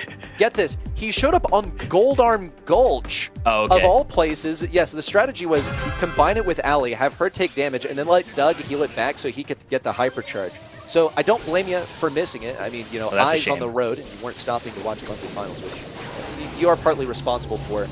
Let's talk about this. Loud are off to a great start. They've already gotten 1 kill and they have traded out. Edinho is the only one left on the zone, and honestly, I'm going to have to take it back. They gave all of their effort, used up all of their gas to get onto that zone, and Alpha 7 Esports pretty much just rebounded. Well, despite a disappointed past Kenny with the Doug, it is still showing itself here. 20% plus now, and the blue roster finally taking a little bit of this mid. A7 ready to respond. Dog forced away. Now it's a full red trio up in the middle of this map. B with long range. Firecrow dashing on the left-hand side. Brawl going in. Dog perfectly back into that mech, though, but a hypercharge will slow every single one of them down. Firecrow just trying to swipe away will not escape. Still the red roster taking over. Alpha 7 with a strong start. Here comes the Hypercharge Super in for Edinho. It's going to keep Meg alive and immediately assassinated by Brawl upon coming out of that hot dog. Firecrow is going to keep up that aggression on the left side with a kill onto Golden. On the right side, it would be ill-advised to pursue Ice Crow, and he decides not to. In comes Ali, and back she goes to the respawn, being dispatched quickly by the entire Loud roster. They're going to stay here as long as they can, but they still keep taking damage from this beat. Thankfully, Doug is able to revive with the use of his super, and he's got another back online. It's a combo of him and this Kenji that is so effective at just staying alive in the face of all kinds of damage. Oh, and now a hypercharge going down as well. Meg just here to hold off the final few percentage points. Explodes out of the mech and will take them up to 100. It was a close game overall, but Loud will take our first. I think we pretty much just watched Doug die over and over while healing up teammates, and it worked. He kept everyone on the zone. Because folks, in a hot zone, what's most important is whether you are in that zone. Staying alive is generally a great way of getting in that radius. And resurrecting yourself is a great way of not dying. So the math's out. Now a reset here. And off the face-off, it's going to be Loud taking to the mid. Doug there on the wall, defending. Nicely done. So Edinho getting an assassination there. Firecrow typically going to be the guy to look for those takedowns. Nice Crow on the other end, left all alone. Edinho popping a hypercharge here early. Brawl forced to skate away. You never want to see your aggressive brawler moving the other direction. Ooh, here comes Ice Crow on the right side, looking for something deep, attempting to encircle. Here comes Firecrow with the kill onto Brawl. Now up to the skies. Golden looking for the kill, gets it. With the assistance of a Rattled Hive, that's going to keep some pressure on Edinho as well. Ice Crow now filters around the left side, attempting to get the pinch, but Golden is pressed back. The pinch is no longer good. On the right side, Firecrow out of a gadget, won't be able to survive Brawl, and Dog's trying to create the pressure. Loud have been able to keep an advantage so far, but finally, following a team wipe, Alpha 7 Esports will have to bend at the knee. But they are facing a hypercharged Kenji. They gotta be cautious. Firecrow's gonna go for 2. He's just gonna get 1 onto Golden, and he stays alive to tell the tale. Even gets a kill onto Ice Crow to now bring back the advantage for Loud. Firecrow, the last survivor, and now all the enemy brawlers back in action. Golden from a distance. Brawl diving in, gets 1, but it's a trade. 2v2 situation in the mid. Hypercharge for Golden. Dog gunning him down as Ice Crow skates up and down away with the hypercharge. Firecrow getting in on the action now too. Has a hot dog of immortality in case they need it as well. Oh, imperfect timing here. Every Loud member will survive. Loud looking nice and healthy with just a few percent to go. Alpha 7 Esports are too late to disrupt. It's Loud taking game number 2 and the set.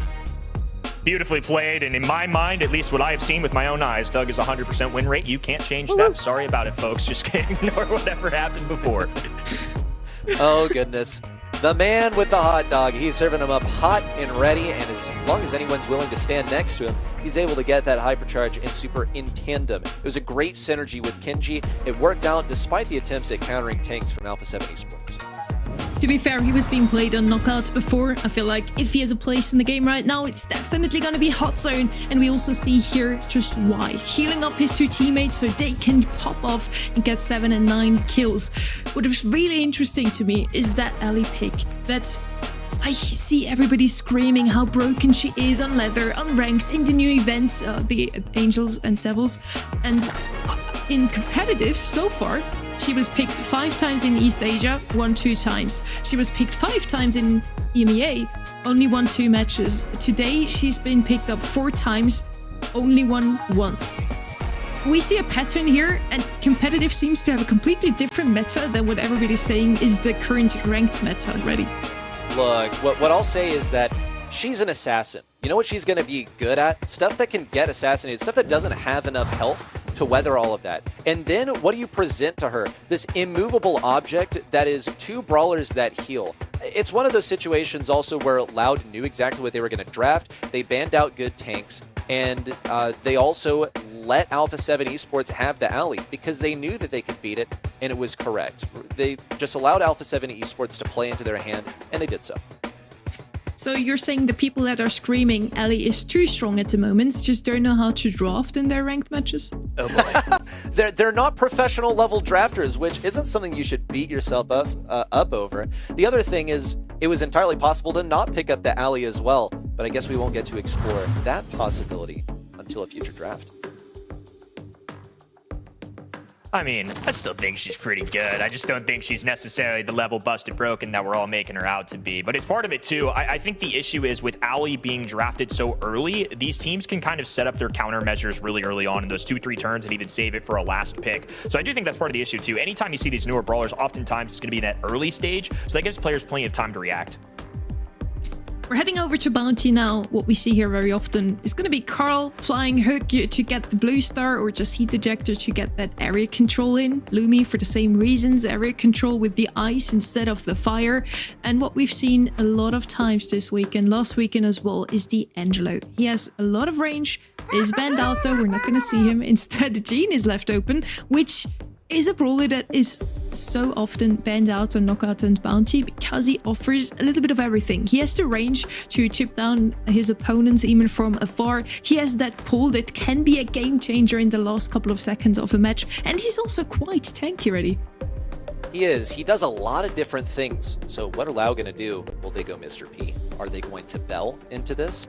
Because Loud have given this Gene to Alpha 7 Esports. Like, they've gotten rid of good things, but a Kenji coming in here as a ban from Loud reveals that they had the chance to go for Gene, and they just decided not to. Okay, it's not like their hand was forced here. So the Bell, this was one of the immediate counters that I thought of to Gene, because Gene relies on people staying close to him to be able to heal them and provide them support.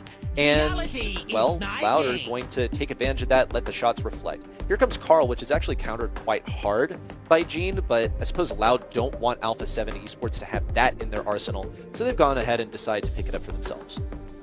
Yeah, I'm assuming Carl is going to be mostly be here for that blue star, right? I think a flying hook in to grab it is a safe way to give yourself an advantage here early. But to your point, I mean, one magic hand from Gene disrupts a tailspin from Carl, so that's kind of where that idea comes from. The poke damage is really strong. Love where Bell's at in the game. I think this is a long-range brawler that obviously is going to play well on this map, and especially, it's kind of more medium-ranged at times, right? So you can get those nest eggs and a lot of value out of that. Bonnie, though, does have the range, can get aggressive as well. It's been a very popular brawler throughout this weekend. Another one, though, that is countered by Bell. So I expect Loud are looking to have a masterclass Bell game here. And that's also why it was picked so early on, is that it's a decent counter into a bunch of meta things. It's a pretty safe first pick. They didn't ban so that they had some busted first pick, which you would really only go for if you think you can. Here on Dry Season, there are just too many different ways to play. And this is what I think Alpha 7 were kind of not hoping for, because once again, Mr. P is like the hardest Gene counter in the entire game. I honestly almost expected Loud to go for this one earlier. It was definitely wise for them to go ahead and pick up this Carl, because Mr. P can get run down so easily, as we have seen previously when he was played. He got run down very easily. So Alpha 7 Esports, this is going to be a really, really rough time for the Gene. There is a good reason that Loud let them have the Gene. It's because they knew that they were going to counter it. Wasn't in the ban stage, and therefore they were well equipped to deal with it later on. Brawl is going to have a tough time and going to have to play well. Phase 7 won any chance of taking this set. There's a couple double taps. Brawl being tripped up early will be forced away. Ice Crow covering the left-hand side will buy a little bit of extra room for A7 to heal back up. Still a lot of pressure going down for the red roster. Beautifully positioned. Here comes Golden on the right side, trying to create pressure on a Dog who strafes into his shot, and Golden gets the kill. But now a void in control that's going to be filled by Fire Crow. Brawl not equipped with that gadget that would have kept him away, and Fire Crow picks up number 2 onto an attempted escape from Golden. That is the power of Carl here, and that is why when you're playing Gene, you really need to bring everything to deal with the Carl, because a magic hand is useful, sure, but a lamp blowout is the only other way you're able to deal with him in close range. Adinho now getting a super out of the way. Porter's on the ground. Golden low HP, has to juggle multiple brawlers aiming at him, and Adinho makes the connection. Now 6 stars up for the side of Loud. And a hypercharged super available for Firecrow. They're going to rotate to this right-hand side. Just such a tough situation. If they group together, then Bell gets a bounce shot. If they don't, then Mr. P is a hard counter into Gene. Just beautiful execution so far out of Loud. Brabal's waiting for an opportunity. Needs this next Porter to fall. Instead, ended up overextending and being taken down by Carl. Now, Golden marked up. Kyodog slipping and sliding on the right side. That leaves him out to dry. And now a stun from Golden. Firecrow trying to avenge, and Kyodog gets that final shot. A missed pull for Brabal. That's the only one that he's gotten this entire game, and it couldn't even get them a kill, but it wouldn't have brought them closer to breaking this disadvantageous situation. Hypercharge now out from Adinho. Firecrow has the super necessary to defend. He's the only one on this team that can't die. And Alpha 7 are in hot pursuit. Bonnie would love to get a jump here. They're going to break through. Firecrow's trying to escape. Pops into the super to stay safe and Loud. Get game number 1. Nicely done there, just from top to bottom. Felt like Loud were in position to win that one. We liked what they did in the draft stage. Just a lot of things on the paper matchups that do solid, and it played out there in game number 1. Gene just, I feel like, had a tough time, and the Miss Magic hand certainly hurt him as well. It was the one super he used for the whole game, and he got it actually pretty early on. The only issue is that those porters also got online quite early on, and that's why he's such a strong counter to Gene. Those porters are going to be blocking pulls on a timer, and Brabal, while waiting, ended up getting taken down at some point as well. Now the early game advantage goes to Loud after an early game takedown onto Alpha 7 Esports. They're just playing nice and slow. Despite getting tripped up in a couple of freezes there from Ice Crow, no one's there to follow that first jab in with a solid punch. Alpha 7 Esports are being kept at bay. They're still at risk of being taken down by Firecrow, who's proven to be one of the best skirmishers around the right side, picking up some picks as an individual. And now this left-hand side just completely cut off with nest eggs, too. Ice Crow can't even encroach on them just to trip them up. Another one going down for Kyodog there, so the defense has been set.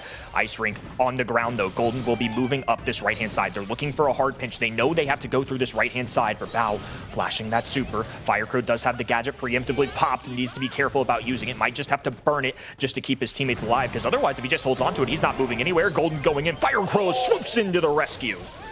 My goodness, what a play from Loud. That's the kind of team play that we've been needing to see. Firecrow blocked the shot and he helped pick up the kill. But now he's vulnerable versus Brabal. On the left side, Adinho manages to pick up a kill onto Lumi. And on the right side, Alpha 7 Esports are still looking for an optimal target for that pull. Kyodog's pretty much begging him to attempt it. I mean, Kyodog doesn't have anything to block it. No spawnable, no porters over there. He's just waiting for Brabal to go for it. A missed hypercharge from Kyodog ends up getting pulled, but it saves his life. Ice Crow would have otherwise gotten the kill. Now Loud are looking for the retreat on the right side. Meanwhile, on the left, Adinho is equipped to deal with Golden on his hypercharge. That's 2 porters up, and Adinho's just letting him finish the job. Didn't even shoot off a single suitcase to put them out of their misery. And Alpha 7 Esports will fall here once more. Loud get the set win, and dare I say it, they played Mr. P into Lumi. Like, yes, they played into Gene, but they played into Lumi. I'm telling you guys, it's fire. Talk your talk ready. Look, I saw enough. That looked good to me. Mr. P was certainly a force there. Just didn't necessarily feel like the best draft out of Alpha 7, but execution and gameplay coming out of Loud there. That flying hook was nuts. That was beautiful. The Carl to pick up the blue star at the beginning, and then the Mr. P, even though it's not a counter to the Lumi, worked out well. What did she say? Attentive viewers may have noticed that this time I did not react with a loud no when Mr. P was picked. Now, why is that? It's because Mr. P belongs on Bounty. He does not, however, believe on, where was he picked before? Ring of Double Fire. swoosh, On and I Hot did say Zone, that. where there's so many tanks played usually. Not on dry season, not that often, because it's a very long-range maps. There's those horizontal walls that Mr. P can use to his advantage, and he's the perfect Gene counter. That's why he was picked here, and that's why I agree with this pick. Thank you. That was my TED Talk. Okay. I threw to Kenny. Okay. I mean, you sold me on it. I'm gonna definitely hear from Reddy about this when you leave the mic, though. So please continue on that. But look, Mr. P looked good nonetheless. I do think for multiple reasons that makes a lot of sense to see him there, especially as a later pick as well. It's something I talked about earlier. Mr. P in a sneaky spot. I don't think he's overpowered. I don't think he's some S-tier brawler, but he has a place in this meta, and that's later on the draft when he has advantageous matchups. So maybe you're both kind of right. Can we just handshakes all around? Can we Always meet in the the middle? pacifist. Never, just always trying to bring the peace. You know what? I appreciate it, Kenny. I appreciate it. Yes, can you bring know what, I'll back take. that graphic? I We're missed some still important friends, context right? here. I missed some important context, but there's clearly some brawler beef going on. Oh, Kenny even wasn't even there for that. That's true. We're heading over to Crystal Arcade now. Another one of those maps that is new in the map pool for July. We do see the usual suspects though. A little bit more tanky brawlers than we see on other gem grab maps because of those bushes on both sides. What I feel is especially good, and what we haven't seen last weekend, maybe it was just banned out all the time, is Shade. He's so good on one of those lanes because of that wall in the middle. You want to pick something that can just hide in those walls, like a Kaze, like a Lily, just farm their super and come out when they have it ready. Or you just pick a Shade that can use that wall to his advantage ready. I always love seeing Shade pop up. It literally doesn't even matter where. You could play Shade on like Shooting Star, and while I would find it bizarre, I just love the way that this brawler plays. So it's a very welcome selection for me, and it's so good on a lane here. Not going to be popping up just yet. The conditions need to be right. He needs to not be facing wall break because that is, well, the thing that he depends on. He's the brawler that shoots and travels through walls, and you're telling me that you want to play him where there are no walls? That's only a possibility. First pick now coming out from Alpha 7. Kaze is the priority. It's going to create some mean aggression on those lanes. It's tough for anyone to play control into it as well. And once you lose that bush to Kaze and you're not entirely aware of her positioning, she is a real tough thing to remove. Thinks out of the equation's real interesting on Crystal Arcade in particular. It's a brawler that I just feel like is so back and forth between a lot of teams right now in terms of standings overall. But Kaze early does make a lot of sense to me. Very powerful pick, very aggressive pick. I'm keeping an eye out for Lily as well. I think Lily is just one of the more aggressive brawlers in the game that's really good. Ooh, Draco sliding through too. Can't forget about the big dragon. So several good options here. I wouldn't really be surprised with the setup that we've got, and especially brawlers like Tara out of the way, if we just try and send it for these really aggressive brawlers, because that's one key factor here that normally counters those that's now out of the equation. I wonder if Loud were expecting Alpha 7 to pick up a Draco for themselves as a first pick, because they seem to have this tendency, habit, strategy, whatever you want to call it, of leaving some of these busted brawlers for Alpha 7 Esports to go ahead and pick for themselves. Now, Loud have gone with the Draco. They've also decided to pick up the Charlie, which is so versatile. She's especially going to be useful here on Crystal Arcade because I should remind you all, she's seen a major uptick this month and wasn't present in previous months, so I don't blame you if you don't know. Those gems are going to spill out of anyone stuck in a cocoon, and while they're stuck in a cocoon, they can't do anything. So it's a great chance to heist some of those gems if you can catch someone, and it's going to be the proper matchup for Bull, in my opinion. Bull in this map is such a crazy time we live in, Mr. Reddy. I just think it's been so long since we've seen Bull, and this rework has certainly given him some new life into the eyes of a Charlie with spawners on the ground. It's definitely interesting, but into the Draco, I think it makes a lot of sense. I can see the potential. What you need to do is you need to get close to that Draco, though. Once Draco's in his super, that's going to be really tough to do. I honestly wonder if we see like a different Draco gadget here. I know the odds are really low, but it's always fun to see someone get popped up in the air as a way to CC them. And into that Kaze, into that Bull, it's possible, I suppose. Let's see what Alpha 7 Esports have got cooking with this Jae Young. That's going to be their gem carrier here, and they're going to send Kaze and Bull onto these lanes. I think it's going to be difficult for Jae Young to support them since the lanes are so far away from mid, and usually they're like going around walls here on Crystal Arcade. The final selection of Doug is also going to be just a crazy difficult matchup for the Bull and for the Kaze.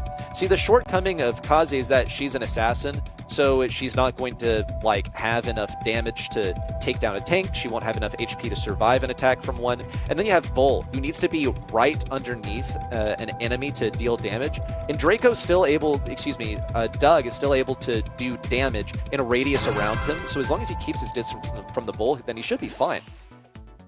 Draco on the left-hand side going to be battling a Bull in the middle, though. Golden already off to the races. It's the entire Loud roster left-hand side crowded together. Adinho trying to give out those group heals. Dog constantly throwing out shots. And Golden going to be working alongside the team here for some extra speed. It's a back and forth, some heals going down, so Firecrow right back in on the action, and now he's got a flamethrower. Alpha 7 Esports just trying to weather this Draco super on the right side, but Ice Crow is going to be pinched in on the right side. Now all the way back to spawn. He's carrying the gems, and that's not really what Alpha 7 want. They want those to be on Jae-Young instead. A push in from Brawl. Does look to find a kill, but it's just a resurrection for Edinho. He doesn't seem to mind standing inside of this radius on the left side either, not forfeiting any positioning, and he and the entire Loud roster are equipped with hypercharges. Ice Crow left hand in now. Gonna be able to dash through. Little few daggers going down. Dog hypercharge available. There comes the purple buttons for Brawl diving in. Oh, the indestructible gadget keeping him up for now, but it's an immediate takedown. Now a second cycling of the super. Oh, the gem spilling though. Ice Crow there to scoop him up. Alpha 7 Esports running away with it at the moment. Ice Crow needs to be taken down. Dog with a hypercharge super out. Can't get anyone in there, but Firecrow is trying his best. Not going to be able to get any gems, but he does get the interruption. And things are still online for Loud to probably come back. It's just 10 seconds to go. They need to get a kill on Ice Crow, but they need vision first. Hypercharge now out from Firecrow. Trying to circle in versus Ice Crow, but he's just too slippery. Dog attempting to connect, but it's not even possible. That's a game win for Alpha 7 and a match point denied. Good stuff. They need as much as they can get right now against the #1 seed of South America. They've been so fierce throughout these past few months, just since that Brawl Cup era, when times were pressed and when they almost weren't even making the Brawl Cup.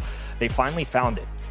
They've been on a wave of momentum so far, and they're looking to continue and extend that into a World Finals. But for now, Alpha 7 stand in their way. One game victory going to their side. Once again, Loud clustering up together. Brawl penetrating through all of that to a 2v2 situation.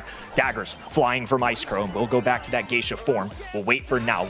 A7 collect all the gems so far in this game. Firecrow's looking for the kill on Ice Crow on the right side, and turns out that fire does melt ice in the Crow matchup. We'll see Loud continue their dominion over mid. Alpha 7 Esports now charging in, but Bull is neutralized by the Cocoon. Edinho's looking for the kill with the extra mustard. It's good. Now Golden is the last brawler to defeat, but Alpha 7 Esports are not intent on keeping this control as they are on keeping the gems. Here comes more aggression in with a hypercharge from Ice Crow. A kill on a Firecrow with excellently lined up crits from Ice Crow. And Alpha 7 Esports had to make control once more. Loud now pressed all the way into the back of their spawn. Another super going down. Ice Crow just making it look easy right now. There goes another super.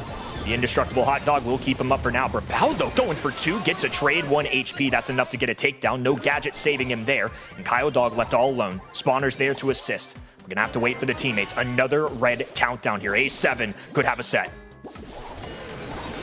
Just 10 seconds to go. Firecrow looking to interrupt. Now has that hypercharge in. Needs some support from the team. Edinho is going to have to look for this revive if he even needs to use it. Once more, a slippery Kaze has possession of those gems. And now in comes the hypercharge Bull. Brawl, he's bulldozing all over them, but they're still alive. 10 seconds to go, and Ice Crow's got a hypercharge. He's got to make a play now. Now down to 5. Firecrow's keeping everyone backed up. Alpha 7 Esports do have a Bull super, but it won't get them close enough to Edinho and Dog to interrupt. The last-ditch hypercharge from Ice Crow was a respectable effort, but nonetheless, Loud go on to match point. 1 away from going to a grand finals would be huge for the Loud cause. They want to see a postseason, which is already, of course, looking likely, but they want a guaranteed shot at the World Finals. They want to hold on to their #1 seed in this chaotic region. They've had familiar foes every single month. A7 have certainly been in the mix, but right now, they have to find it. A7, left-hand side, Loud crowded together once again, using Doug's heals to their advantage. Firecrow just trying to charge up a super alongside it. Brawl hidden in this grass, healed up from Gold. Now damage coming out from that gadget, and they have to wait. Firecrow just gets a free walk forward. They don't want to kill him before the super goes down, and unfortunately for them, the timing is perfect. He has a gadget as well, and it will end up in A7 losing a member. Firecrow's got that super as well, so things are looking quite nice. Edinho is also ready with a hypercharge super of his own. Could be used for some supreme aggression, but it looks like they might actually just have to use it for defense. Meanwhile, Brawl is trying to circle around the bottom in the Super is in from Ice Crow. Hypercharge Super denied for Bull, but he's going to be emerging from this cocoon with a vengeance. Taken down still by Brawl. And now Loud are on a warpath, trying to keep on this control of mid. Meanwhile, looking to defend the left lane assault that is only bound to happen. Ice Crow is ready with the super. Hypercharge in. That's going to break up some things. Fire Crow now reduced down to 1 HP. On the right side, down goes Kyodog, and all of these gems belong to Alpha 7 Esports following a team wipe. Alpha 7 holding on to their tournament lives. 10 seconds on the clock, and Adinho sprinting up the middle of the map. Here comes the Dragon as well. Hypercharge being popped. The Flamethrower, left-hand in, grabs a kill, and now brought back to life. All 3 members up. Here comes the Cocoon. Loud cleaning up. They've grabbed a few of those gems, scooped them up, and will steal for now. And alongside it, complete control of the middle of the map. Super in from Ice Crow. Fire Crow attempting to defend. It's 9 gems for Loud. They only need 1 more, but they also got to stay alive in the face of Brawl. Fire Crow's been revived by that hot dog, and now Loud have the countdown. 10 seconds to go, but they need a slow and steady retreat. Fire Crow's going to help out with a hypercharge Cocoon to shut down the charge in from Bull. Ice Crow, despite his best efforts, won't be able to keep this one going, and it'll be Loud heading on to the grand finals. Alpha 7 Esports left in their wake. Been a long time since we've seen Loud lose a set. It's been quite the run that they've had in this region, and will continue to make that #1 seed name count, striking fear into the rest of this region. And now once again, they'll have another shot at a grand final. This team just looks unmatched.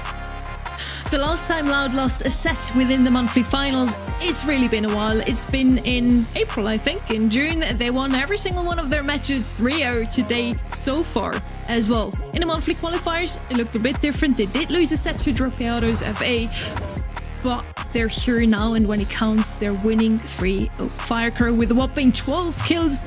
If you don't know who to vote for your MVP, I think that might be a choice here. Adinho and K-Dog with some great efforts as well. Picked up the gems in the end. K-Dog as the gem carrier. Just a good draft overall. Alpha 7, maybe they should have picked the Mississippi. What do you think, Brady? Look, I'm just, okay, hey, maybe it's only my opinion. All I'm saying is that it's good into the Lumi when it makes sense, okay? Okay, cool. I hope we can clear that. Yes, obviously you're not going to run Lumi and Mr. P on double swoosh. What were they thinking? They didn't even ban a Gray. They deserve to lose that. Okay, look, you have successfully rage baited me. I hope you're happy about that. Now I'm going to angrily tell you that our next match coming up is BC Gaming SA versus SK Kalalas SA. I mean, it's a good match. That's true. I just can't comment. I don't know the existing beef here, but I'm eating it up. I hope the folks at home have their popcorn alongside it too. It's been an exciting SA. It's been exciting behind the casting desk as well, and it all comes out of love. As Reddy was angrily telling us, BC Gaming SA versus SK Kalalas SA is the next match here. BC Gaming, if they lose, some of those teams are very happy because they could still claim their spots. SK Kalalas wants to keep their second slot, so they need to win against that third themselves. Let's see who will take it in the end. And I will now, very excitingly, tell you to grab your snacks to bring your friends along for that next match. It's going to be a good one.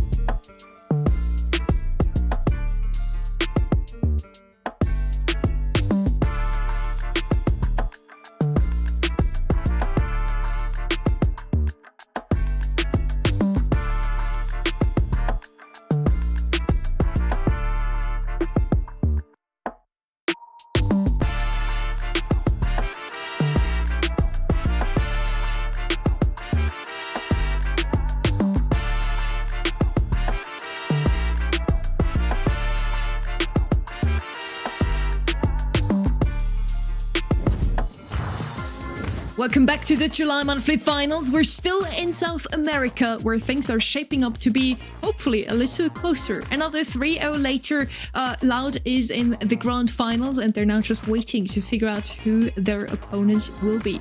From that previous match, I mentioned already who would be my pick for the MVP. Ark, who's yours? Well, let's see. In my opinion, Firecrow did a pretty decent job. I feel like I would bet my house that. Oh, look at that! It's Firecrow. I feel like, to be fair, like it's always gonna be Firecrow for Loud. I think he's got like the viewership poll vote on his side, but I mean, to be honest, Loud today are looking so good that genuinely, I say this every time, but it genuinely could be any of them. They are playing a fantastic game, but one play in particular that really caught my eye was the flying hook that in Bounty just was able to block the shot and come in and just save his team, and he was playing fantastic on that set specifically. We want to see some more fantastic Brawl Stars now coming out of no one other than BC Gaming SA versus SK Colossus. Our semi-final number 2, who will make it into the finals. Is it going to be a rematch between SK Colossus and Loud, or is BC Gaming SA moving up in the ranks, Kenny? I mean, I feel pretty 50-50 about this one. And so in my heart of hearts, I decided what would be the most dramatic thing would be BC Gaming having a Jubileo Revenge arc and them getting a victory here. I think SKC are just as in it, though. Obviously, roster changes are kind of going throughout this entire region. Loud have been phenomenal. We'll see who end up getting that one. But for now, this one feels like another great match. The semifinal 2 is something we talked about being excited for all day. It's been a huge day so far for BC Gaming. I mean, I really wanted to see that kind of like grudge match between them and Casa Brawl, former teammates colliding, but they are rising up big time, and especially now that we saw like Casa Brawl fall in the quarterfinals. Alpha 7 did make the semis, that changes things ever so slightly in terms of those points, but this is a really important match. If BC Gaming get this right, it's going to really mix things up. And we just seen on the graphic, Jubileo is now playing for BC Gaming. They had a great run through their quarterfinal already. 3-0 in the end. That player swap together with Casa Brawl certainly have helped them to make it even further today. Let's see if they can beat that other team that played in the grand finals last month and that is standing in that second slot at the moment in the region. SK Colossus is looking very strong today as well. Is it going to be an unbeatable hurdle, right, Kenny? I don't think so. I really do feel like this can go either way. I mean, SKC, I think a big storyline for them, if they can come away with a win here today, really solidifies them with, honestly, just as roughly good of a resume as somebody like Loud, who have been so dominant this year. And BC Gaming had a player swap. SK Colossus has a new player as well. And Prozzy has been doing phenomenally. We also got the chance to sit down with him. And let's see what he feels about his new roster.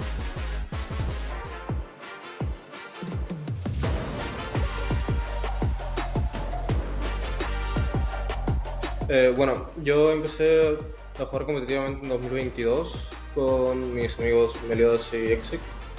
Ahí clasificamos a la primera mensual. Bueno, tuvieron que conseguir un reemplazo y decidieron que yo era lo más adecuado para el equipo. Bueno, la principal diferencia es que con ella estoy residiendo en Brasil actualmente. A diferencia de mi anterior equipo que solamente viajaban para las Monthly Finals. Con ella estoy viviendo acá en Brasil para tratar de entrenar lo mejor posible y prepararnos muy bien para las mensuales.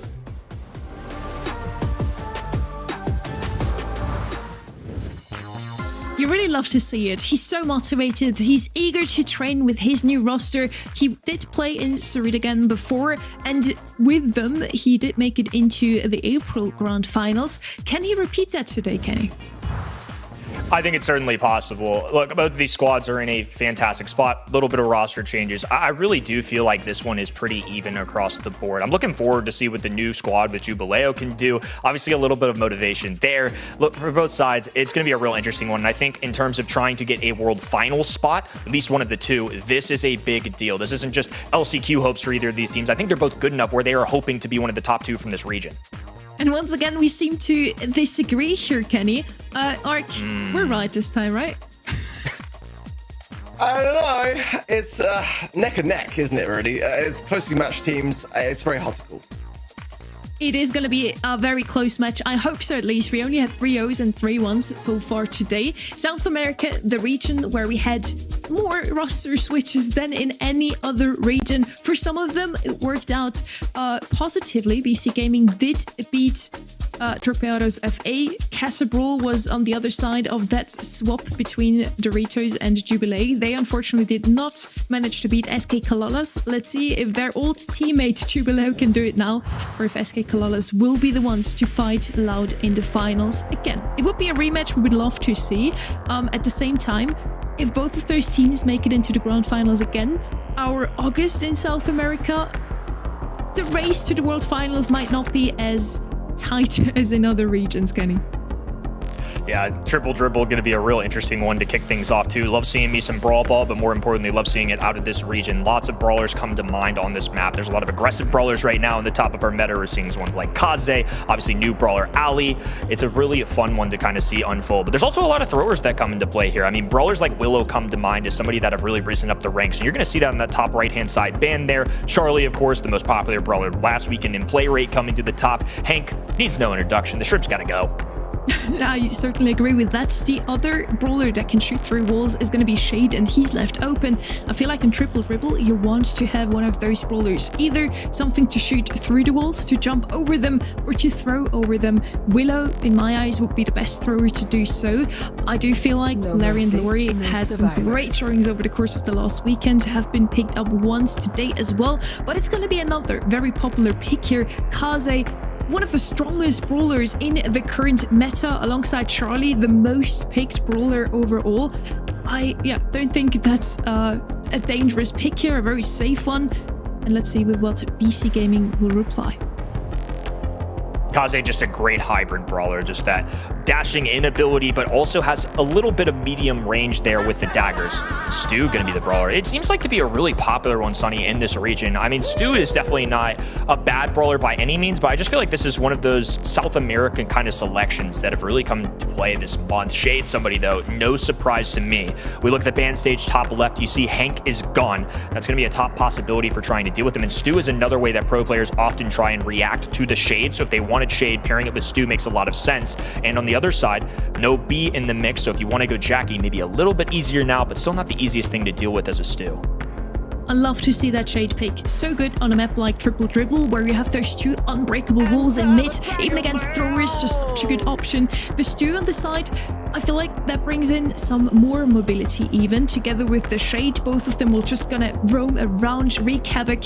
We have a lot of damage and a lot of HP on the other side, so this could be a little bit difficult for the Stu that doesn't have the greatest of damage output against the Draco and the Kaze. And there's the Larry that I mentioned before. To me, so far, the perfect draft of both sides, honestly. At least when I look at the sets as which brawlers work out the best on this map, Kenny. Larry and Lori is coming into play, I believe because of the spawner. I mean, it's a brawler that's been forgotten to a degree over the last few months. Willow's Rise, Barley, very, very popular, and thinks at the tail end of this draft.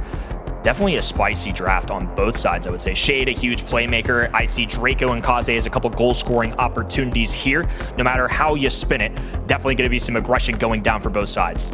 Now I understand this do pick a little bit better as well. You can decide to play the breaking gadget to break open the map a little bit, and without a thrower on their end, even with the Shade, it's going to be a little bit rough against that Larry. Heading into set number 1, semi-final number 2, BC Gaming versus SK Kalalas.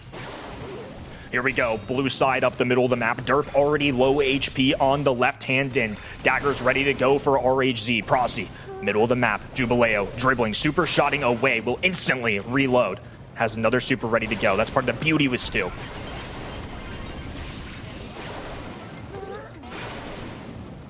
Prosy with the gadget survives to them 1 HP. Finally, the takedown. Derp cleans up here, and a lot of mid control now for the blue team here. BC Gaming moving up, breaking open the map. It's gonna look even better for them in the long run. The further Jubileo is gonna break open those walls. Loco up the middle, Derp grabbing ball, now left-hand end. Be walking it down, pass over. They're taking their time with this. They know that if they line up a few solid kills, they're going to be a-okay. But Loco forced away. The Dragon's Breath really forcing them back. A dive in for RHZ. They desperately need a kill. Loco will hold on for dear life. 460. Now Jubileo turning his attention to that right-hand in. Jubilee doing so much work on that right-hand side. RHZ just trying to stay alive here. Prozzy doing the same. Can't survive Derp though. A great pinch here. Loco in the mid, cleaning up, pass over to him, and that's going to be the first goal for BC Gaming. 1-0 up for them, and only 1 minute left on the clock for SK Kalalas to turn things around. Hypercharge available for Jubileo. Now purple buttons clashing across the map. Prozzy juggling on the right-hand in. Loco forced away. RHZ cornering him on the left-hand side. Dribble, pass, wide open net. Red Roster dumps one in right off the backs of BC. And they return the favor immediately. Just 15 seconds later, SK Kalalas even out the score. Now they're up and coming. Prozzy with a super trying to go up against Derp and Loco. Both of them are one-shot. Jubileo falls on the right-hand side. Prozzy tries to make a move, but Loco still with enough HP to clean up here. 30 seconds before the walls break down, Kenny. I feel like this is going to head into overtime. Hypercharge super for RHZ. Derp just trying to work his way around it, and now BC forced all the way to the back of their net. Corner on that right-hand side. Jubileo just looking for a super 3v2 situation. And he's gonna have to dump this ball on the left-hand in. Larry and Laurie putting in some serious work, but Loco now popping off with the purple button has expanded their territory, and with 5 to go, the grass is going to be green in front of them. These walls are coming down. BC with the ball available. Ooh, super pass intercepted. Could have been lethal. Shade is doing a lot of pressure up top, but down below, RCC has the ball. And with Prozzy wiping Derp, it's gonna be a goal for SK Kalalas, and they take the first game, Kenny. Nicely done there. This is going to be a really interesting one. I mean, already both of these sides clashing should be a fun one. I mean, seeding-wise, how they perform throughout the year would be big. I know BC Gaming would love to get themselves one on the board as well. Here we go. Start of game number 2. Jubileo on the face-off against KR. Going to be dribbling on this right-hand in. Prozzy open on that right-hand side, using the gadget to try and stay alive as long as possible. Enough for RHZ to punch one through.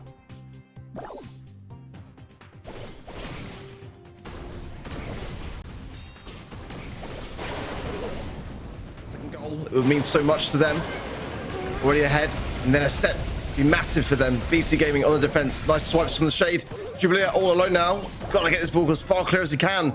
It's going to be a tough defense here for BC Gaming. Red Roster now trying to march it in, and they do. Nicely done. SKC take a set early. Honestly, that is the best way to start things off for SKC and for BC. I think they can still definitely turn things around, but I mean, Brawl, you know, it's very tough as a first starting set to have as a game mode. So I think there's still plenty of fuel left in the tank for BC Gaming. That first round went into overtime. The second one was over in just a second. Blink if you miss it. SK Kalalas even more dominant in that second round than in the first one. Feel like the draft really worked out in their favor. Kenny, they had so much damage output. They had the speed still with the Kaze. It looked like BC Gaming SA had everything under control. They did score that very first goal of round number 1 thanks to Jubileo with a lot of mobility, thanks to the Shade as well. But in the end, the HP, the amount of HP and the damage from the side of that Draco-Kaze combo was just too much for them.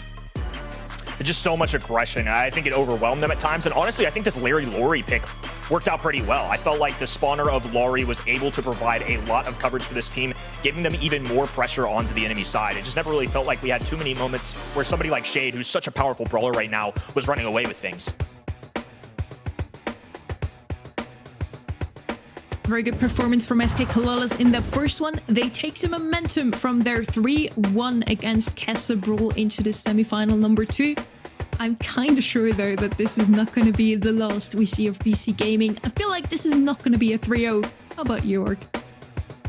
I feel like this is a 5th and final set kind of thing. It kind of has to be already. The way that BC were playing in the quarterfinals, especially for me, said quite a lot. And I feel like, you know, SK Kalalas have had some good months. They've also had some bad months. And I think so far they're looking the best I've seen them for a while. It's very early to say in this kind of set. And the way that these two teams are so closely matched, it deserves to go to a 5th and final set for me in just regards to the two teams. A lot of it comes down to draft. That's the kind of concern for me here. certainly a spicy one. We talked about it earlier, but Ring of Fire is a tricky one to draft on. I mean, it starts in the ban stage. There's so many brawlers that you could eliminate, but if you let any slide through that are unnecessary, the other team's going to scoop them up rather early. Ali, Lumi, Draco on that top right-hand side, a Gray and a Bonnie on the left are the non-duplicated brawlers. So BC Gaming, plenty of options here for the selection number 1. I see Louis left open. Pam would be an option as well. Both of them tanky and both of them with a lot of area control with survivability. And Kaze is going to be the first pick yet again. We've already seen her come out of SK Kalalas as first pick on Triple Dribble. I do feel like she's a very good choice. One of the top 2 brawlers overall, at least in terms of pick rates. Charlie is the top 1 in that. Maybe she's going to have a showing as well here. Possibly indeed. Let's see. As the draft comes in, SK Kalala certainly tanky brawlers. Yeah, Hank, first pick for them. And I think that's a good reason for sure. The Draco ban makes a lot of sense. Kaze was another one that they tend to kind of like champion sometimes here and there. Jae-Young as well would be a nice little pairing for that kind of brawler to have, or maybe even potentially the Berry. See kind of how they feel with this one, but it's a great starting hand. I feel like it's the way to go. Finks, yeah, we're seeing a bit more of Finks coming in today. I'm kind of all for it. Like I said, I mean, it's a brawler which was played so frequently in the meta and just kind of dropped off, but wasn't nerfed, and I kind of feel like it's got some good results today so far. Makes a lot of sense to me, particularly on Hot Zone 2. So this pairing of Finks plus Hank, kind of a lot of coverage into other options here. You've got your aggression, tankier brawler, obviously Hank very menacing with that hypercharge as well. And then you have Finks on the other side, very control-based. If they go with any projectile brawlers on that left-hand side, you have to be scared of it a little bit. Something like a Lou normally that would stop the Hank now has to think twice because of that Finks super. Stu going to be the choice for BC Gaming. Once again, seeing the Stu come in.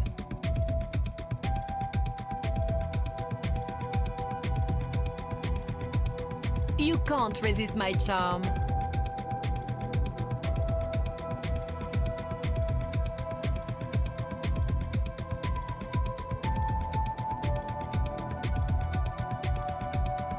Final pick coming in then for SKC. And Charlie and Stu left-hand in now, coming in for that left side. Charlie's definitely a concerning thing. Going to be Charlie. Shut down the Hank. Great brawler in this meta right now. And alongside the Stu, there's Doug. Real spicy. Doug is a very, very interesting pick. Well, no, I just didn't see coming, but we were saying earlier today how in Hot Zone it's the kind of main mapper mode for this kind of brawler. So, I mean, it's going to keep the Hank on the zone. It's going to be a tough thing for them to shake it off in that regard. The Charlie is still definitely some insurance here for BC Gaming, but it's not the brawler I was expecting to see, I can't lie.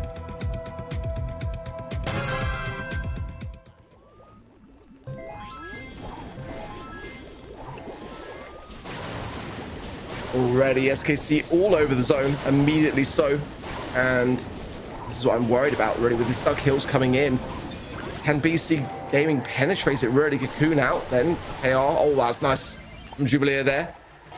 No HP, hasn't stayed back just a little bit here behind this wall, but yeah, it's gonna be interesting to see whether BC Gaming can start to really get the DPS that they need to break this out.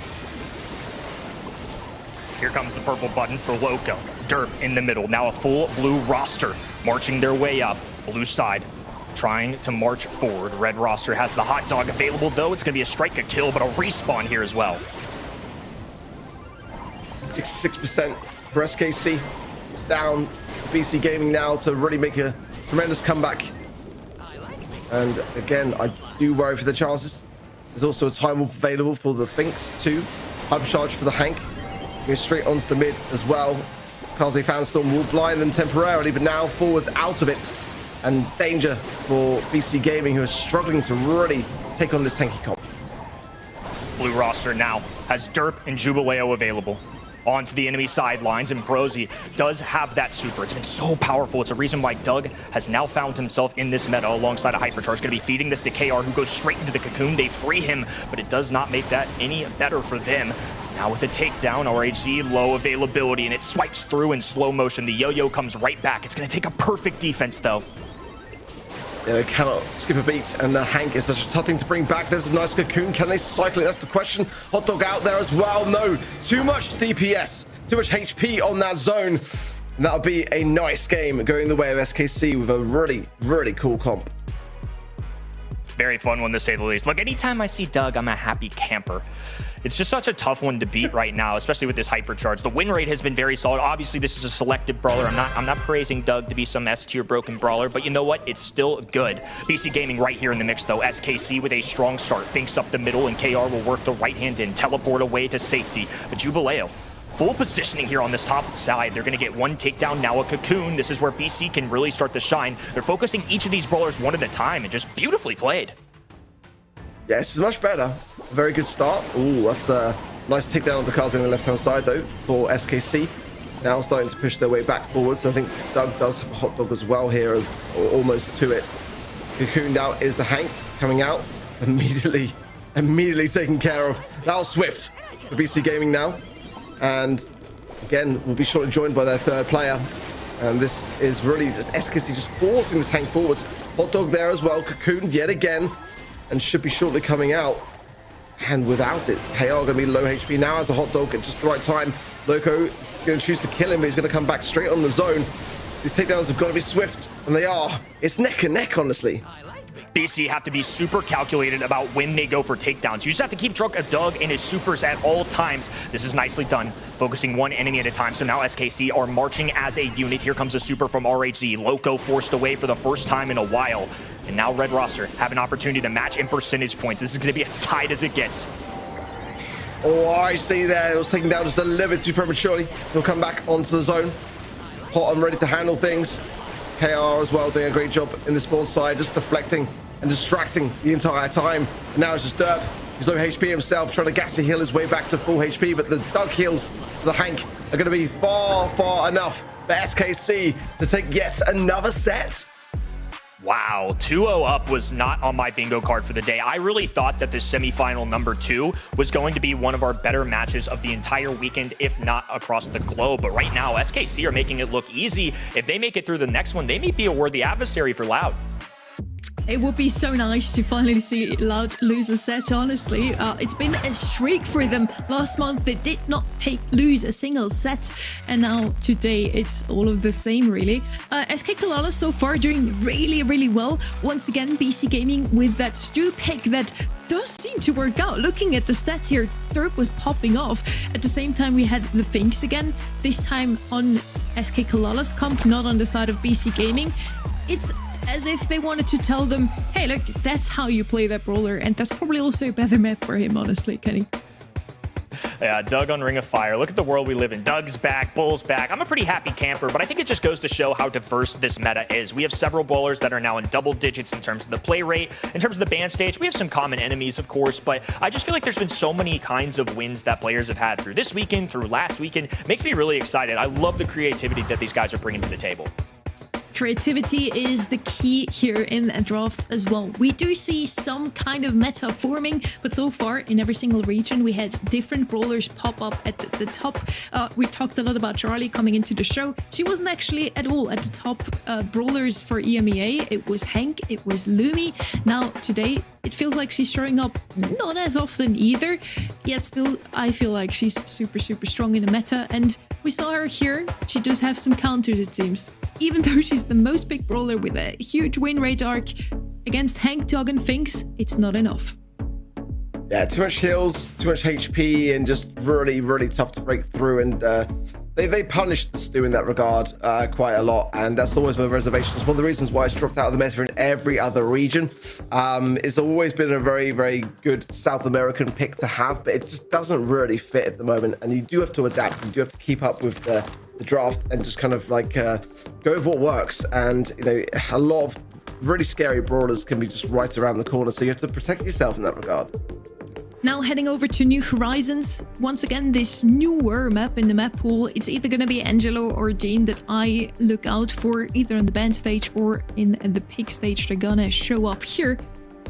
New Horizons, a map that is filled with cheese. You can just hide around those walls at the corners, wait for that smoke to come in to finally meet in the middle. Hence, a lot of those brawlers with self-charging supers like the Buster, like the Daryl, are gonna be showing up here as well. The bans are in. Gene and Angelo both banned out, so at least that was right as they both show up, but unfortunately we won't see them played out here, Kenny.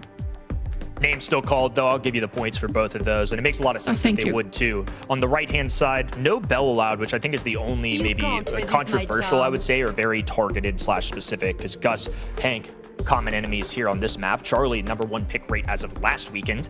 Now getting into the mix here is our #1 once again. So SKC picking up a very stereotypical brawler right now for our meta. On New Horizons, I kind of like it too. This map's really interesting because it does kind of have those long range features. It does have those sharpshooters, but at times does really play to those medium range and around those corners and get a little close. Well, first pick coming in for BC Gaming. It's me, Jae Young. Interesting stuff. Not a bad brawler here at all, but one that does have to be there to support. Kaze is a big threat on this particular map as well, and it would be a nice synergizing brawler. Definitely a consideration for SKC if it does show its face. Quite like it in that regard. But yeah, the bans really are quite good. Ollie's available, but it's a bit of a tough point to really pick it. Lumi as well as escape the draft, so that would be where my mind's thinking. Yeah, Kaze first, but then you are going to be potentially playing into a Lumi, as I just don't see how SKC don't pick it. I think this is a good choice of aggression plus a little bit of support. So that's something common that we see with these kind of combos here with Jae Young. Oftentimes he's going to be supporting something, and Kaze, one of the better ones in the meta that you could do so. Have to watch out for those cocoon, those. The spiderlings can certainly put in some work. Obviously, Kaze can kind of dive through that in one form, and then with the daggers, can pierce through them as well. So I would say of brawlers, Kaze doesn't seem like the worst one in the world. I mean, it's not going to be easy by any means, but Ollie on the right-hand side. I love the Hypnosis in general for this game mode. We haven't seen Ollie nearly as much as we saw him in previous months, but it's good to see that he still has a home here at Knockout. Yeah, it's a very good brawler for this map. I really do quite like it. It's tough to push into. Yeah, and it kind of had to be. Yeah. It really did. Yeah, it's... You can't not. Choice, they can't not. And BC Gaming made their choice. They valued the Kaze. And I think the Lumi's just a bit safer. I would probably have gone with it, but they clearly wanted that pairing, and it is a good pairing. Allows the Kaze to get into position better, and certainly heals go a long way in a game mode like Knockout. I just feel like the SKC comp is just very scary. You've got the Charlie to shut down the Kaze, the Lumi for control, the Ollie for just brute force and maneuverability around the map, Buster to really kind of have that same flavor added to their comp. But I don't think it really makes me sort of love it much more, to be honest. It's going to be basically now BC Gaming hunkering down behind this Buster, walking around the map, probably being sort of chased around in that regard until the Buster has shield and then forcing their way forwards. And the Jae Young to try to close the gap. That's kind of where they're thinking with this. The Weekend Warrior gadget for Jae Young, definitely one of his strongest attributes, but it's that additional speed of which it brings to combine with that then. And we've seen this in the EMEA. It's tried and tested. I do quite like it for that reason. I just feel like SKC's a little bit safer and just a little bit more to my liking. So they're going to let Jubileo reign free on the right-hand side. Meanwhile, Derp is going to be the one to charge up Loco. Makes sense. It is the brawler that is going to be played for support. Right now, it is on the speed setting, if you will. SKC clustered together top right. And if I was going to put my faith in getting to a grand finals, Charlie, one of the most picked brawlers, Lumi, one of the most successful over the last few months, and Ollie, who has a free super if he can get to the other end and get some Hypnosis. Great way to go about it. Just going to be passive to start things off. And I think Loco just going to look for that shield, like you mentioned, and then play it for these end games. Otherwise, it's just Jubileo kind of hiding. Yeah, forcing his way around now, getting a couple of taps along the way, and a nice little layer there of speed from Derp. Now the heals come in as well, and Buster will have shield. It's the kind of comp for BC Gaming where the gas is going to help it. For SKC, though, obviously the Cocoon can really just eradicate. So really looking towards KR and him obtaining that utility. Bandstorm out now. Loco coming in with the hypercharge as well now and just really force back KR. Now the Cocoon comes in. Weekend Warrior pop there for Derp. Gets a nice tap onto Perosi. Reese survives. And won't be long for KR to fall himself. And that's a very nice round for BC Gaming. Very composed. Very composed, very patient. Couple supers already locked and loaded for that left-hand side for BC Gaming. And once again, they're going to send Jubileo, the Kaze on the right-hand side. But it's the full SKC roster hunting him down. We'll have to rotate to this left-hand end. Derp, Loco going to continue to be passive. And again, I just think unless Jubileo gets a lucky pick or SKC make a blunder, it's really going to be BC Gaming waiting until these final moments. They have the Buster Shield available. They'll be looking for Hypercharge alongside it. They're going to make their one big play and hope it's the one that counts. Good pinch occurring here. Hypercharge for KR, although it's not the strongest in the game for Charlie. Some Spiderlings can go a long way. Already a freeze inbound if BC Gaming make the move, or they can just kind of sit back on the side of SKC and wait for the gas, and that will then force the hand. You don't want to be there in that position when that happens. They've got to move out now. Well, the freeze has got to go down either way. Let's see. Froze is going to hold on for this long. Didn't freeze very late on that freeze. That's a mistake right there for me. Cocoon is there. Still a 3 versus 3 for now, but Reese will now fall, and shortly does then the Lumi also, making it 3 versus 1. BC Gaming were able to get out of that one, but it was quite close. In the passive warfare will side with BC Gaming. They're really waiting until those final moments are. All they did was make sure that they charge a Buster Super. They wait it. They go with Jae Young, move in as a unit, and then they've had Jubileo kind of go off on his own and just go for those flanks towards the end. Didn't make too much of a difference there, but at least giving them a different angle so they're not all 3 members engaged. Of course, being able to go invisible at times and things like that. The huge dashes, has a lot of mobility, really helps out. But once again, same exact start. Can't blame BC Gaming. I mean, if it's the winning strategy, it's the winning strategy, but Jubileo has to be careful here. And we'll switch to the other form just to get a quick dive away. Perosi trying to cut him off, though. Now Jubileo going to be skating, diving away, will join the teammate successfully. But once again, SKC with a perfect flank, all 3 members with control. They really have to rely on a Loco Super to get out of here. Yeah, that was nice. Perosi conceded a couple of shots, and look at that. Jubileo just really caught KR there, unawares of the help of his teammates. They will clear it up. Loco alive just about as well, and Jubileo still continuing on. The very player, might I add, that Casa Brawl let go, and we saw what happened to Casa Brawl in the quarterfinals. Jubileo's been playing fantastically today. May have been a bit of a roster maneuver mistake, because I feel like he's done really, really well so far and has brought yet another round. This could be a set even for BC Gaming if they continue this. I feel like SKC just have to try something different. Now all 3 members going to the left-hand side. BC Gaming have 2 hypercharged supers and Derp with 1 of his own. It's just going to be a tough one to come back from. I almost feel like you have to try something new. You have to get over aggressive, because otherwise writing might be on the wall. It's been BC Gaming towards these in-games pretty convincingly. Well, some utility is there. All KR are getting caught off guard. Cocooned out. Reese comes in with a hypnosis as well, gets Derp. But Loco's going to be pinched there as well now. Support. And Reese has just got to get out of here, or just continue it, and he's just choosing to continue it. Somehow coming out alive. And KR and himself just got to heal up now, and it's 2 versus 1.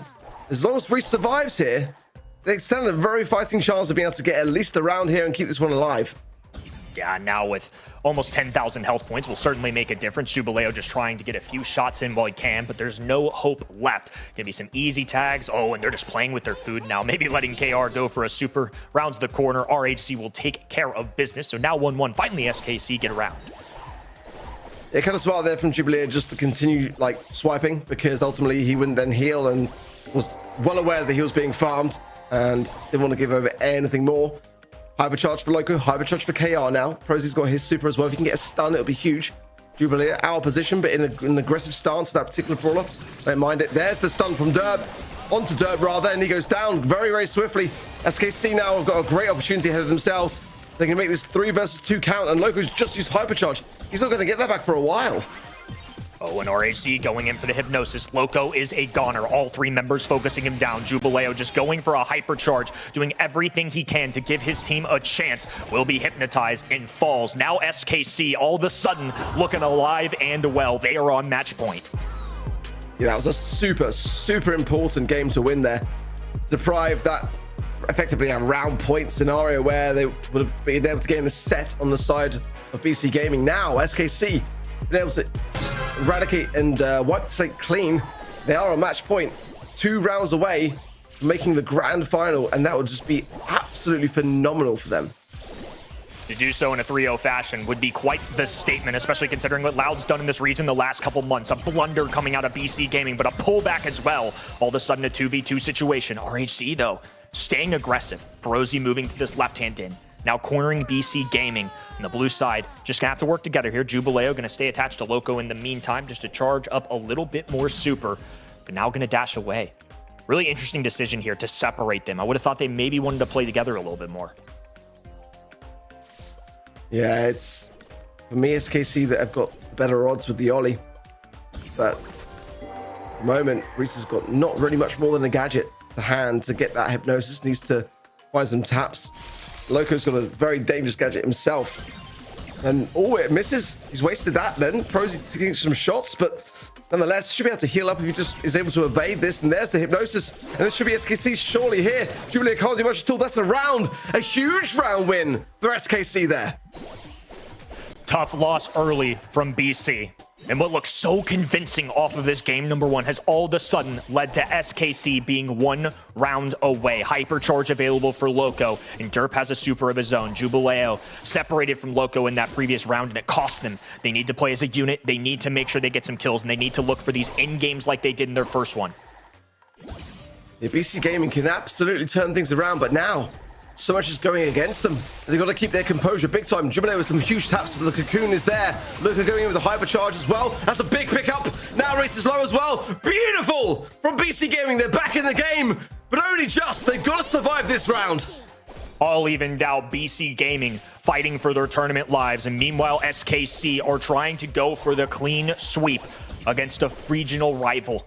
Jubileo, top left-hand side, now moving his way up. A dash up as Loco and Derp will hide in this bush together. Sees the ice, will skate across it. Now moving back down. Gonna be rotating to this right-hand side. Now it's just Jubileo everywhere. He's just trying to find any kind of advantageous positioning he can get.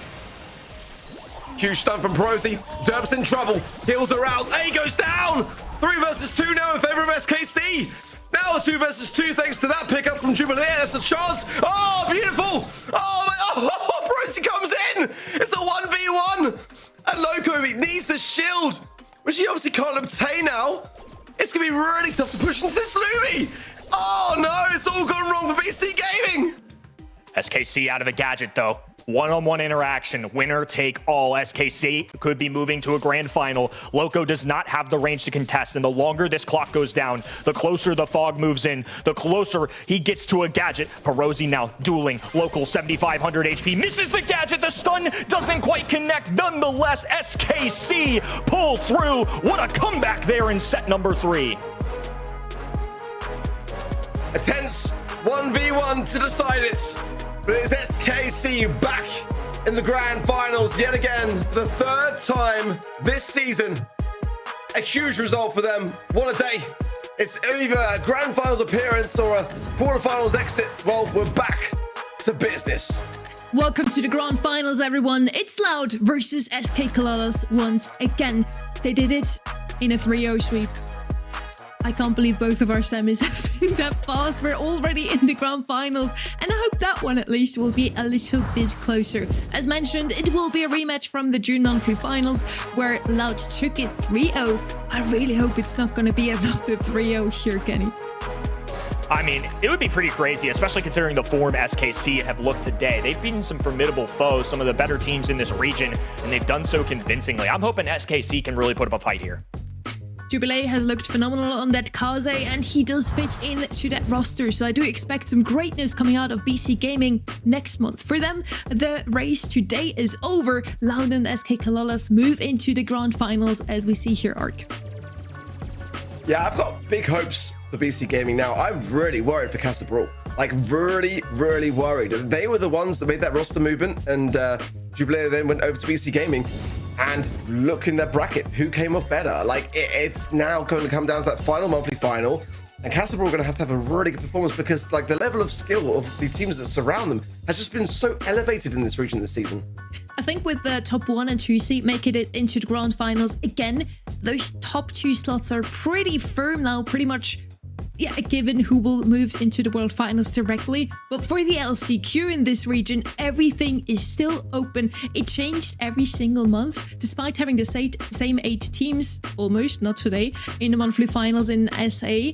We had a little bit of a switcheroo every single month, just like in this last set as well. New Horizons, it at least ended on a close note. It was really a flip and flop, and I hope we see the same thing in the grand finals as well. You, everybody watching right now, make sure to get in your predictions. This is your last chance today to claim some more Pro Pass XP towards that new Pro Pass. So make sure to do it now. We also give you a quick break to settle in, get ready, relaxed. Grand finals is up next.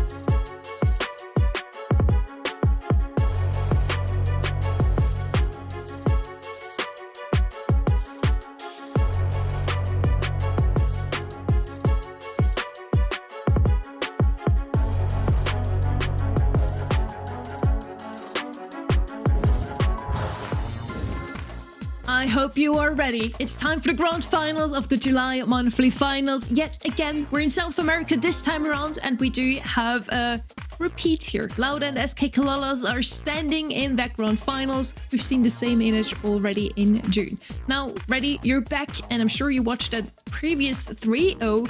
Who's your MVP?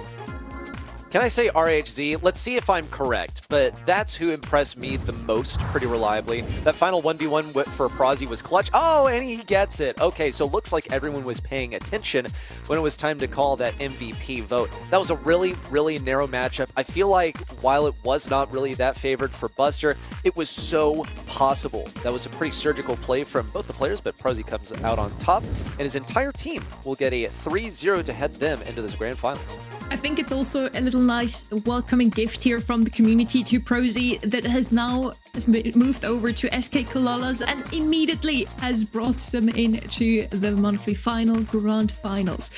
Which, talking about it, let's head right into it. Loud versus SK Kalalas. Yet again, a rematch here will now finally take someone a set off the hands of Loud here.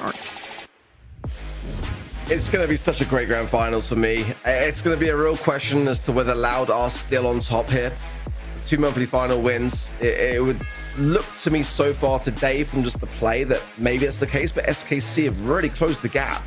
And despite that last scoreline they had in the last monthly final, in that grand final stage of a sweep in favor of Loud, the question now remains: have SKC learned from those mistakes? And we do remember this checklist. It does say that for Loud making it to Worlds of this month already, they need to win the monthly finals, and BC Gaming must lose before the grand finals. So they can thank SK Kalalas for their win in the semis. With that, they now only have 1 more point left here, Kenny. I'm ready. Sorry. Yeah, I'll just pretend to be Kenny real quick. Okay. Yeah, actually, I don't want to be mean. They have one thing to do. To me. That's right. If it was the other way around, Kenny would have hesitated to bring out a British accent, would you? Kenny would say, well, they could, or they couldn't. But either way, I'm going to be happy that poor Kenny doesn't deserve that. But you got me to do it. I hope you're happy with yourself. I expect Loud to take this one. I think we all do. In fact, all 4 of us believe that Loud is going to take this one over SKC. Kenny was originally meant to be casting the finals, okay? I still have him in my notes. I'm really sorry. Ready and Arc, I'm here with you, and I'm super happy that it's here for the finals of the SA monthly finals. Loud on the one side, top 1 seed at the moment, and unbeaten in terms of set in... How many matches is it now, actually, in the monthly finals? Unbeaten in 5 matches. That could be the 6th. Let's see if SK Kalalas has something to say about that, Arc. It's really going to come down to, how much can they really outdraft Loud here? When a team are on the cusp of locking themselves in for the ultimate prize in the game, like, the first stage of it, they make world finals, win world finals. That's how teams think when it comes to their BSC seasons. When that's on the line, we tend to see teams take it to that next level. So Loud are going to be that caged animal today. They're going to be really dangerous. They are super motivated to win this one, but so is SK Kalalas. They want to win that rematch. They could not win against them, not even a set in last month's monthly final. Now with Prozy at their side, they do want to change things up here. Despite all that talk though, I think all 4 of us said that Loud will probably take it. Just going with the statistics here, I think you can't be mad at us here already.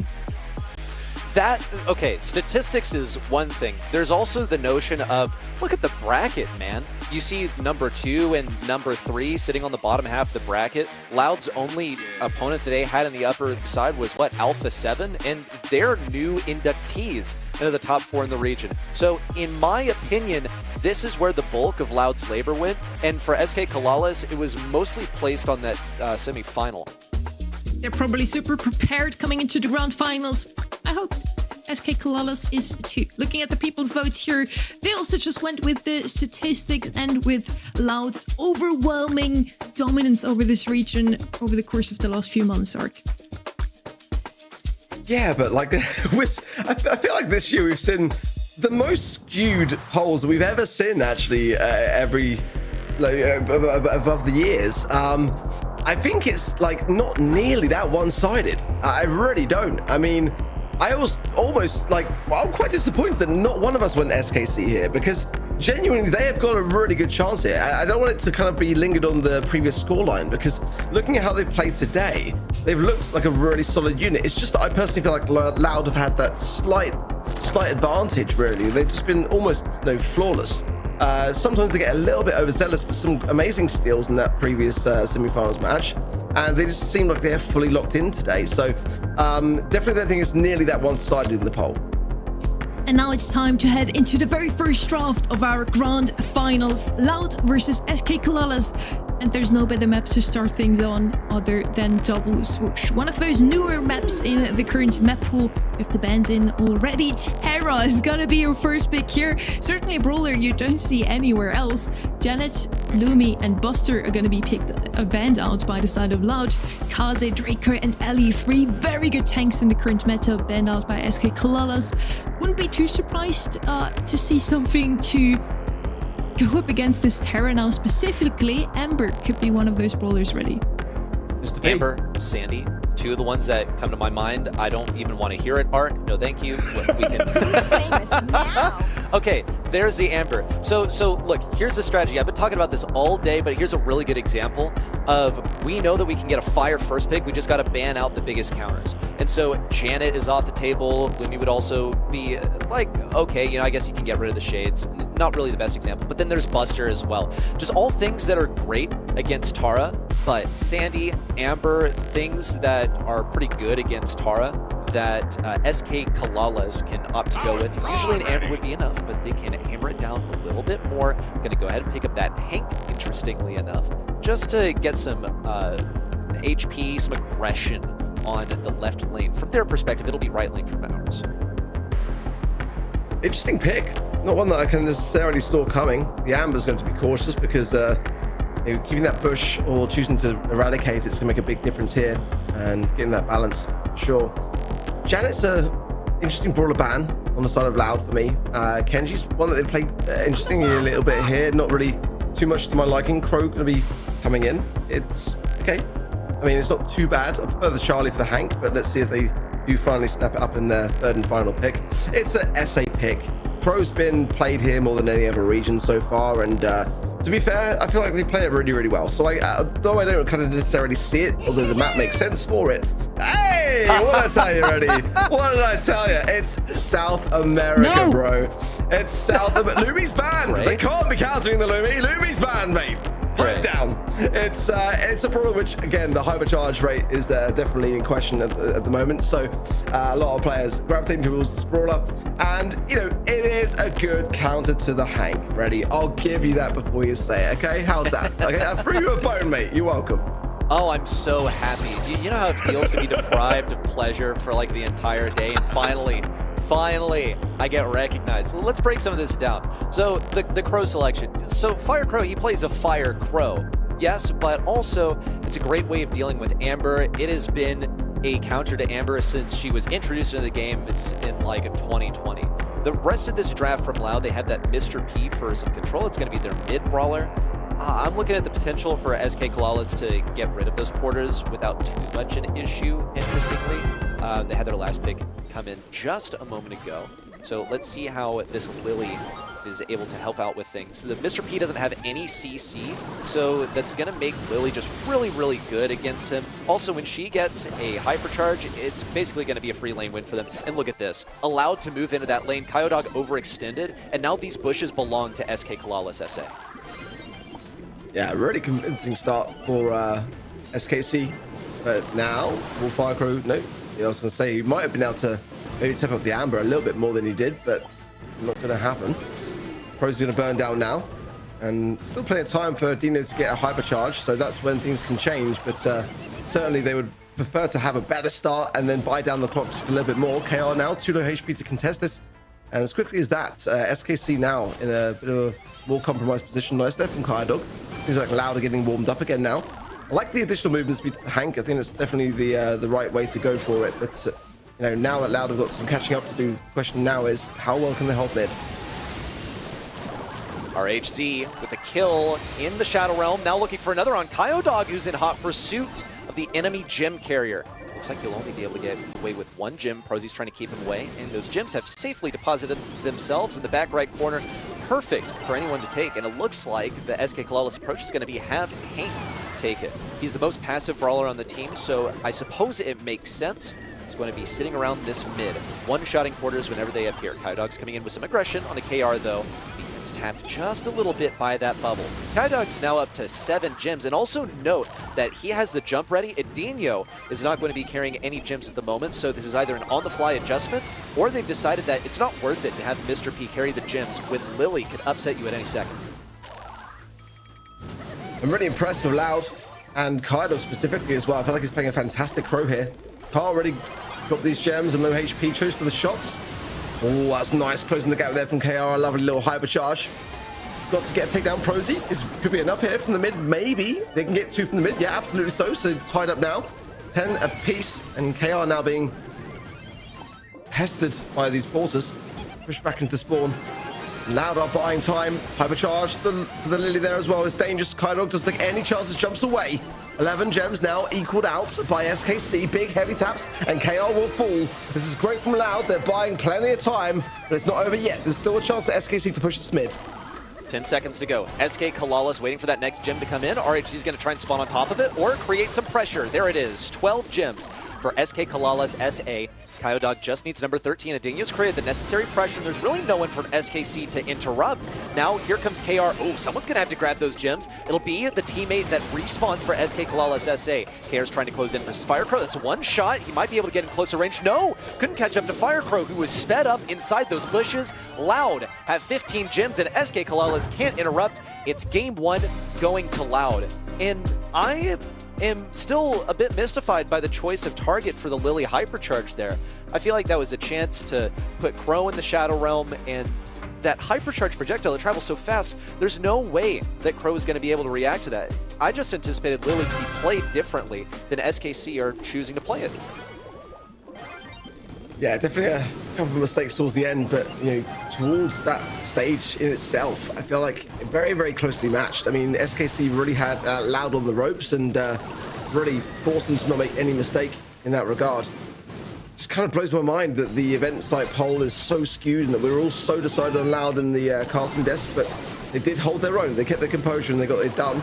They'll do it again though for this first set. KR getting tapped again by Kyodog, and I think Kyodog's the most dangerous player that I'm seeing on the side of Loud so far. I like the way that he just goes in on the aggressive jumps away by using that super rather than jumping in. It makes it much harder to predict what he's going to be doing, and ooh, nice pick up there from KR. But so far, 6 gems, almost 7 now to SKC, and Loud are very much behind here. KR is just going around clicking heads with the bubble. He's got 7 gems, got a couple of assassinations along the way, but he needs to be careful of this impending super from Kyodog. In fact, he's just gotten it. He's got the Hypercharge pair with the 2. Big pull for Firecrow on the right side, but RHZ shuts him down. Now Hypercharge in from Kyodog. He knows this is his only shot. Gets the kill, but Edinho can't afford to push in. Now Prosy has all 8 gems. He won't be able to pick up this one on his side if Kyodog keeps up the pressure. Thankfully, RHZ is moving him away. Prosy's able to pick up number 9. Now SKC just need a play for tempo. They can let one go to Loud, or they could just pick up the one that belongs to Loud. KR is holding on to number 10 for SK Kalalis, and they're going to try and bring it home. Kyodog needs this super to land onto Amber. He's got to get in range. He's only got 1k HP. Might as well send it. You won't be able to make this happen at this point, though. SK Kalalis are taking away game number 2 and tying up set 1. Yeah, a mistake there from Kyodog. Just didn't quite grab the gem, and yeah, sure there was another one spawning on SKC's side, which they would surely have got afterwards, but you know, the question then is like, would they have been able to get something, make something of that opportunity as they're going into the mid to try to seize it? If it just got a couple of pixels higher, would have been able to bring it back. It may have been a different story, but we'll never know. SKC now equalize out the set. Good stuff from them. I think that Loud will definitely be having some better communication this time round. KR is definitely, for me, utilizing a lot of the supers at the right times to get that additional heal. But I do worry a little bit. 4 gems in the mid, straight in the hands of Kyodog, and SKC were just going so aggressive, they just didn't play the actual objective. Ooh, here comes RHZ. He's going to look for a couple on a Kyodog. Oh, Kyodog survives! A super in from Lily wasn't enough to punch through that shield from Kyodog, and maybe that is why Lily is opting not to go for the Hyper Supers, because those were some crazy reaction times on Kyo to pop the gadget. It's kept Loud in the game. 5 gems on top of Kyodog. But now these bushes are starting to be burned down. Going to lose one of their number in Fire Crow, and Prosy closes in from the right, holding down that auto aim, and he's got a dream. He's going to see it to fruition. 5 gems deposited on the ground, which will soon be back in the hands of Crow, unless he decides not to go for it at all. Okay, leave them in the back lines realistically. Someone from SK Kalalas isn't going to make it back there, and that'll force some more aggressive play for Loud. A Hyper in from RHC. He looks for one, can't get two. You can't get through that shield from Crow. A Hyper Super for Fire Crow. Wonderful play from KR to snag himself on the Indestructible. Looks for the kill and gets it with the Hypercharge. SK Kalalas SA are back on the map. Yeah, really nicely done. Definitely a bit of a failed Tara Super, though. They could have done a lot more for Fire Crow, and he'll, yeah, he's dropping a pin to say exactly that same story. That needed to hit, and it was a Hypercharge Super as well, so let's go to the bush. That's the only saving grace here. They cannot let any gem get into the hands of SKC. One to Reese now, going to be going to KR and back to Spawn. And if KR gets super, he has to get that heal as well for good measure. KR's been kept low though, dealing with a very important shot to stop the heal. The Kyodog with no jump can't close that gap. And realistically, Fire Crow can't either with the amount of flame that Prosy is laying down on the map. So SKC will actually turn this around and get a set. Just a wonderful, as you put it, turnaround. And you could see the clear change from game 1 to game 2. And then game 3 was just a redo of game 2. So here's what happened. SKC, they switched the lanes up. They got Amber on the right matchup.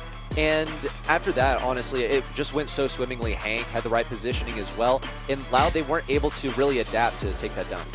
Already, it's cute that you try. But I think in the end, Loud loses their very first set in 6 matches in the monthly finals because they picked the Mr. P, isn't it? Okay. Oh my goodness. You guys are like twisting up my words. And people don't agree with me. I just said that Mr. P was good until Lumi on a control mode. That's it. And look, you're going to get run down here. Oh my goodness. I can't believe I'm getting dragged for this all day long. Let me rest in peace, guys, okay? I was wrong. I apologize. I apologize to everyone watching. You don't have to apologize. It won't change anything. Anyways. Wow. Loud loses their very first set. They have just rushed through the monthly finals in June, winning 3 matches in a row with a 3-0 sweep. Looking at the match here, SK Kalalas finally turned things around. The addition of Prosy has certainly helped them to pop off even more so. And we talked about it a lot coming into this match, how motivated both of those teams are. If Loud wins today, they will lock in their world final slots already. August will not matter to them anymore. On the other side, SK Kalalas, they want revenge from June. Exactly that. I mean, it's like when you get swept by a team, you need to be able to show the next following month that cannot happen again. Like that we've learned from those mistakes, that we've adapted and changed and become better prepared, and that we are the better team. That's the message that SKC are trying to inflict upon Loud. And I feel for me, Loud has some opportunities, but just a couple of mistakes, really kind of like big ones that really just did not help them in any way, shape or form. Again, I'm looking at you, Fire Crow. I hate to be that guy, but you were that guy in that game. That was a Tara Super that had to land. Let's see as the draft's coming in now for pit stop. The bans are the Berry, the Cordelius, and the Shade. The Buzz, the Daryl, and the Cordelius then for SKC. Oh, spicy. So many tanks out of the way. Cordelius double banned. He's the best counter to any tanks, the defender of the high safe. The other option would be Charlie, in my opinion. Let's see if she's going to show up later on. There's still some tanks left open here. Kaze, of course, is going to be the first pick again. We've seen her come out so early in so many drafts today. I do feel like we could still see a Hank here, maybe a Bull, for example. There's so many tanks still left open, and especially on pit stop, I feel like tanks are the meta on Heist here. Ready. This is very true. Let's see what kind of tanks we're going to see from Loud. And mind the bans as well. Cordelius is double banned. Must just be the regional meta. Draco's now coming out. This one had to be at the forefront of your minds because he's so strong right now, legitimately.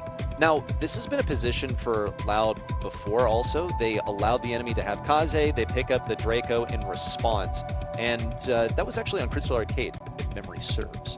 And the Kaze actually could be played pretty well into the Draco as long as you're hitting those crit spots, basically. SK Kalalas SA are also looking at respectable heist safe damage with that Kaze, so it's not like an end-all, be-all we choose this brawler, we win, GG, go next sort of brawler.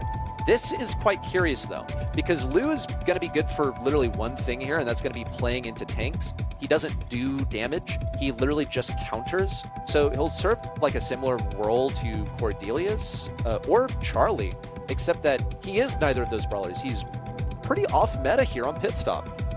Sorry, in the scrims, I wasn't sure they'd bring it in. Is it going to be Ball next as well? It'd be a good time to bring in Ball, really. Loud probably wouldn't be opting towards it yet. Nice from SKC there. I think maybe even RT wouldn't be a bad shout, really. They've got to have something on defense. The Loud, they've got, you know, a Ball going to be causing a big problem here. They've got a very solid defense, so they've got to have one themselves.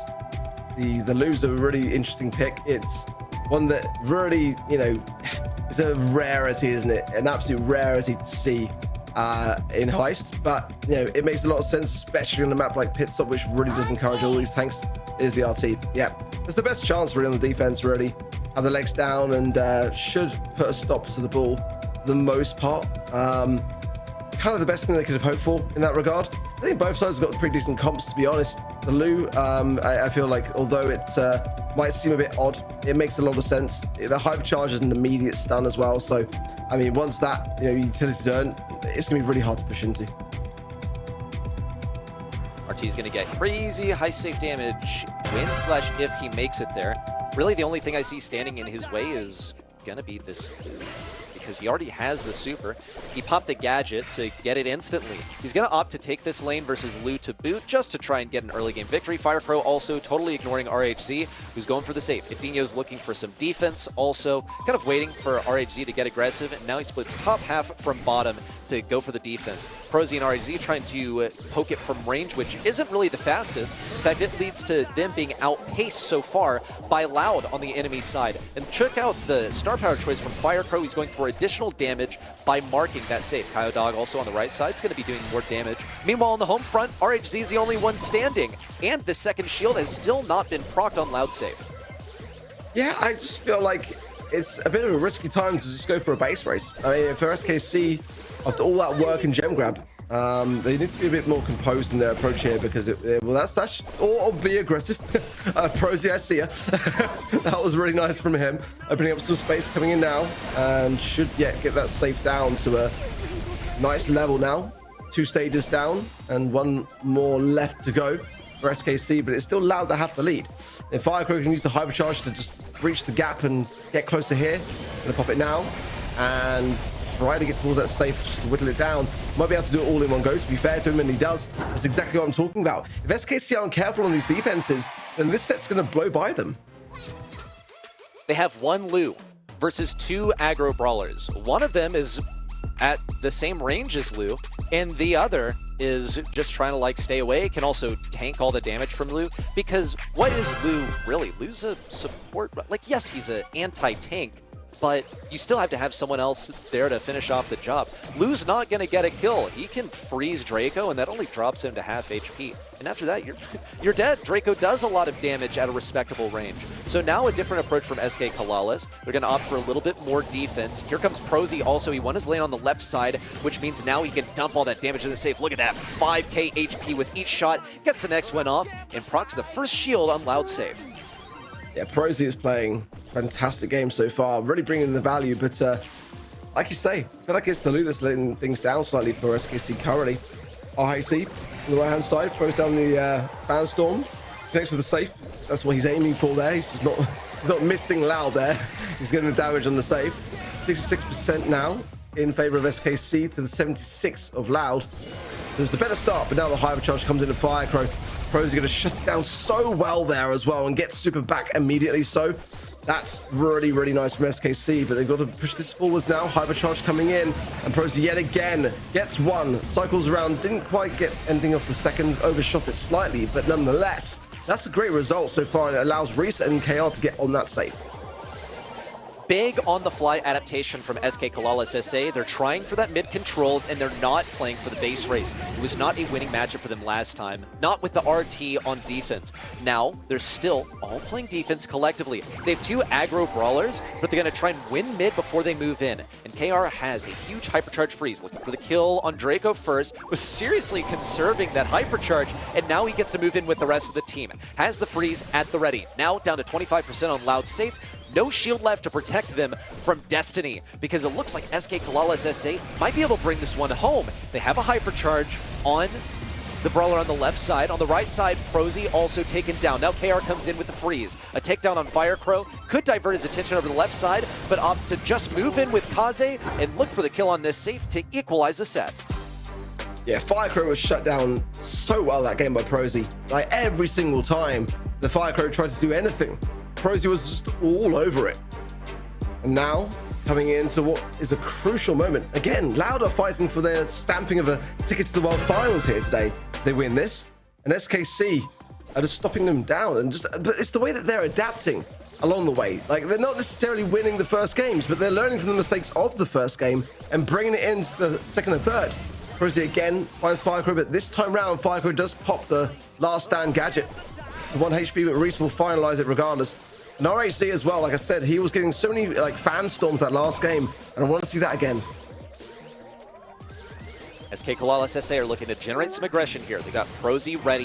He's looking for this kill before he decides to go on to Firecrow. Gets one. He has a gadget ready, by the way, but he doesn't have a super. That's Frozen Firecrow. Prosy trying to pursue this kill. Won't get it in the end until he gets the proper pinching from the right side. Now in, there's the stun, the stopper that we needed to see. And SK Kalalis SA have the positioning that they need. They're just looking to wait for Loud to emerge from the back lines before they get a kill, and then move in as a collective to get as much damage as possible. Again, Prosy getting a lot of value, but Loud stays standing. RT legs are down, and it's going to be a deterrent of RHC here, but oh, look at that. Oh no! RHC, oh no! That was beautiful! Absolutely just mocking Adinio there. Like, there's no way that RHC should have survived, but that was really, really nicely done by SKC, who are just looking better and better as time goes on. They're playing as a team as well. They combined to take down Firecrow. Now they're looking to deny Kyodog. That was a fake out though. A gadget to the top right and then a super to reposition onto KR. It's not going to end so well. KR opts to just go for the super, save the hypercharge for later, and he stays alive, but only barely. Meanwhile, on the right side, a 2v1 victory for Loud. They're creating some pressure on RHZ, ignoring him now, and just going for the safe. Firecrow also has a super that he can use. Gonna try and stay away from KR while he does it, and Kyodog's fully committing as well. They must be convinced that they can win this base race and just leave Edinho on defense. And he's bound to die, and the safe is also gonna lose its next shield. Loud are behind by a single tempo, but they do get a kill, and it looks like they could probably do this. Now the scores are equalized, 25-25, but Loud are barely trickling down to 0. Firecrow did so well, but it's not going to be enough, I fear. There's not enough time to get on the other end of the field. With that from Prosy, it will seal it. SKC 2-0 currently against Loud. And Loud need this win. Like, they're going to have to take it to a 5th and final set now if they want to lock in the World Finals here today. And SKC just looks so good. The drafts, the gameplay, the team mechanics, everything just looks really, really solid. You love to see it. Loud didn't lose a single set in the June monthly finals, not today either, up until they meet SK Kalalis in the finals. It's a 2-0 for them, and 19 kills on Bulk here. Looking at those sets, mouth wide open, honestly. A lot of damage output. The Bull rework has certainly helped him in the current meta, Ready? It's been great. It's made him much more versatile because previously he was only good for charging at the safe and getting damage. That's about it. Now he can vary the length of his dash, and you know, that combined with the fact that he had a hypercharge, and like many meta brawlers right now, he charges his super and hyper by simply taking damage. It's made him a strong option here without a doubt. And SK Kalalis SA, this wasn't just like a one-headed spear. They also had RHZ making up the bulk of that damage in. A really technical brawler, and when you're able to reliably hit those crits, then you can get some pretty cheeky assassinations. That plus, it's not hard to hit the crit spot on a target that isn't moving. I'm talking about the safe. He got like something about 136,000 damage on that safe. So everyone's holding up their part. A great analysis, surely. Definitely, sorry. Talking about those two teams, I want to reiterate as well, Loud can make it to the World Finals directly if they win it all today, but they do need a reverse sweep, as you mentioned, Ark. For SK Kalalas, they are locked in for LCQ already. Even if they win today, they will not be in the World Finals yet. They still have to perform also in August, but it would mean so much to them since they did lose to Loud last month in a 3-0. Now, if they would get swept, Ark, I think that it hurts even more than a 3-0, in my eyes at least. It's the very definition of returning the favour, isn't it, really? I mean, you get swept and then you sweep. That's how this goes for SKC, and if they can get this last set to finalise it, then, I mean, what a statement that will make. That really, really would. I mean, for a team that, again, have had 2 quarterfinals exits in February and April, Grand Finals win in March, and then that sweep loss to Loud in the Grand Finals last month. I mean, it really would put them in such a fantastic spot. And again, for roster movements to see this kind of synergy, it's really quite rare. So for SKC, really regretting not signing on the predictions, to be completely honest, because yeah, I mean, I was gonna say how it is.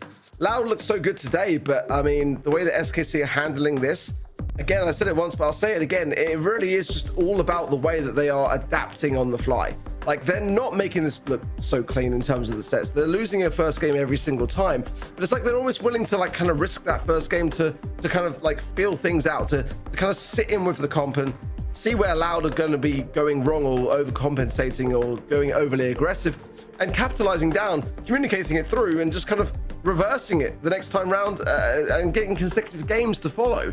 It's quite scary.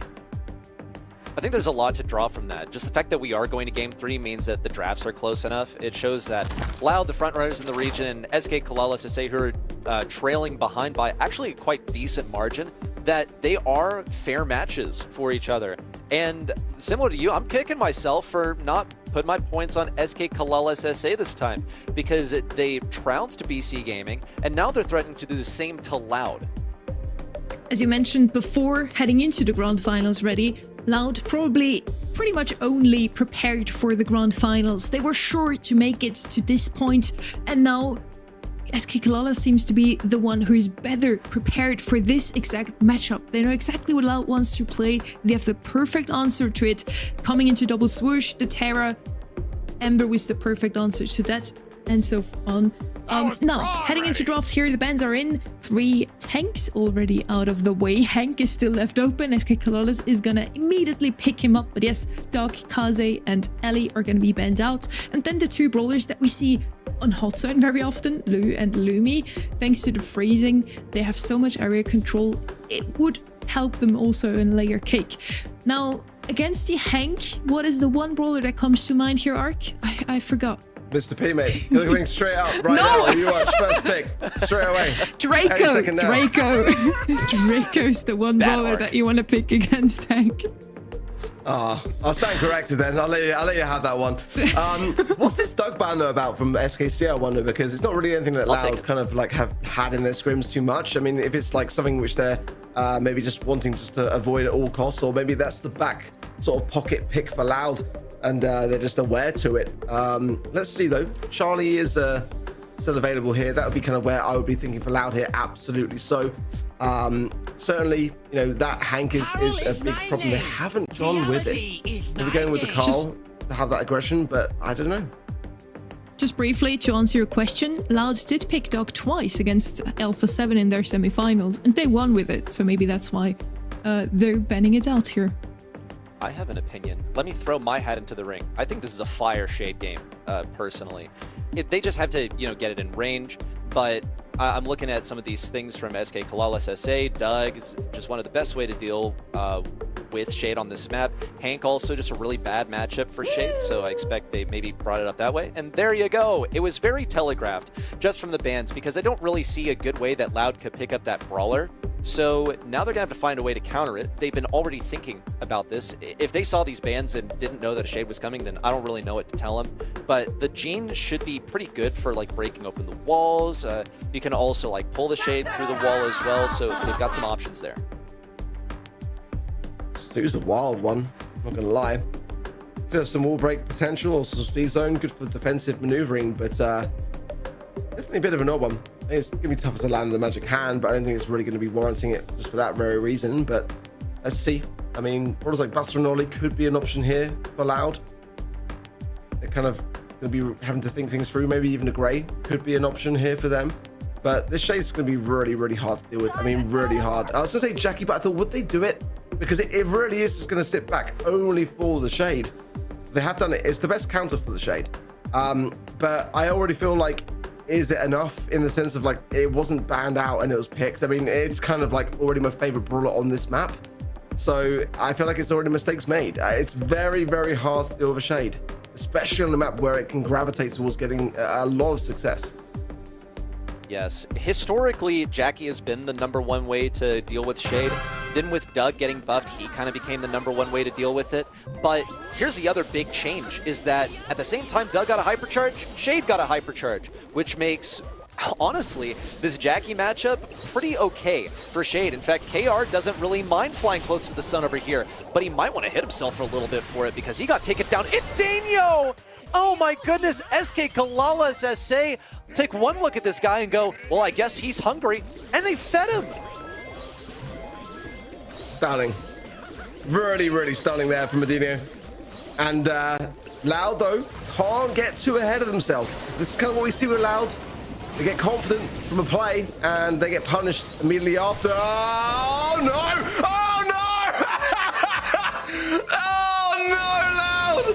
You're proving me right, and I hate that.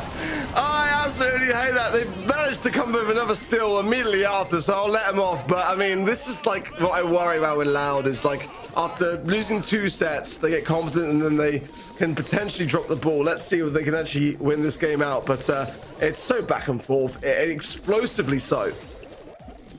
SK Kalala SA have had a tough time keeping their shade alive. And notice that Jackie is constantly trying to stay on that brawler. KR coming in with the gadget. Adinho looking for the elimination, gets it and stays alive. Now Prozy's got to punish. A missed pull! RHC dodged it! Prozy's looking to punish with the torpedoes, but he's taken down by Fire Crow and Kaio Dog in unison. Finally, Loud get a game back. Wow, that is a really big water bottle. I guess stay hydrated, Kaio Dog.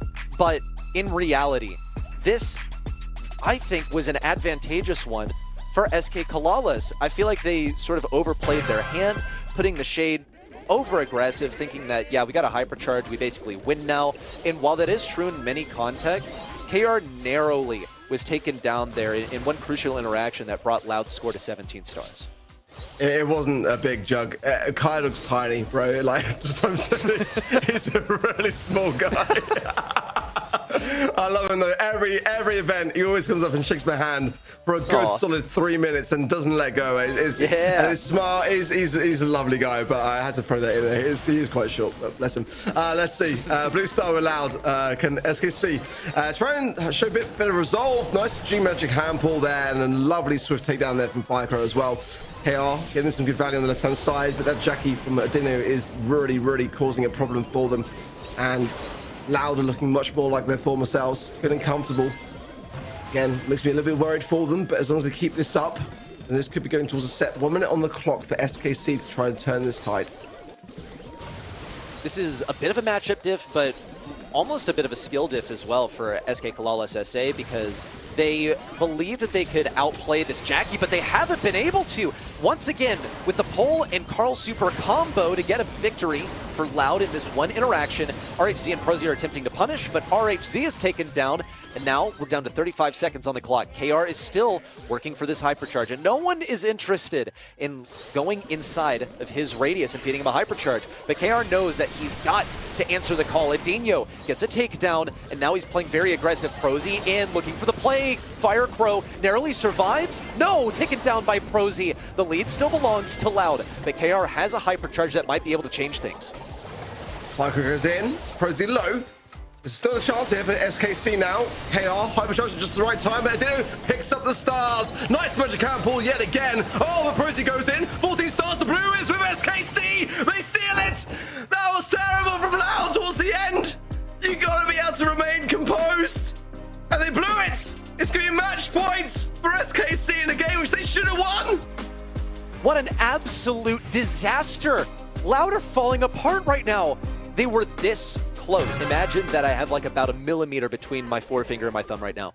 They were that close to going ahead and moving on to set 4. SK Kalalis SA drag them to a match point, and once again, Edinho's doing the same thing. He has punished this Shade for 2 games straight. He's looking to do it for a 3rd and bring this set victory to Loud. This is what I worry about so much. It's like that little moment of a little bit of something for Loud, and they just get ahead of themselves. Look at that. Stuck in the corner, nowhere to go. Edinho's going to go down and drop a load of stars in that burn down as well. And the blue to SKC. So Loud are going to go on the aggressive, and they want to be more on defensive, to be completely honest. But so much rise on this game for Loud to remain in this, to have a chance to win it potentially afterwards and still make the World Finals here today. It's looking bleak, I cannot lie, especially with 13 stars and the blue for SKC. As we approach 1 minute on the clock, they might even wrap this up before we even get to 0. SK Kalalis SA, they got to pull out their best defensive effort right now. KR needs this super so badly, but Firecrow actually changes course. Decides not to go on KR, and he might have done so a little too late, because by getting close versus KR, he fed him a hypercharge. But wow, here comes the hammer! Loud punished the positioning of the Shade, who didn't have a super, but he has one now. And Edinho would love to get a super to pull him in once again. That's been the main way that they've been able to deal with this Shade, is with the pulls. Not just from Gene, but also from Edinho with his super. SK Kalalis for now, they're just trying to play defense. They have some good sort of maneuvers that they can use to deter it. Woo, ProZ pulled in. KR's got to pursue. Everyone's so sped up from Loud, and KR's going to get pulled as well. Now he has to change course. RHC looks for the kill, but the tanking is so good for Loud. A final effort in from SK Kalalis. They're doing their best. Loud still at the advantage. They have to stay alive. That's 1 kill on the top right. RHC won't be able to get this one, and Loud take the set. So much in that set. So enjoyable to watch. A smile from Kaido, but again, it's not far from over. That's a sign of life from Loud. The best we've seen them really since Gem Grab, let's be honest. And again, yeah, take that sip, mate. You've earned it. It's a long way to go still, though.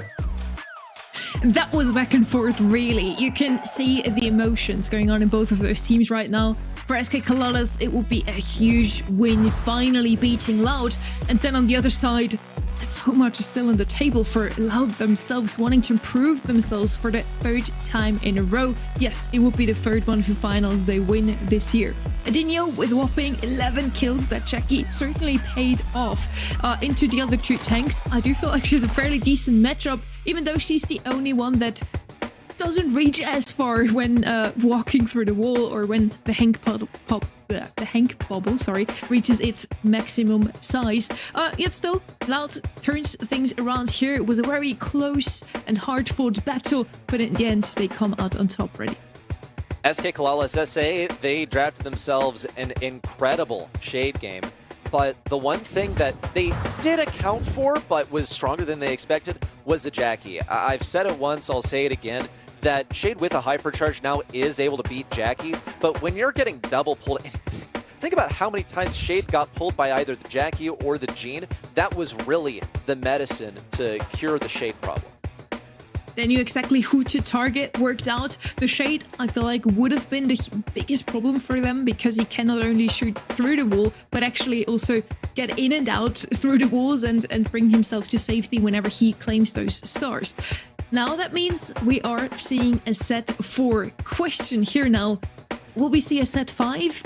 Is this grand final finally go all the way, or will South America this month be without any close matches that go all the way, Ark? To me, SKC are just the more consistent team right now. It's as simple as that. Loud have got like incredible mechanics, but SKC are being more consistent and also evolving with the competition. Like, they're looking at the mistakes and they're ironing them out, whereas sometimes Loud just kind of get the draft that they're looking for that makes them feel comfortable, and that makes them feel better, then they get overconfident, and it's like a bit of a mixed match of these things that are going on. And shame, because they've been playing so well today. And not to say that last game wasn't, it was super exciting to watch, but I still felt more comfortable that SKC were either going to turn it around or be more in control, despite Loud getting the set. And we saw it in Gem Grab as well. It's just hard for me to feel like Loud can bring this around, but I know the guys, they're so accomplished. If they get a good draft and they're feeling themselves, then they can definitely take this to a fifth and final set at the very least. But it's about whether they're in their own heads too much at the moment or not, and whether they can get this one right.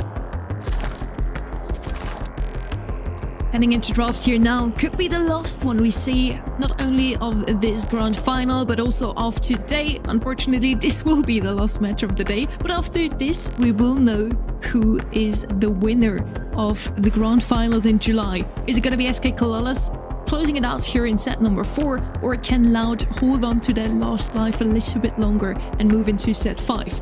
Bands are coming in shortly. We are on Pinball Dreams, a map that we haven't seen at all yet today. Ready?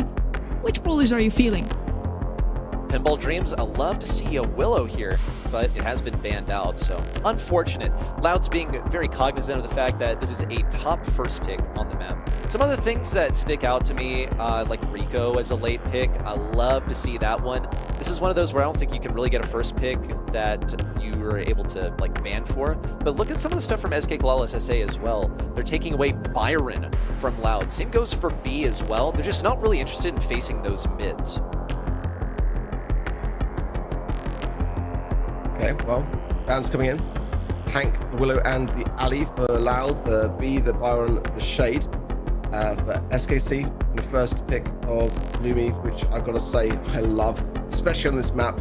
It might be worth trying to break open the map a little bit here for Loud, but we'll see kind of where their minds are at on this one. Certainly they do like a lot of Shade here, Byron, Charlie, that kind of thing. Ash, big tanky brawlers that can really kind of force their way through things. Definitely, I'll mention it, I don't think it's going to happen, but Piper has popped up for them as well, which is a wild card pick. It can work on this map. It's so risky. I wouldn't suggest that they do it, but it has been known to occur. And Draco as well is definitely kind of one of those brawlers that could make an appearance. But there's definitely a lot of versatile brawlers on this map. You know, whether you want to go with big tanky brawlers and break open the map somewhat on one side, or throwers especially as well, I think can have a real place here on that left and right hand side lanes. It's a little bit precarious because if you do end up having a wall break show its face, then you are a little bit stuck. But the goal's pretty defended as well, so you've got that to fall back on. It's pretty handy in that respect. Yeah, in terms of the thrower discussion, really the only place where you'd be deterred from going like a thrower last pick or maybe even like a 4-5 is if you think your enemy is going to play wall break or if they've already decided to go for it. In that case, yeah, throwers are not really going to be that good, though they should still be pretty good in the early game. Some other things that we occasionally see here, one that also caught us off guard earlier was Surge can be pretty solid around these side lanes. It's just tough for him to get his first super, basically, but he is definitely one that sticks out to me. Also looking at a possibility of like other mids, Gray is one of my favorite ones to see here as well. We saw that Lumi make a brief appearance too, and that's a great one to have at mid, but really only if you're going for like control play and you feel generally safeguarded against aggressive options from the enemy side. I'm looking at you, looking at Kaze specifically. Well, just going to get the draft up shortly and see how the players are getting on that front. But so far, allowed, definitely a tough draft to get right. That's the thing. And Brawl Ball can be so punishing as well. It can be so brutal on your confidence if you just concede so quickly, and then you got to kind of like continue to battle against the wind.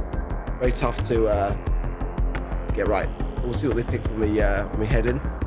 And the Loud can really kindle this. It's a really, really tough ask. Until today, they've been pretty even sailing. We are going to see the Ash come through for Loud, actually, as well as the Gus and the Kaze.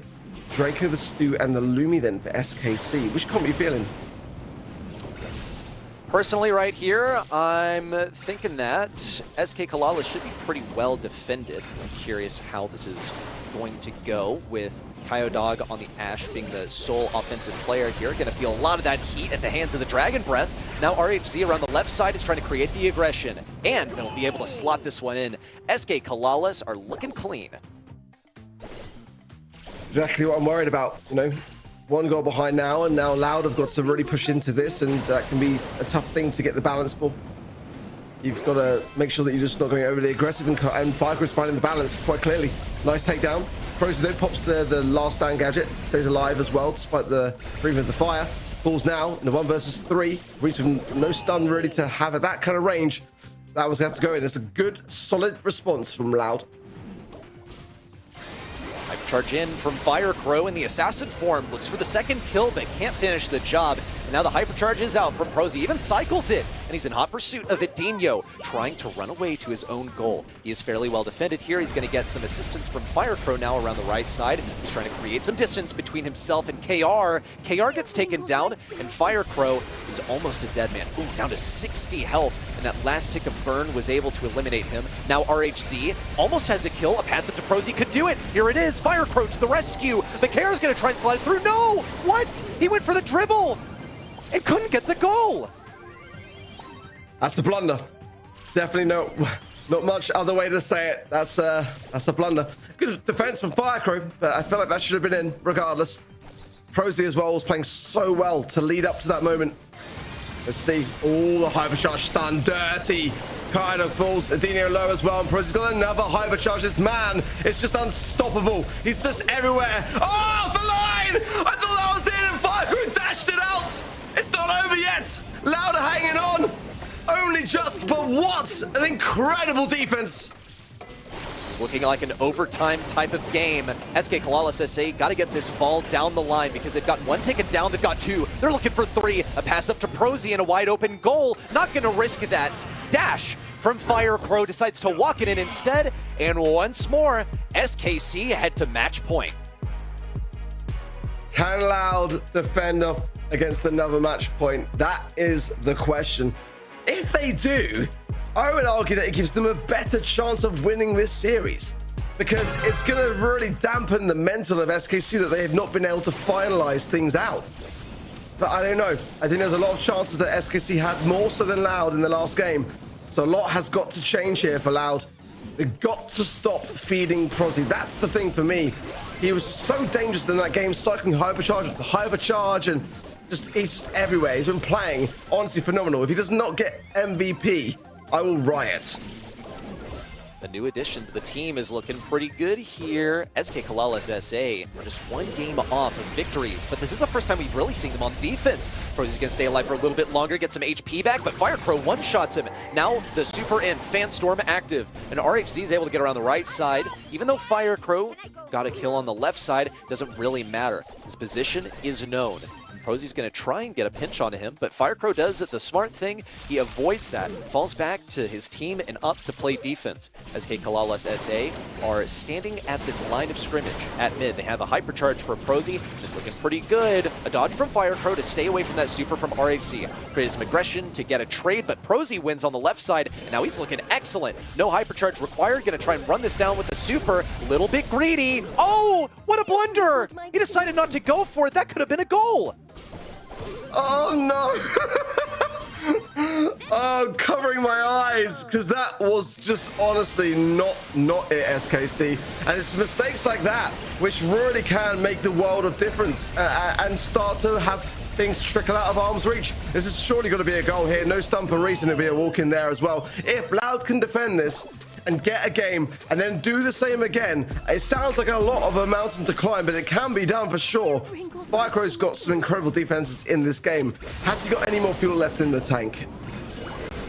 Well, he has been carrying the momentum of this set so far.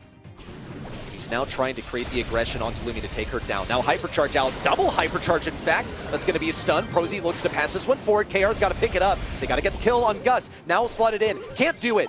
Goes for the pass to the side, but Prosy isn't even there. He didn't think to get in position. That was another misplay. SK Kalalis SA are trying to get this goal in the last second. A hypercharge out from Prosy, but it's no good. The best efforts of KR won't be able to take this back either, and this match point persists to yet another Game 3. Firecrow's going crazy. Absolutely crazy. You can see just how much that man wants this win, and it's going to be giving his team confidence for sure. That's what's important here for Loud. This set is salvageable. It really is. But they've got to keep this up, and so far SKC are starting to flounder. They're starting to fumble, and they are in risk now of losing against another match point scenario, which they should be locking in.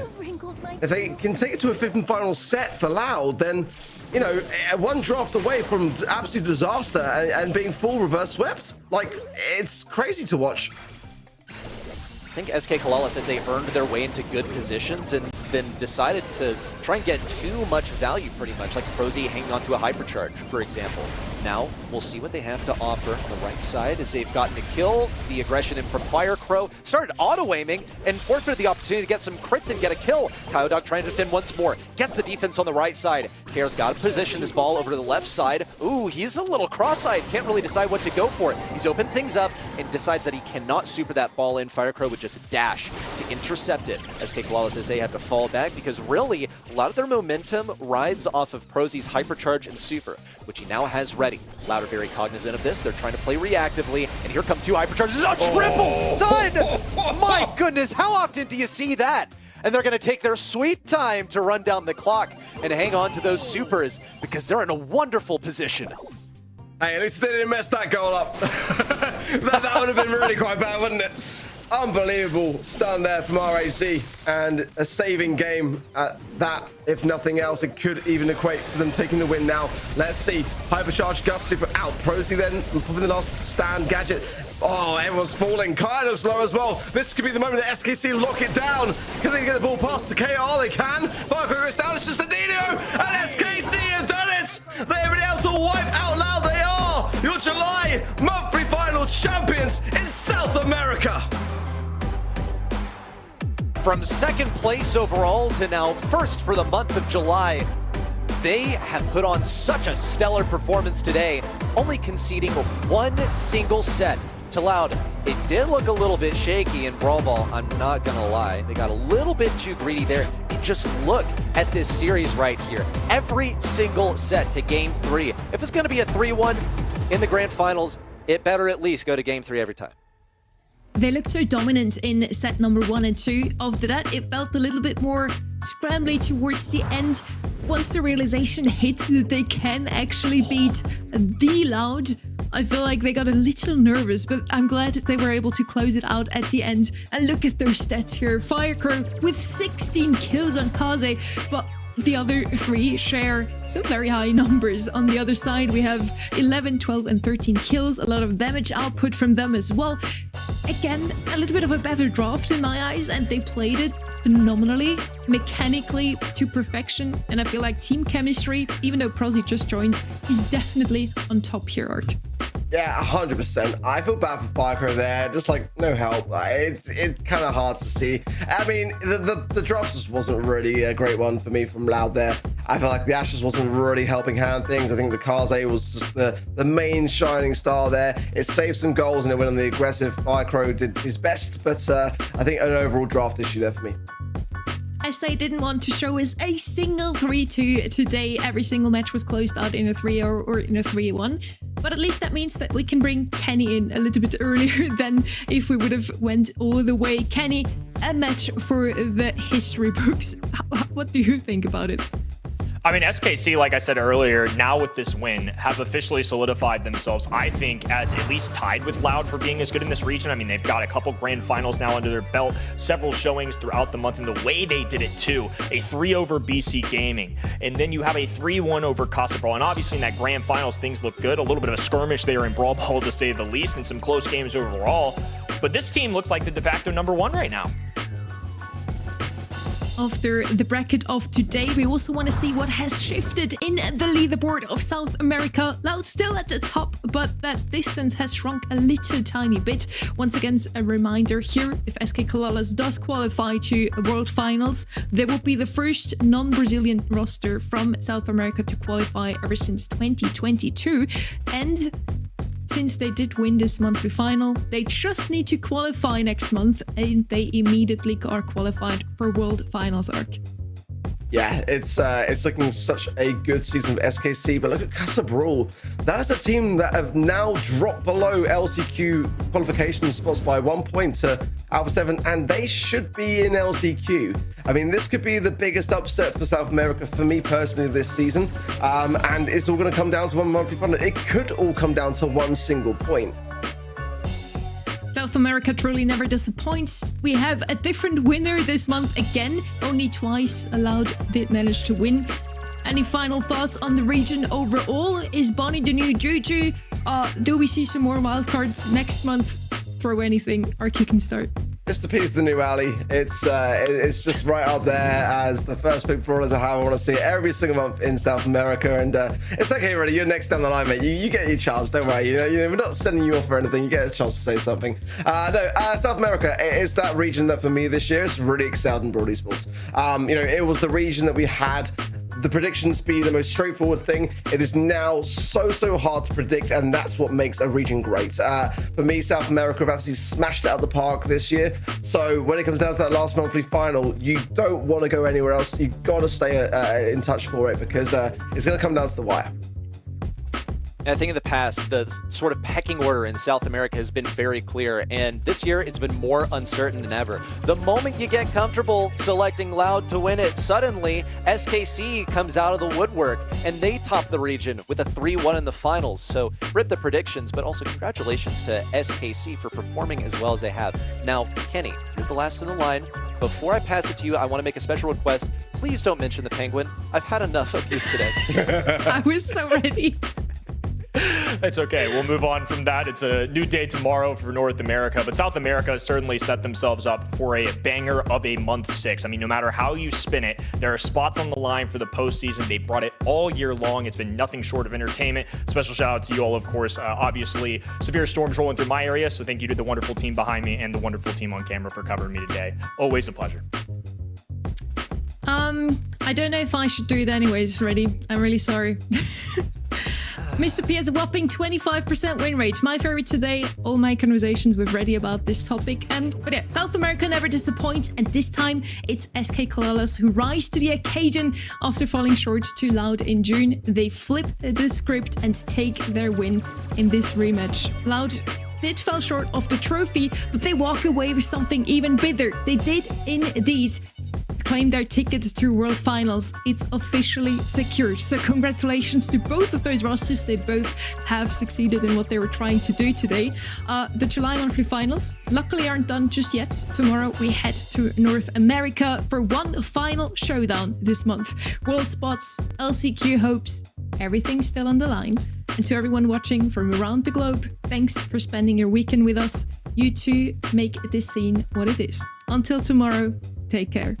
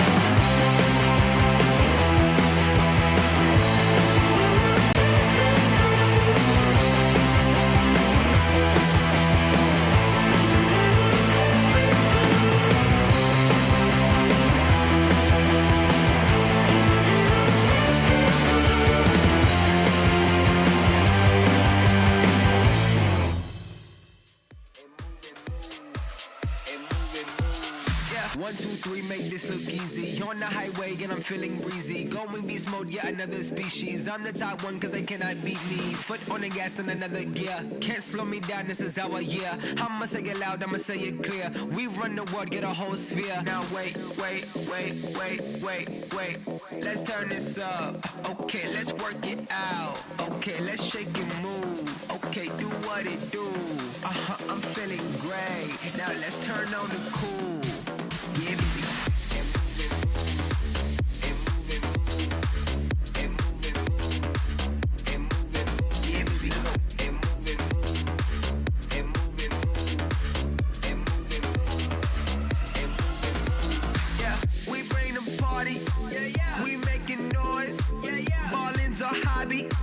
Don't disappoint. Making the party jump. Time to make your body bump. Let's light the dance floor up and do it like we want. Now wait.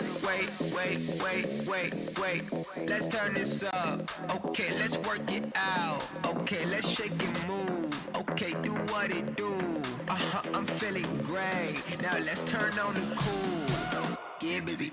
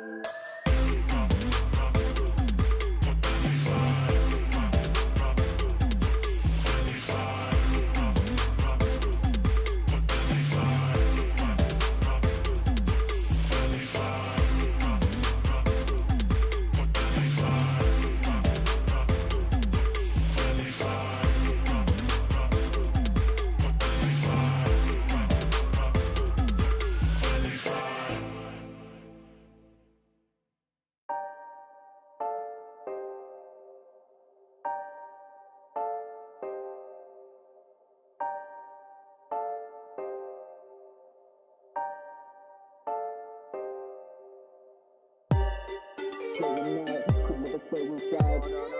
I see the baby lights, stay on a faded vibe. Never wasting time, 1, 2 check on the mic. Yeah, it's about to go down, it's about to get live. Day and night, could never stay inside.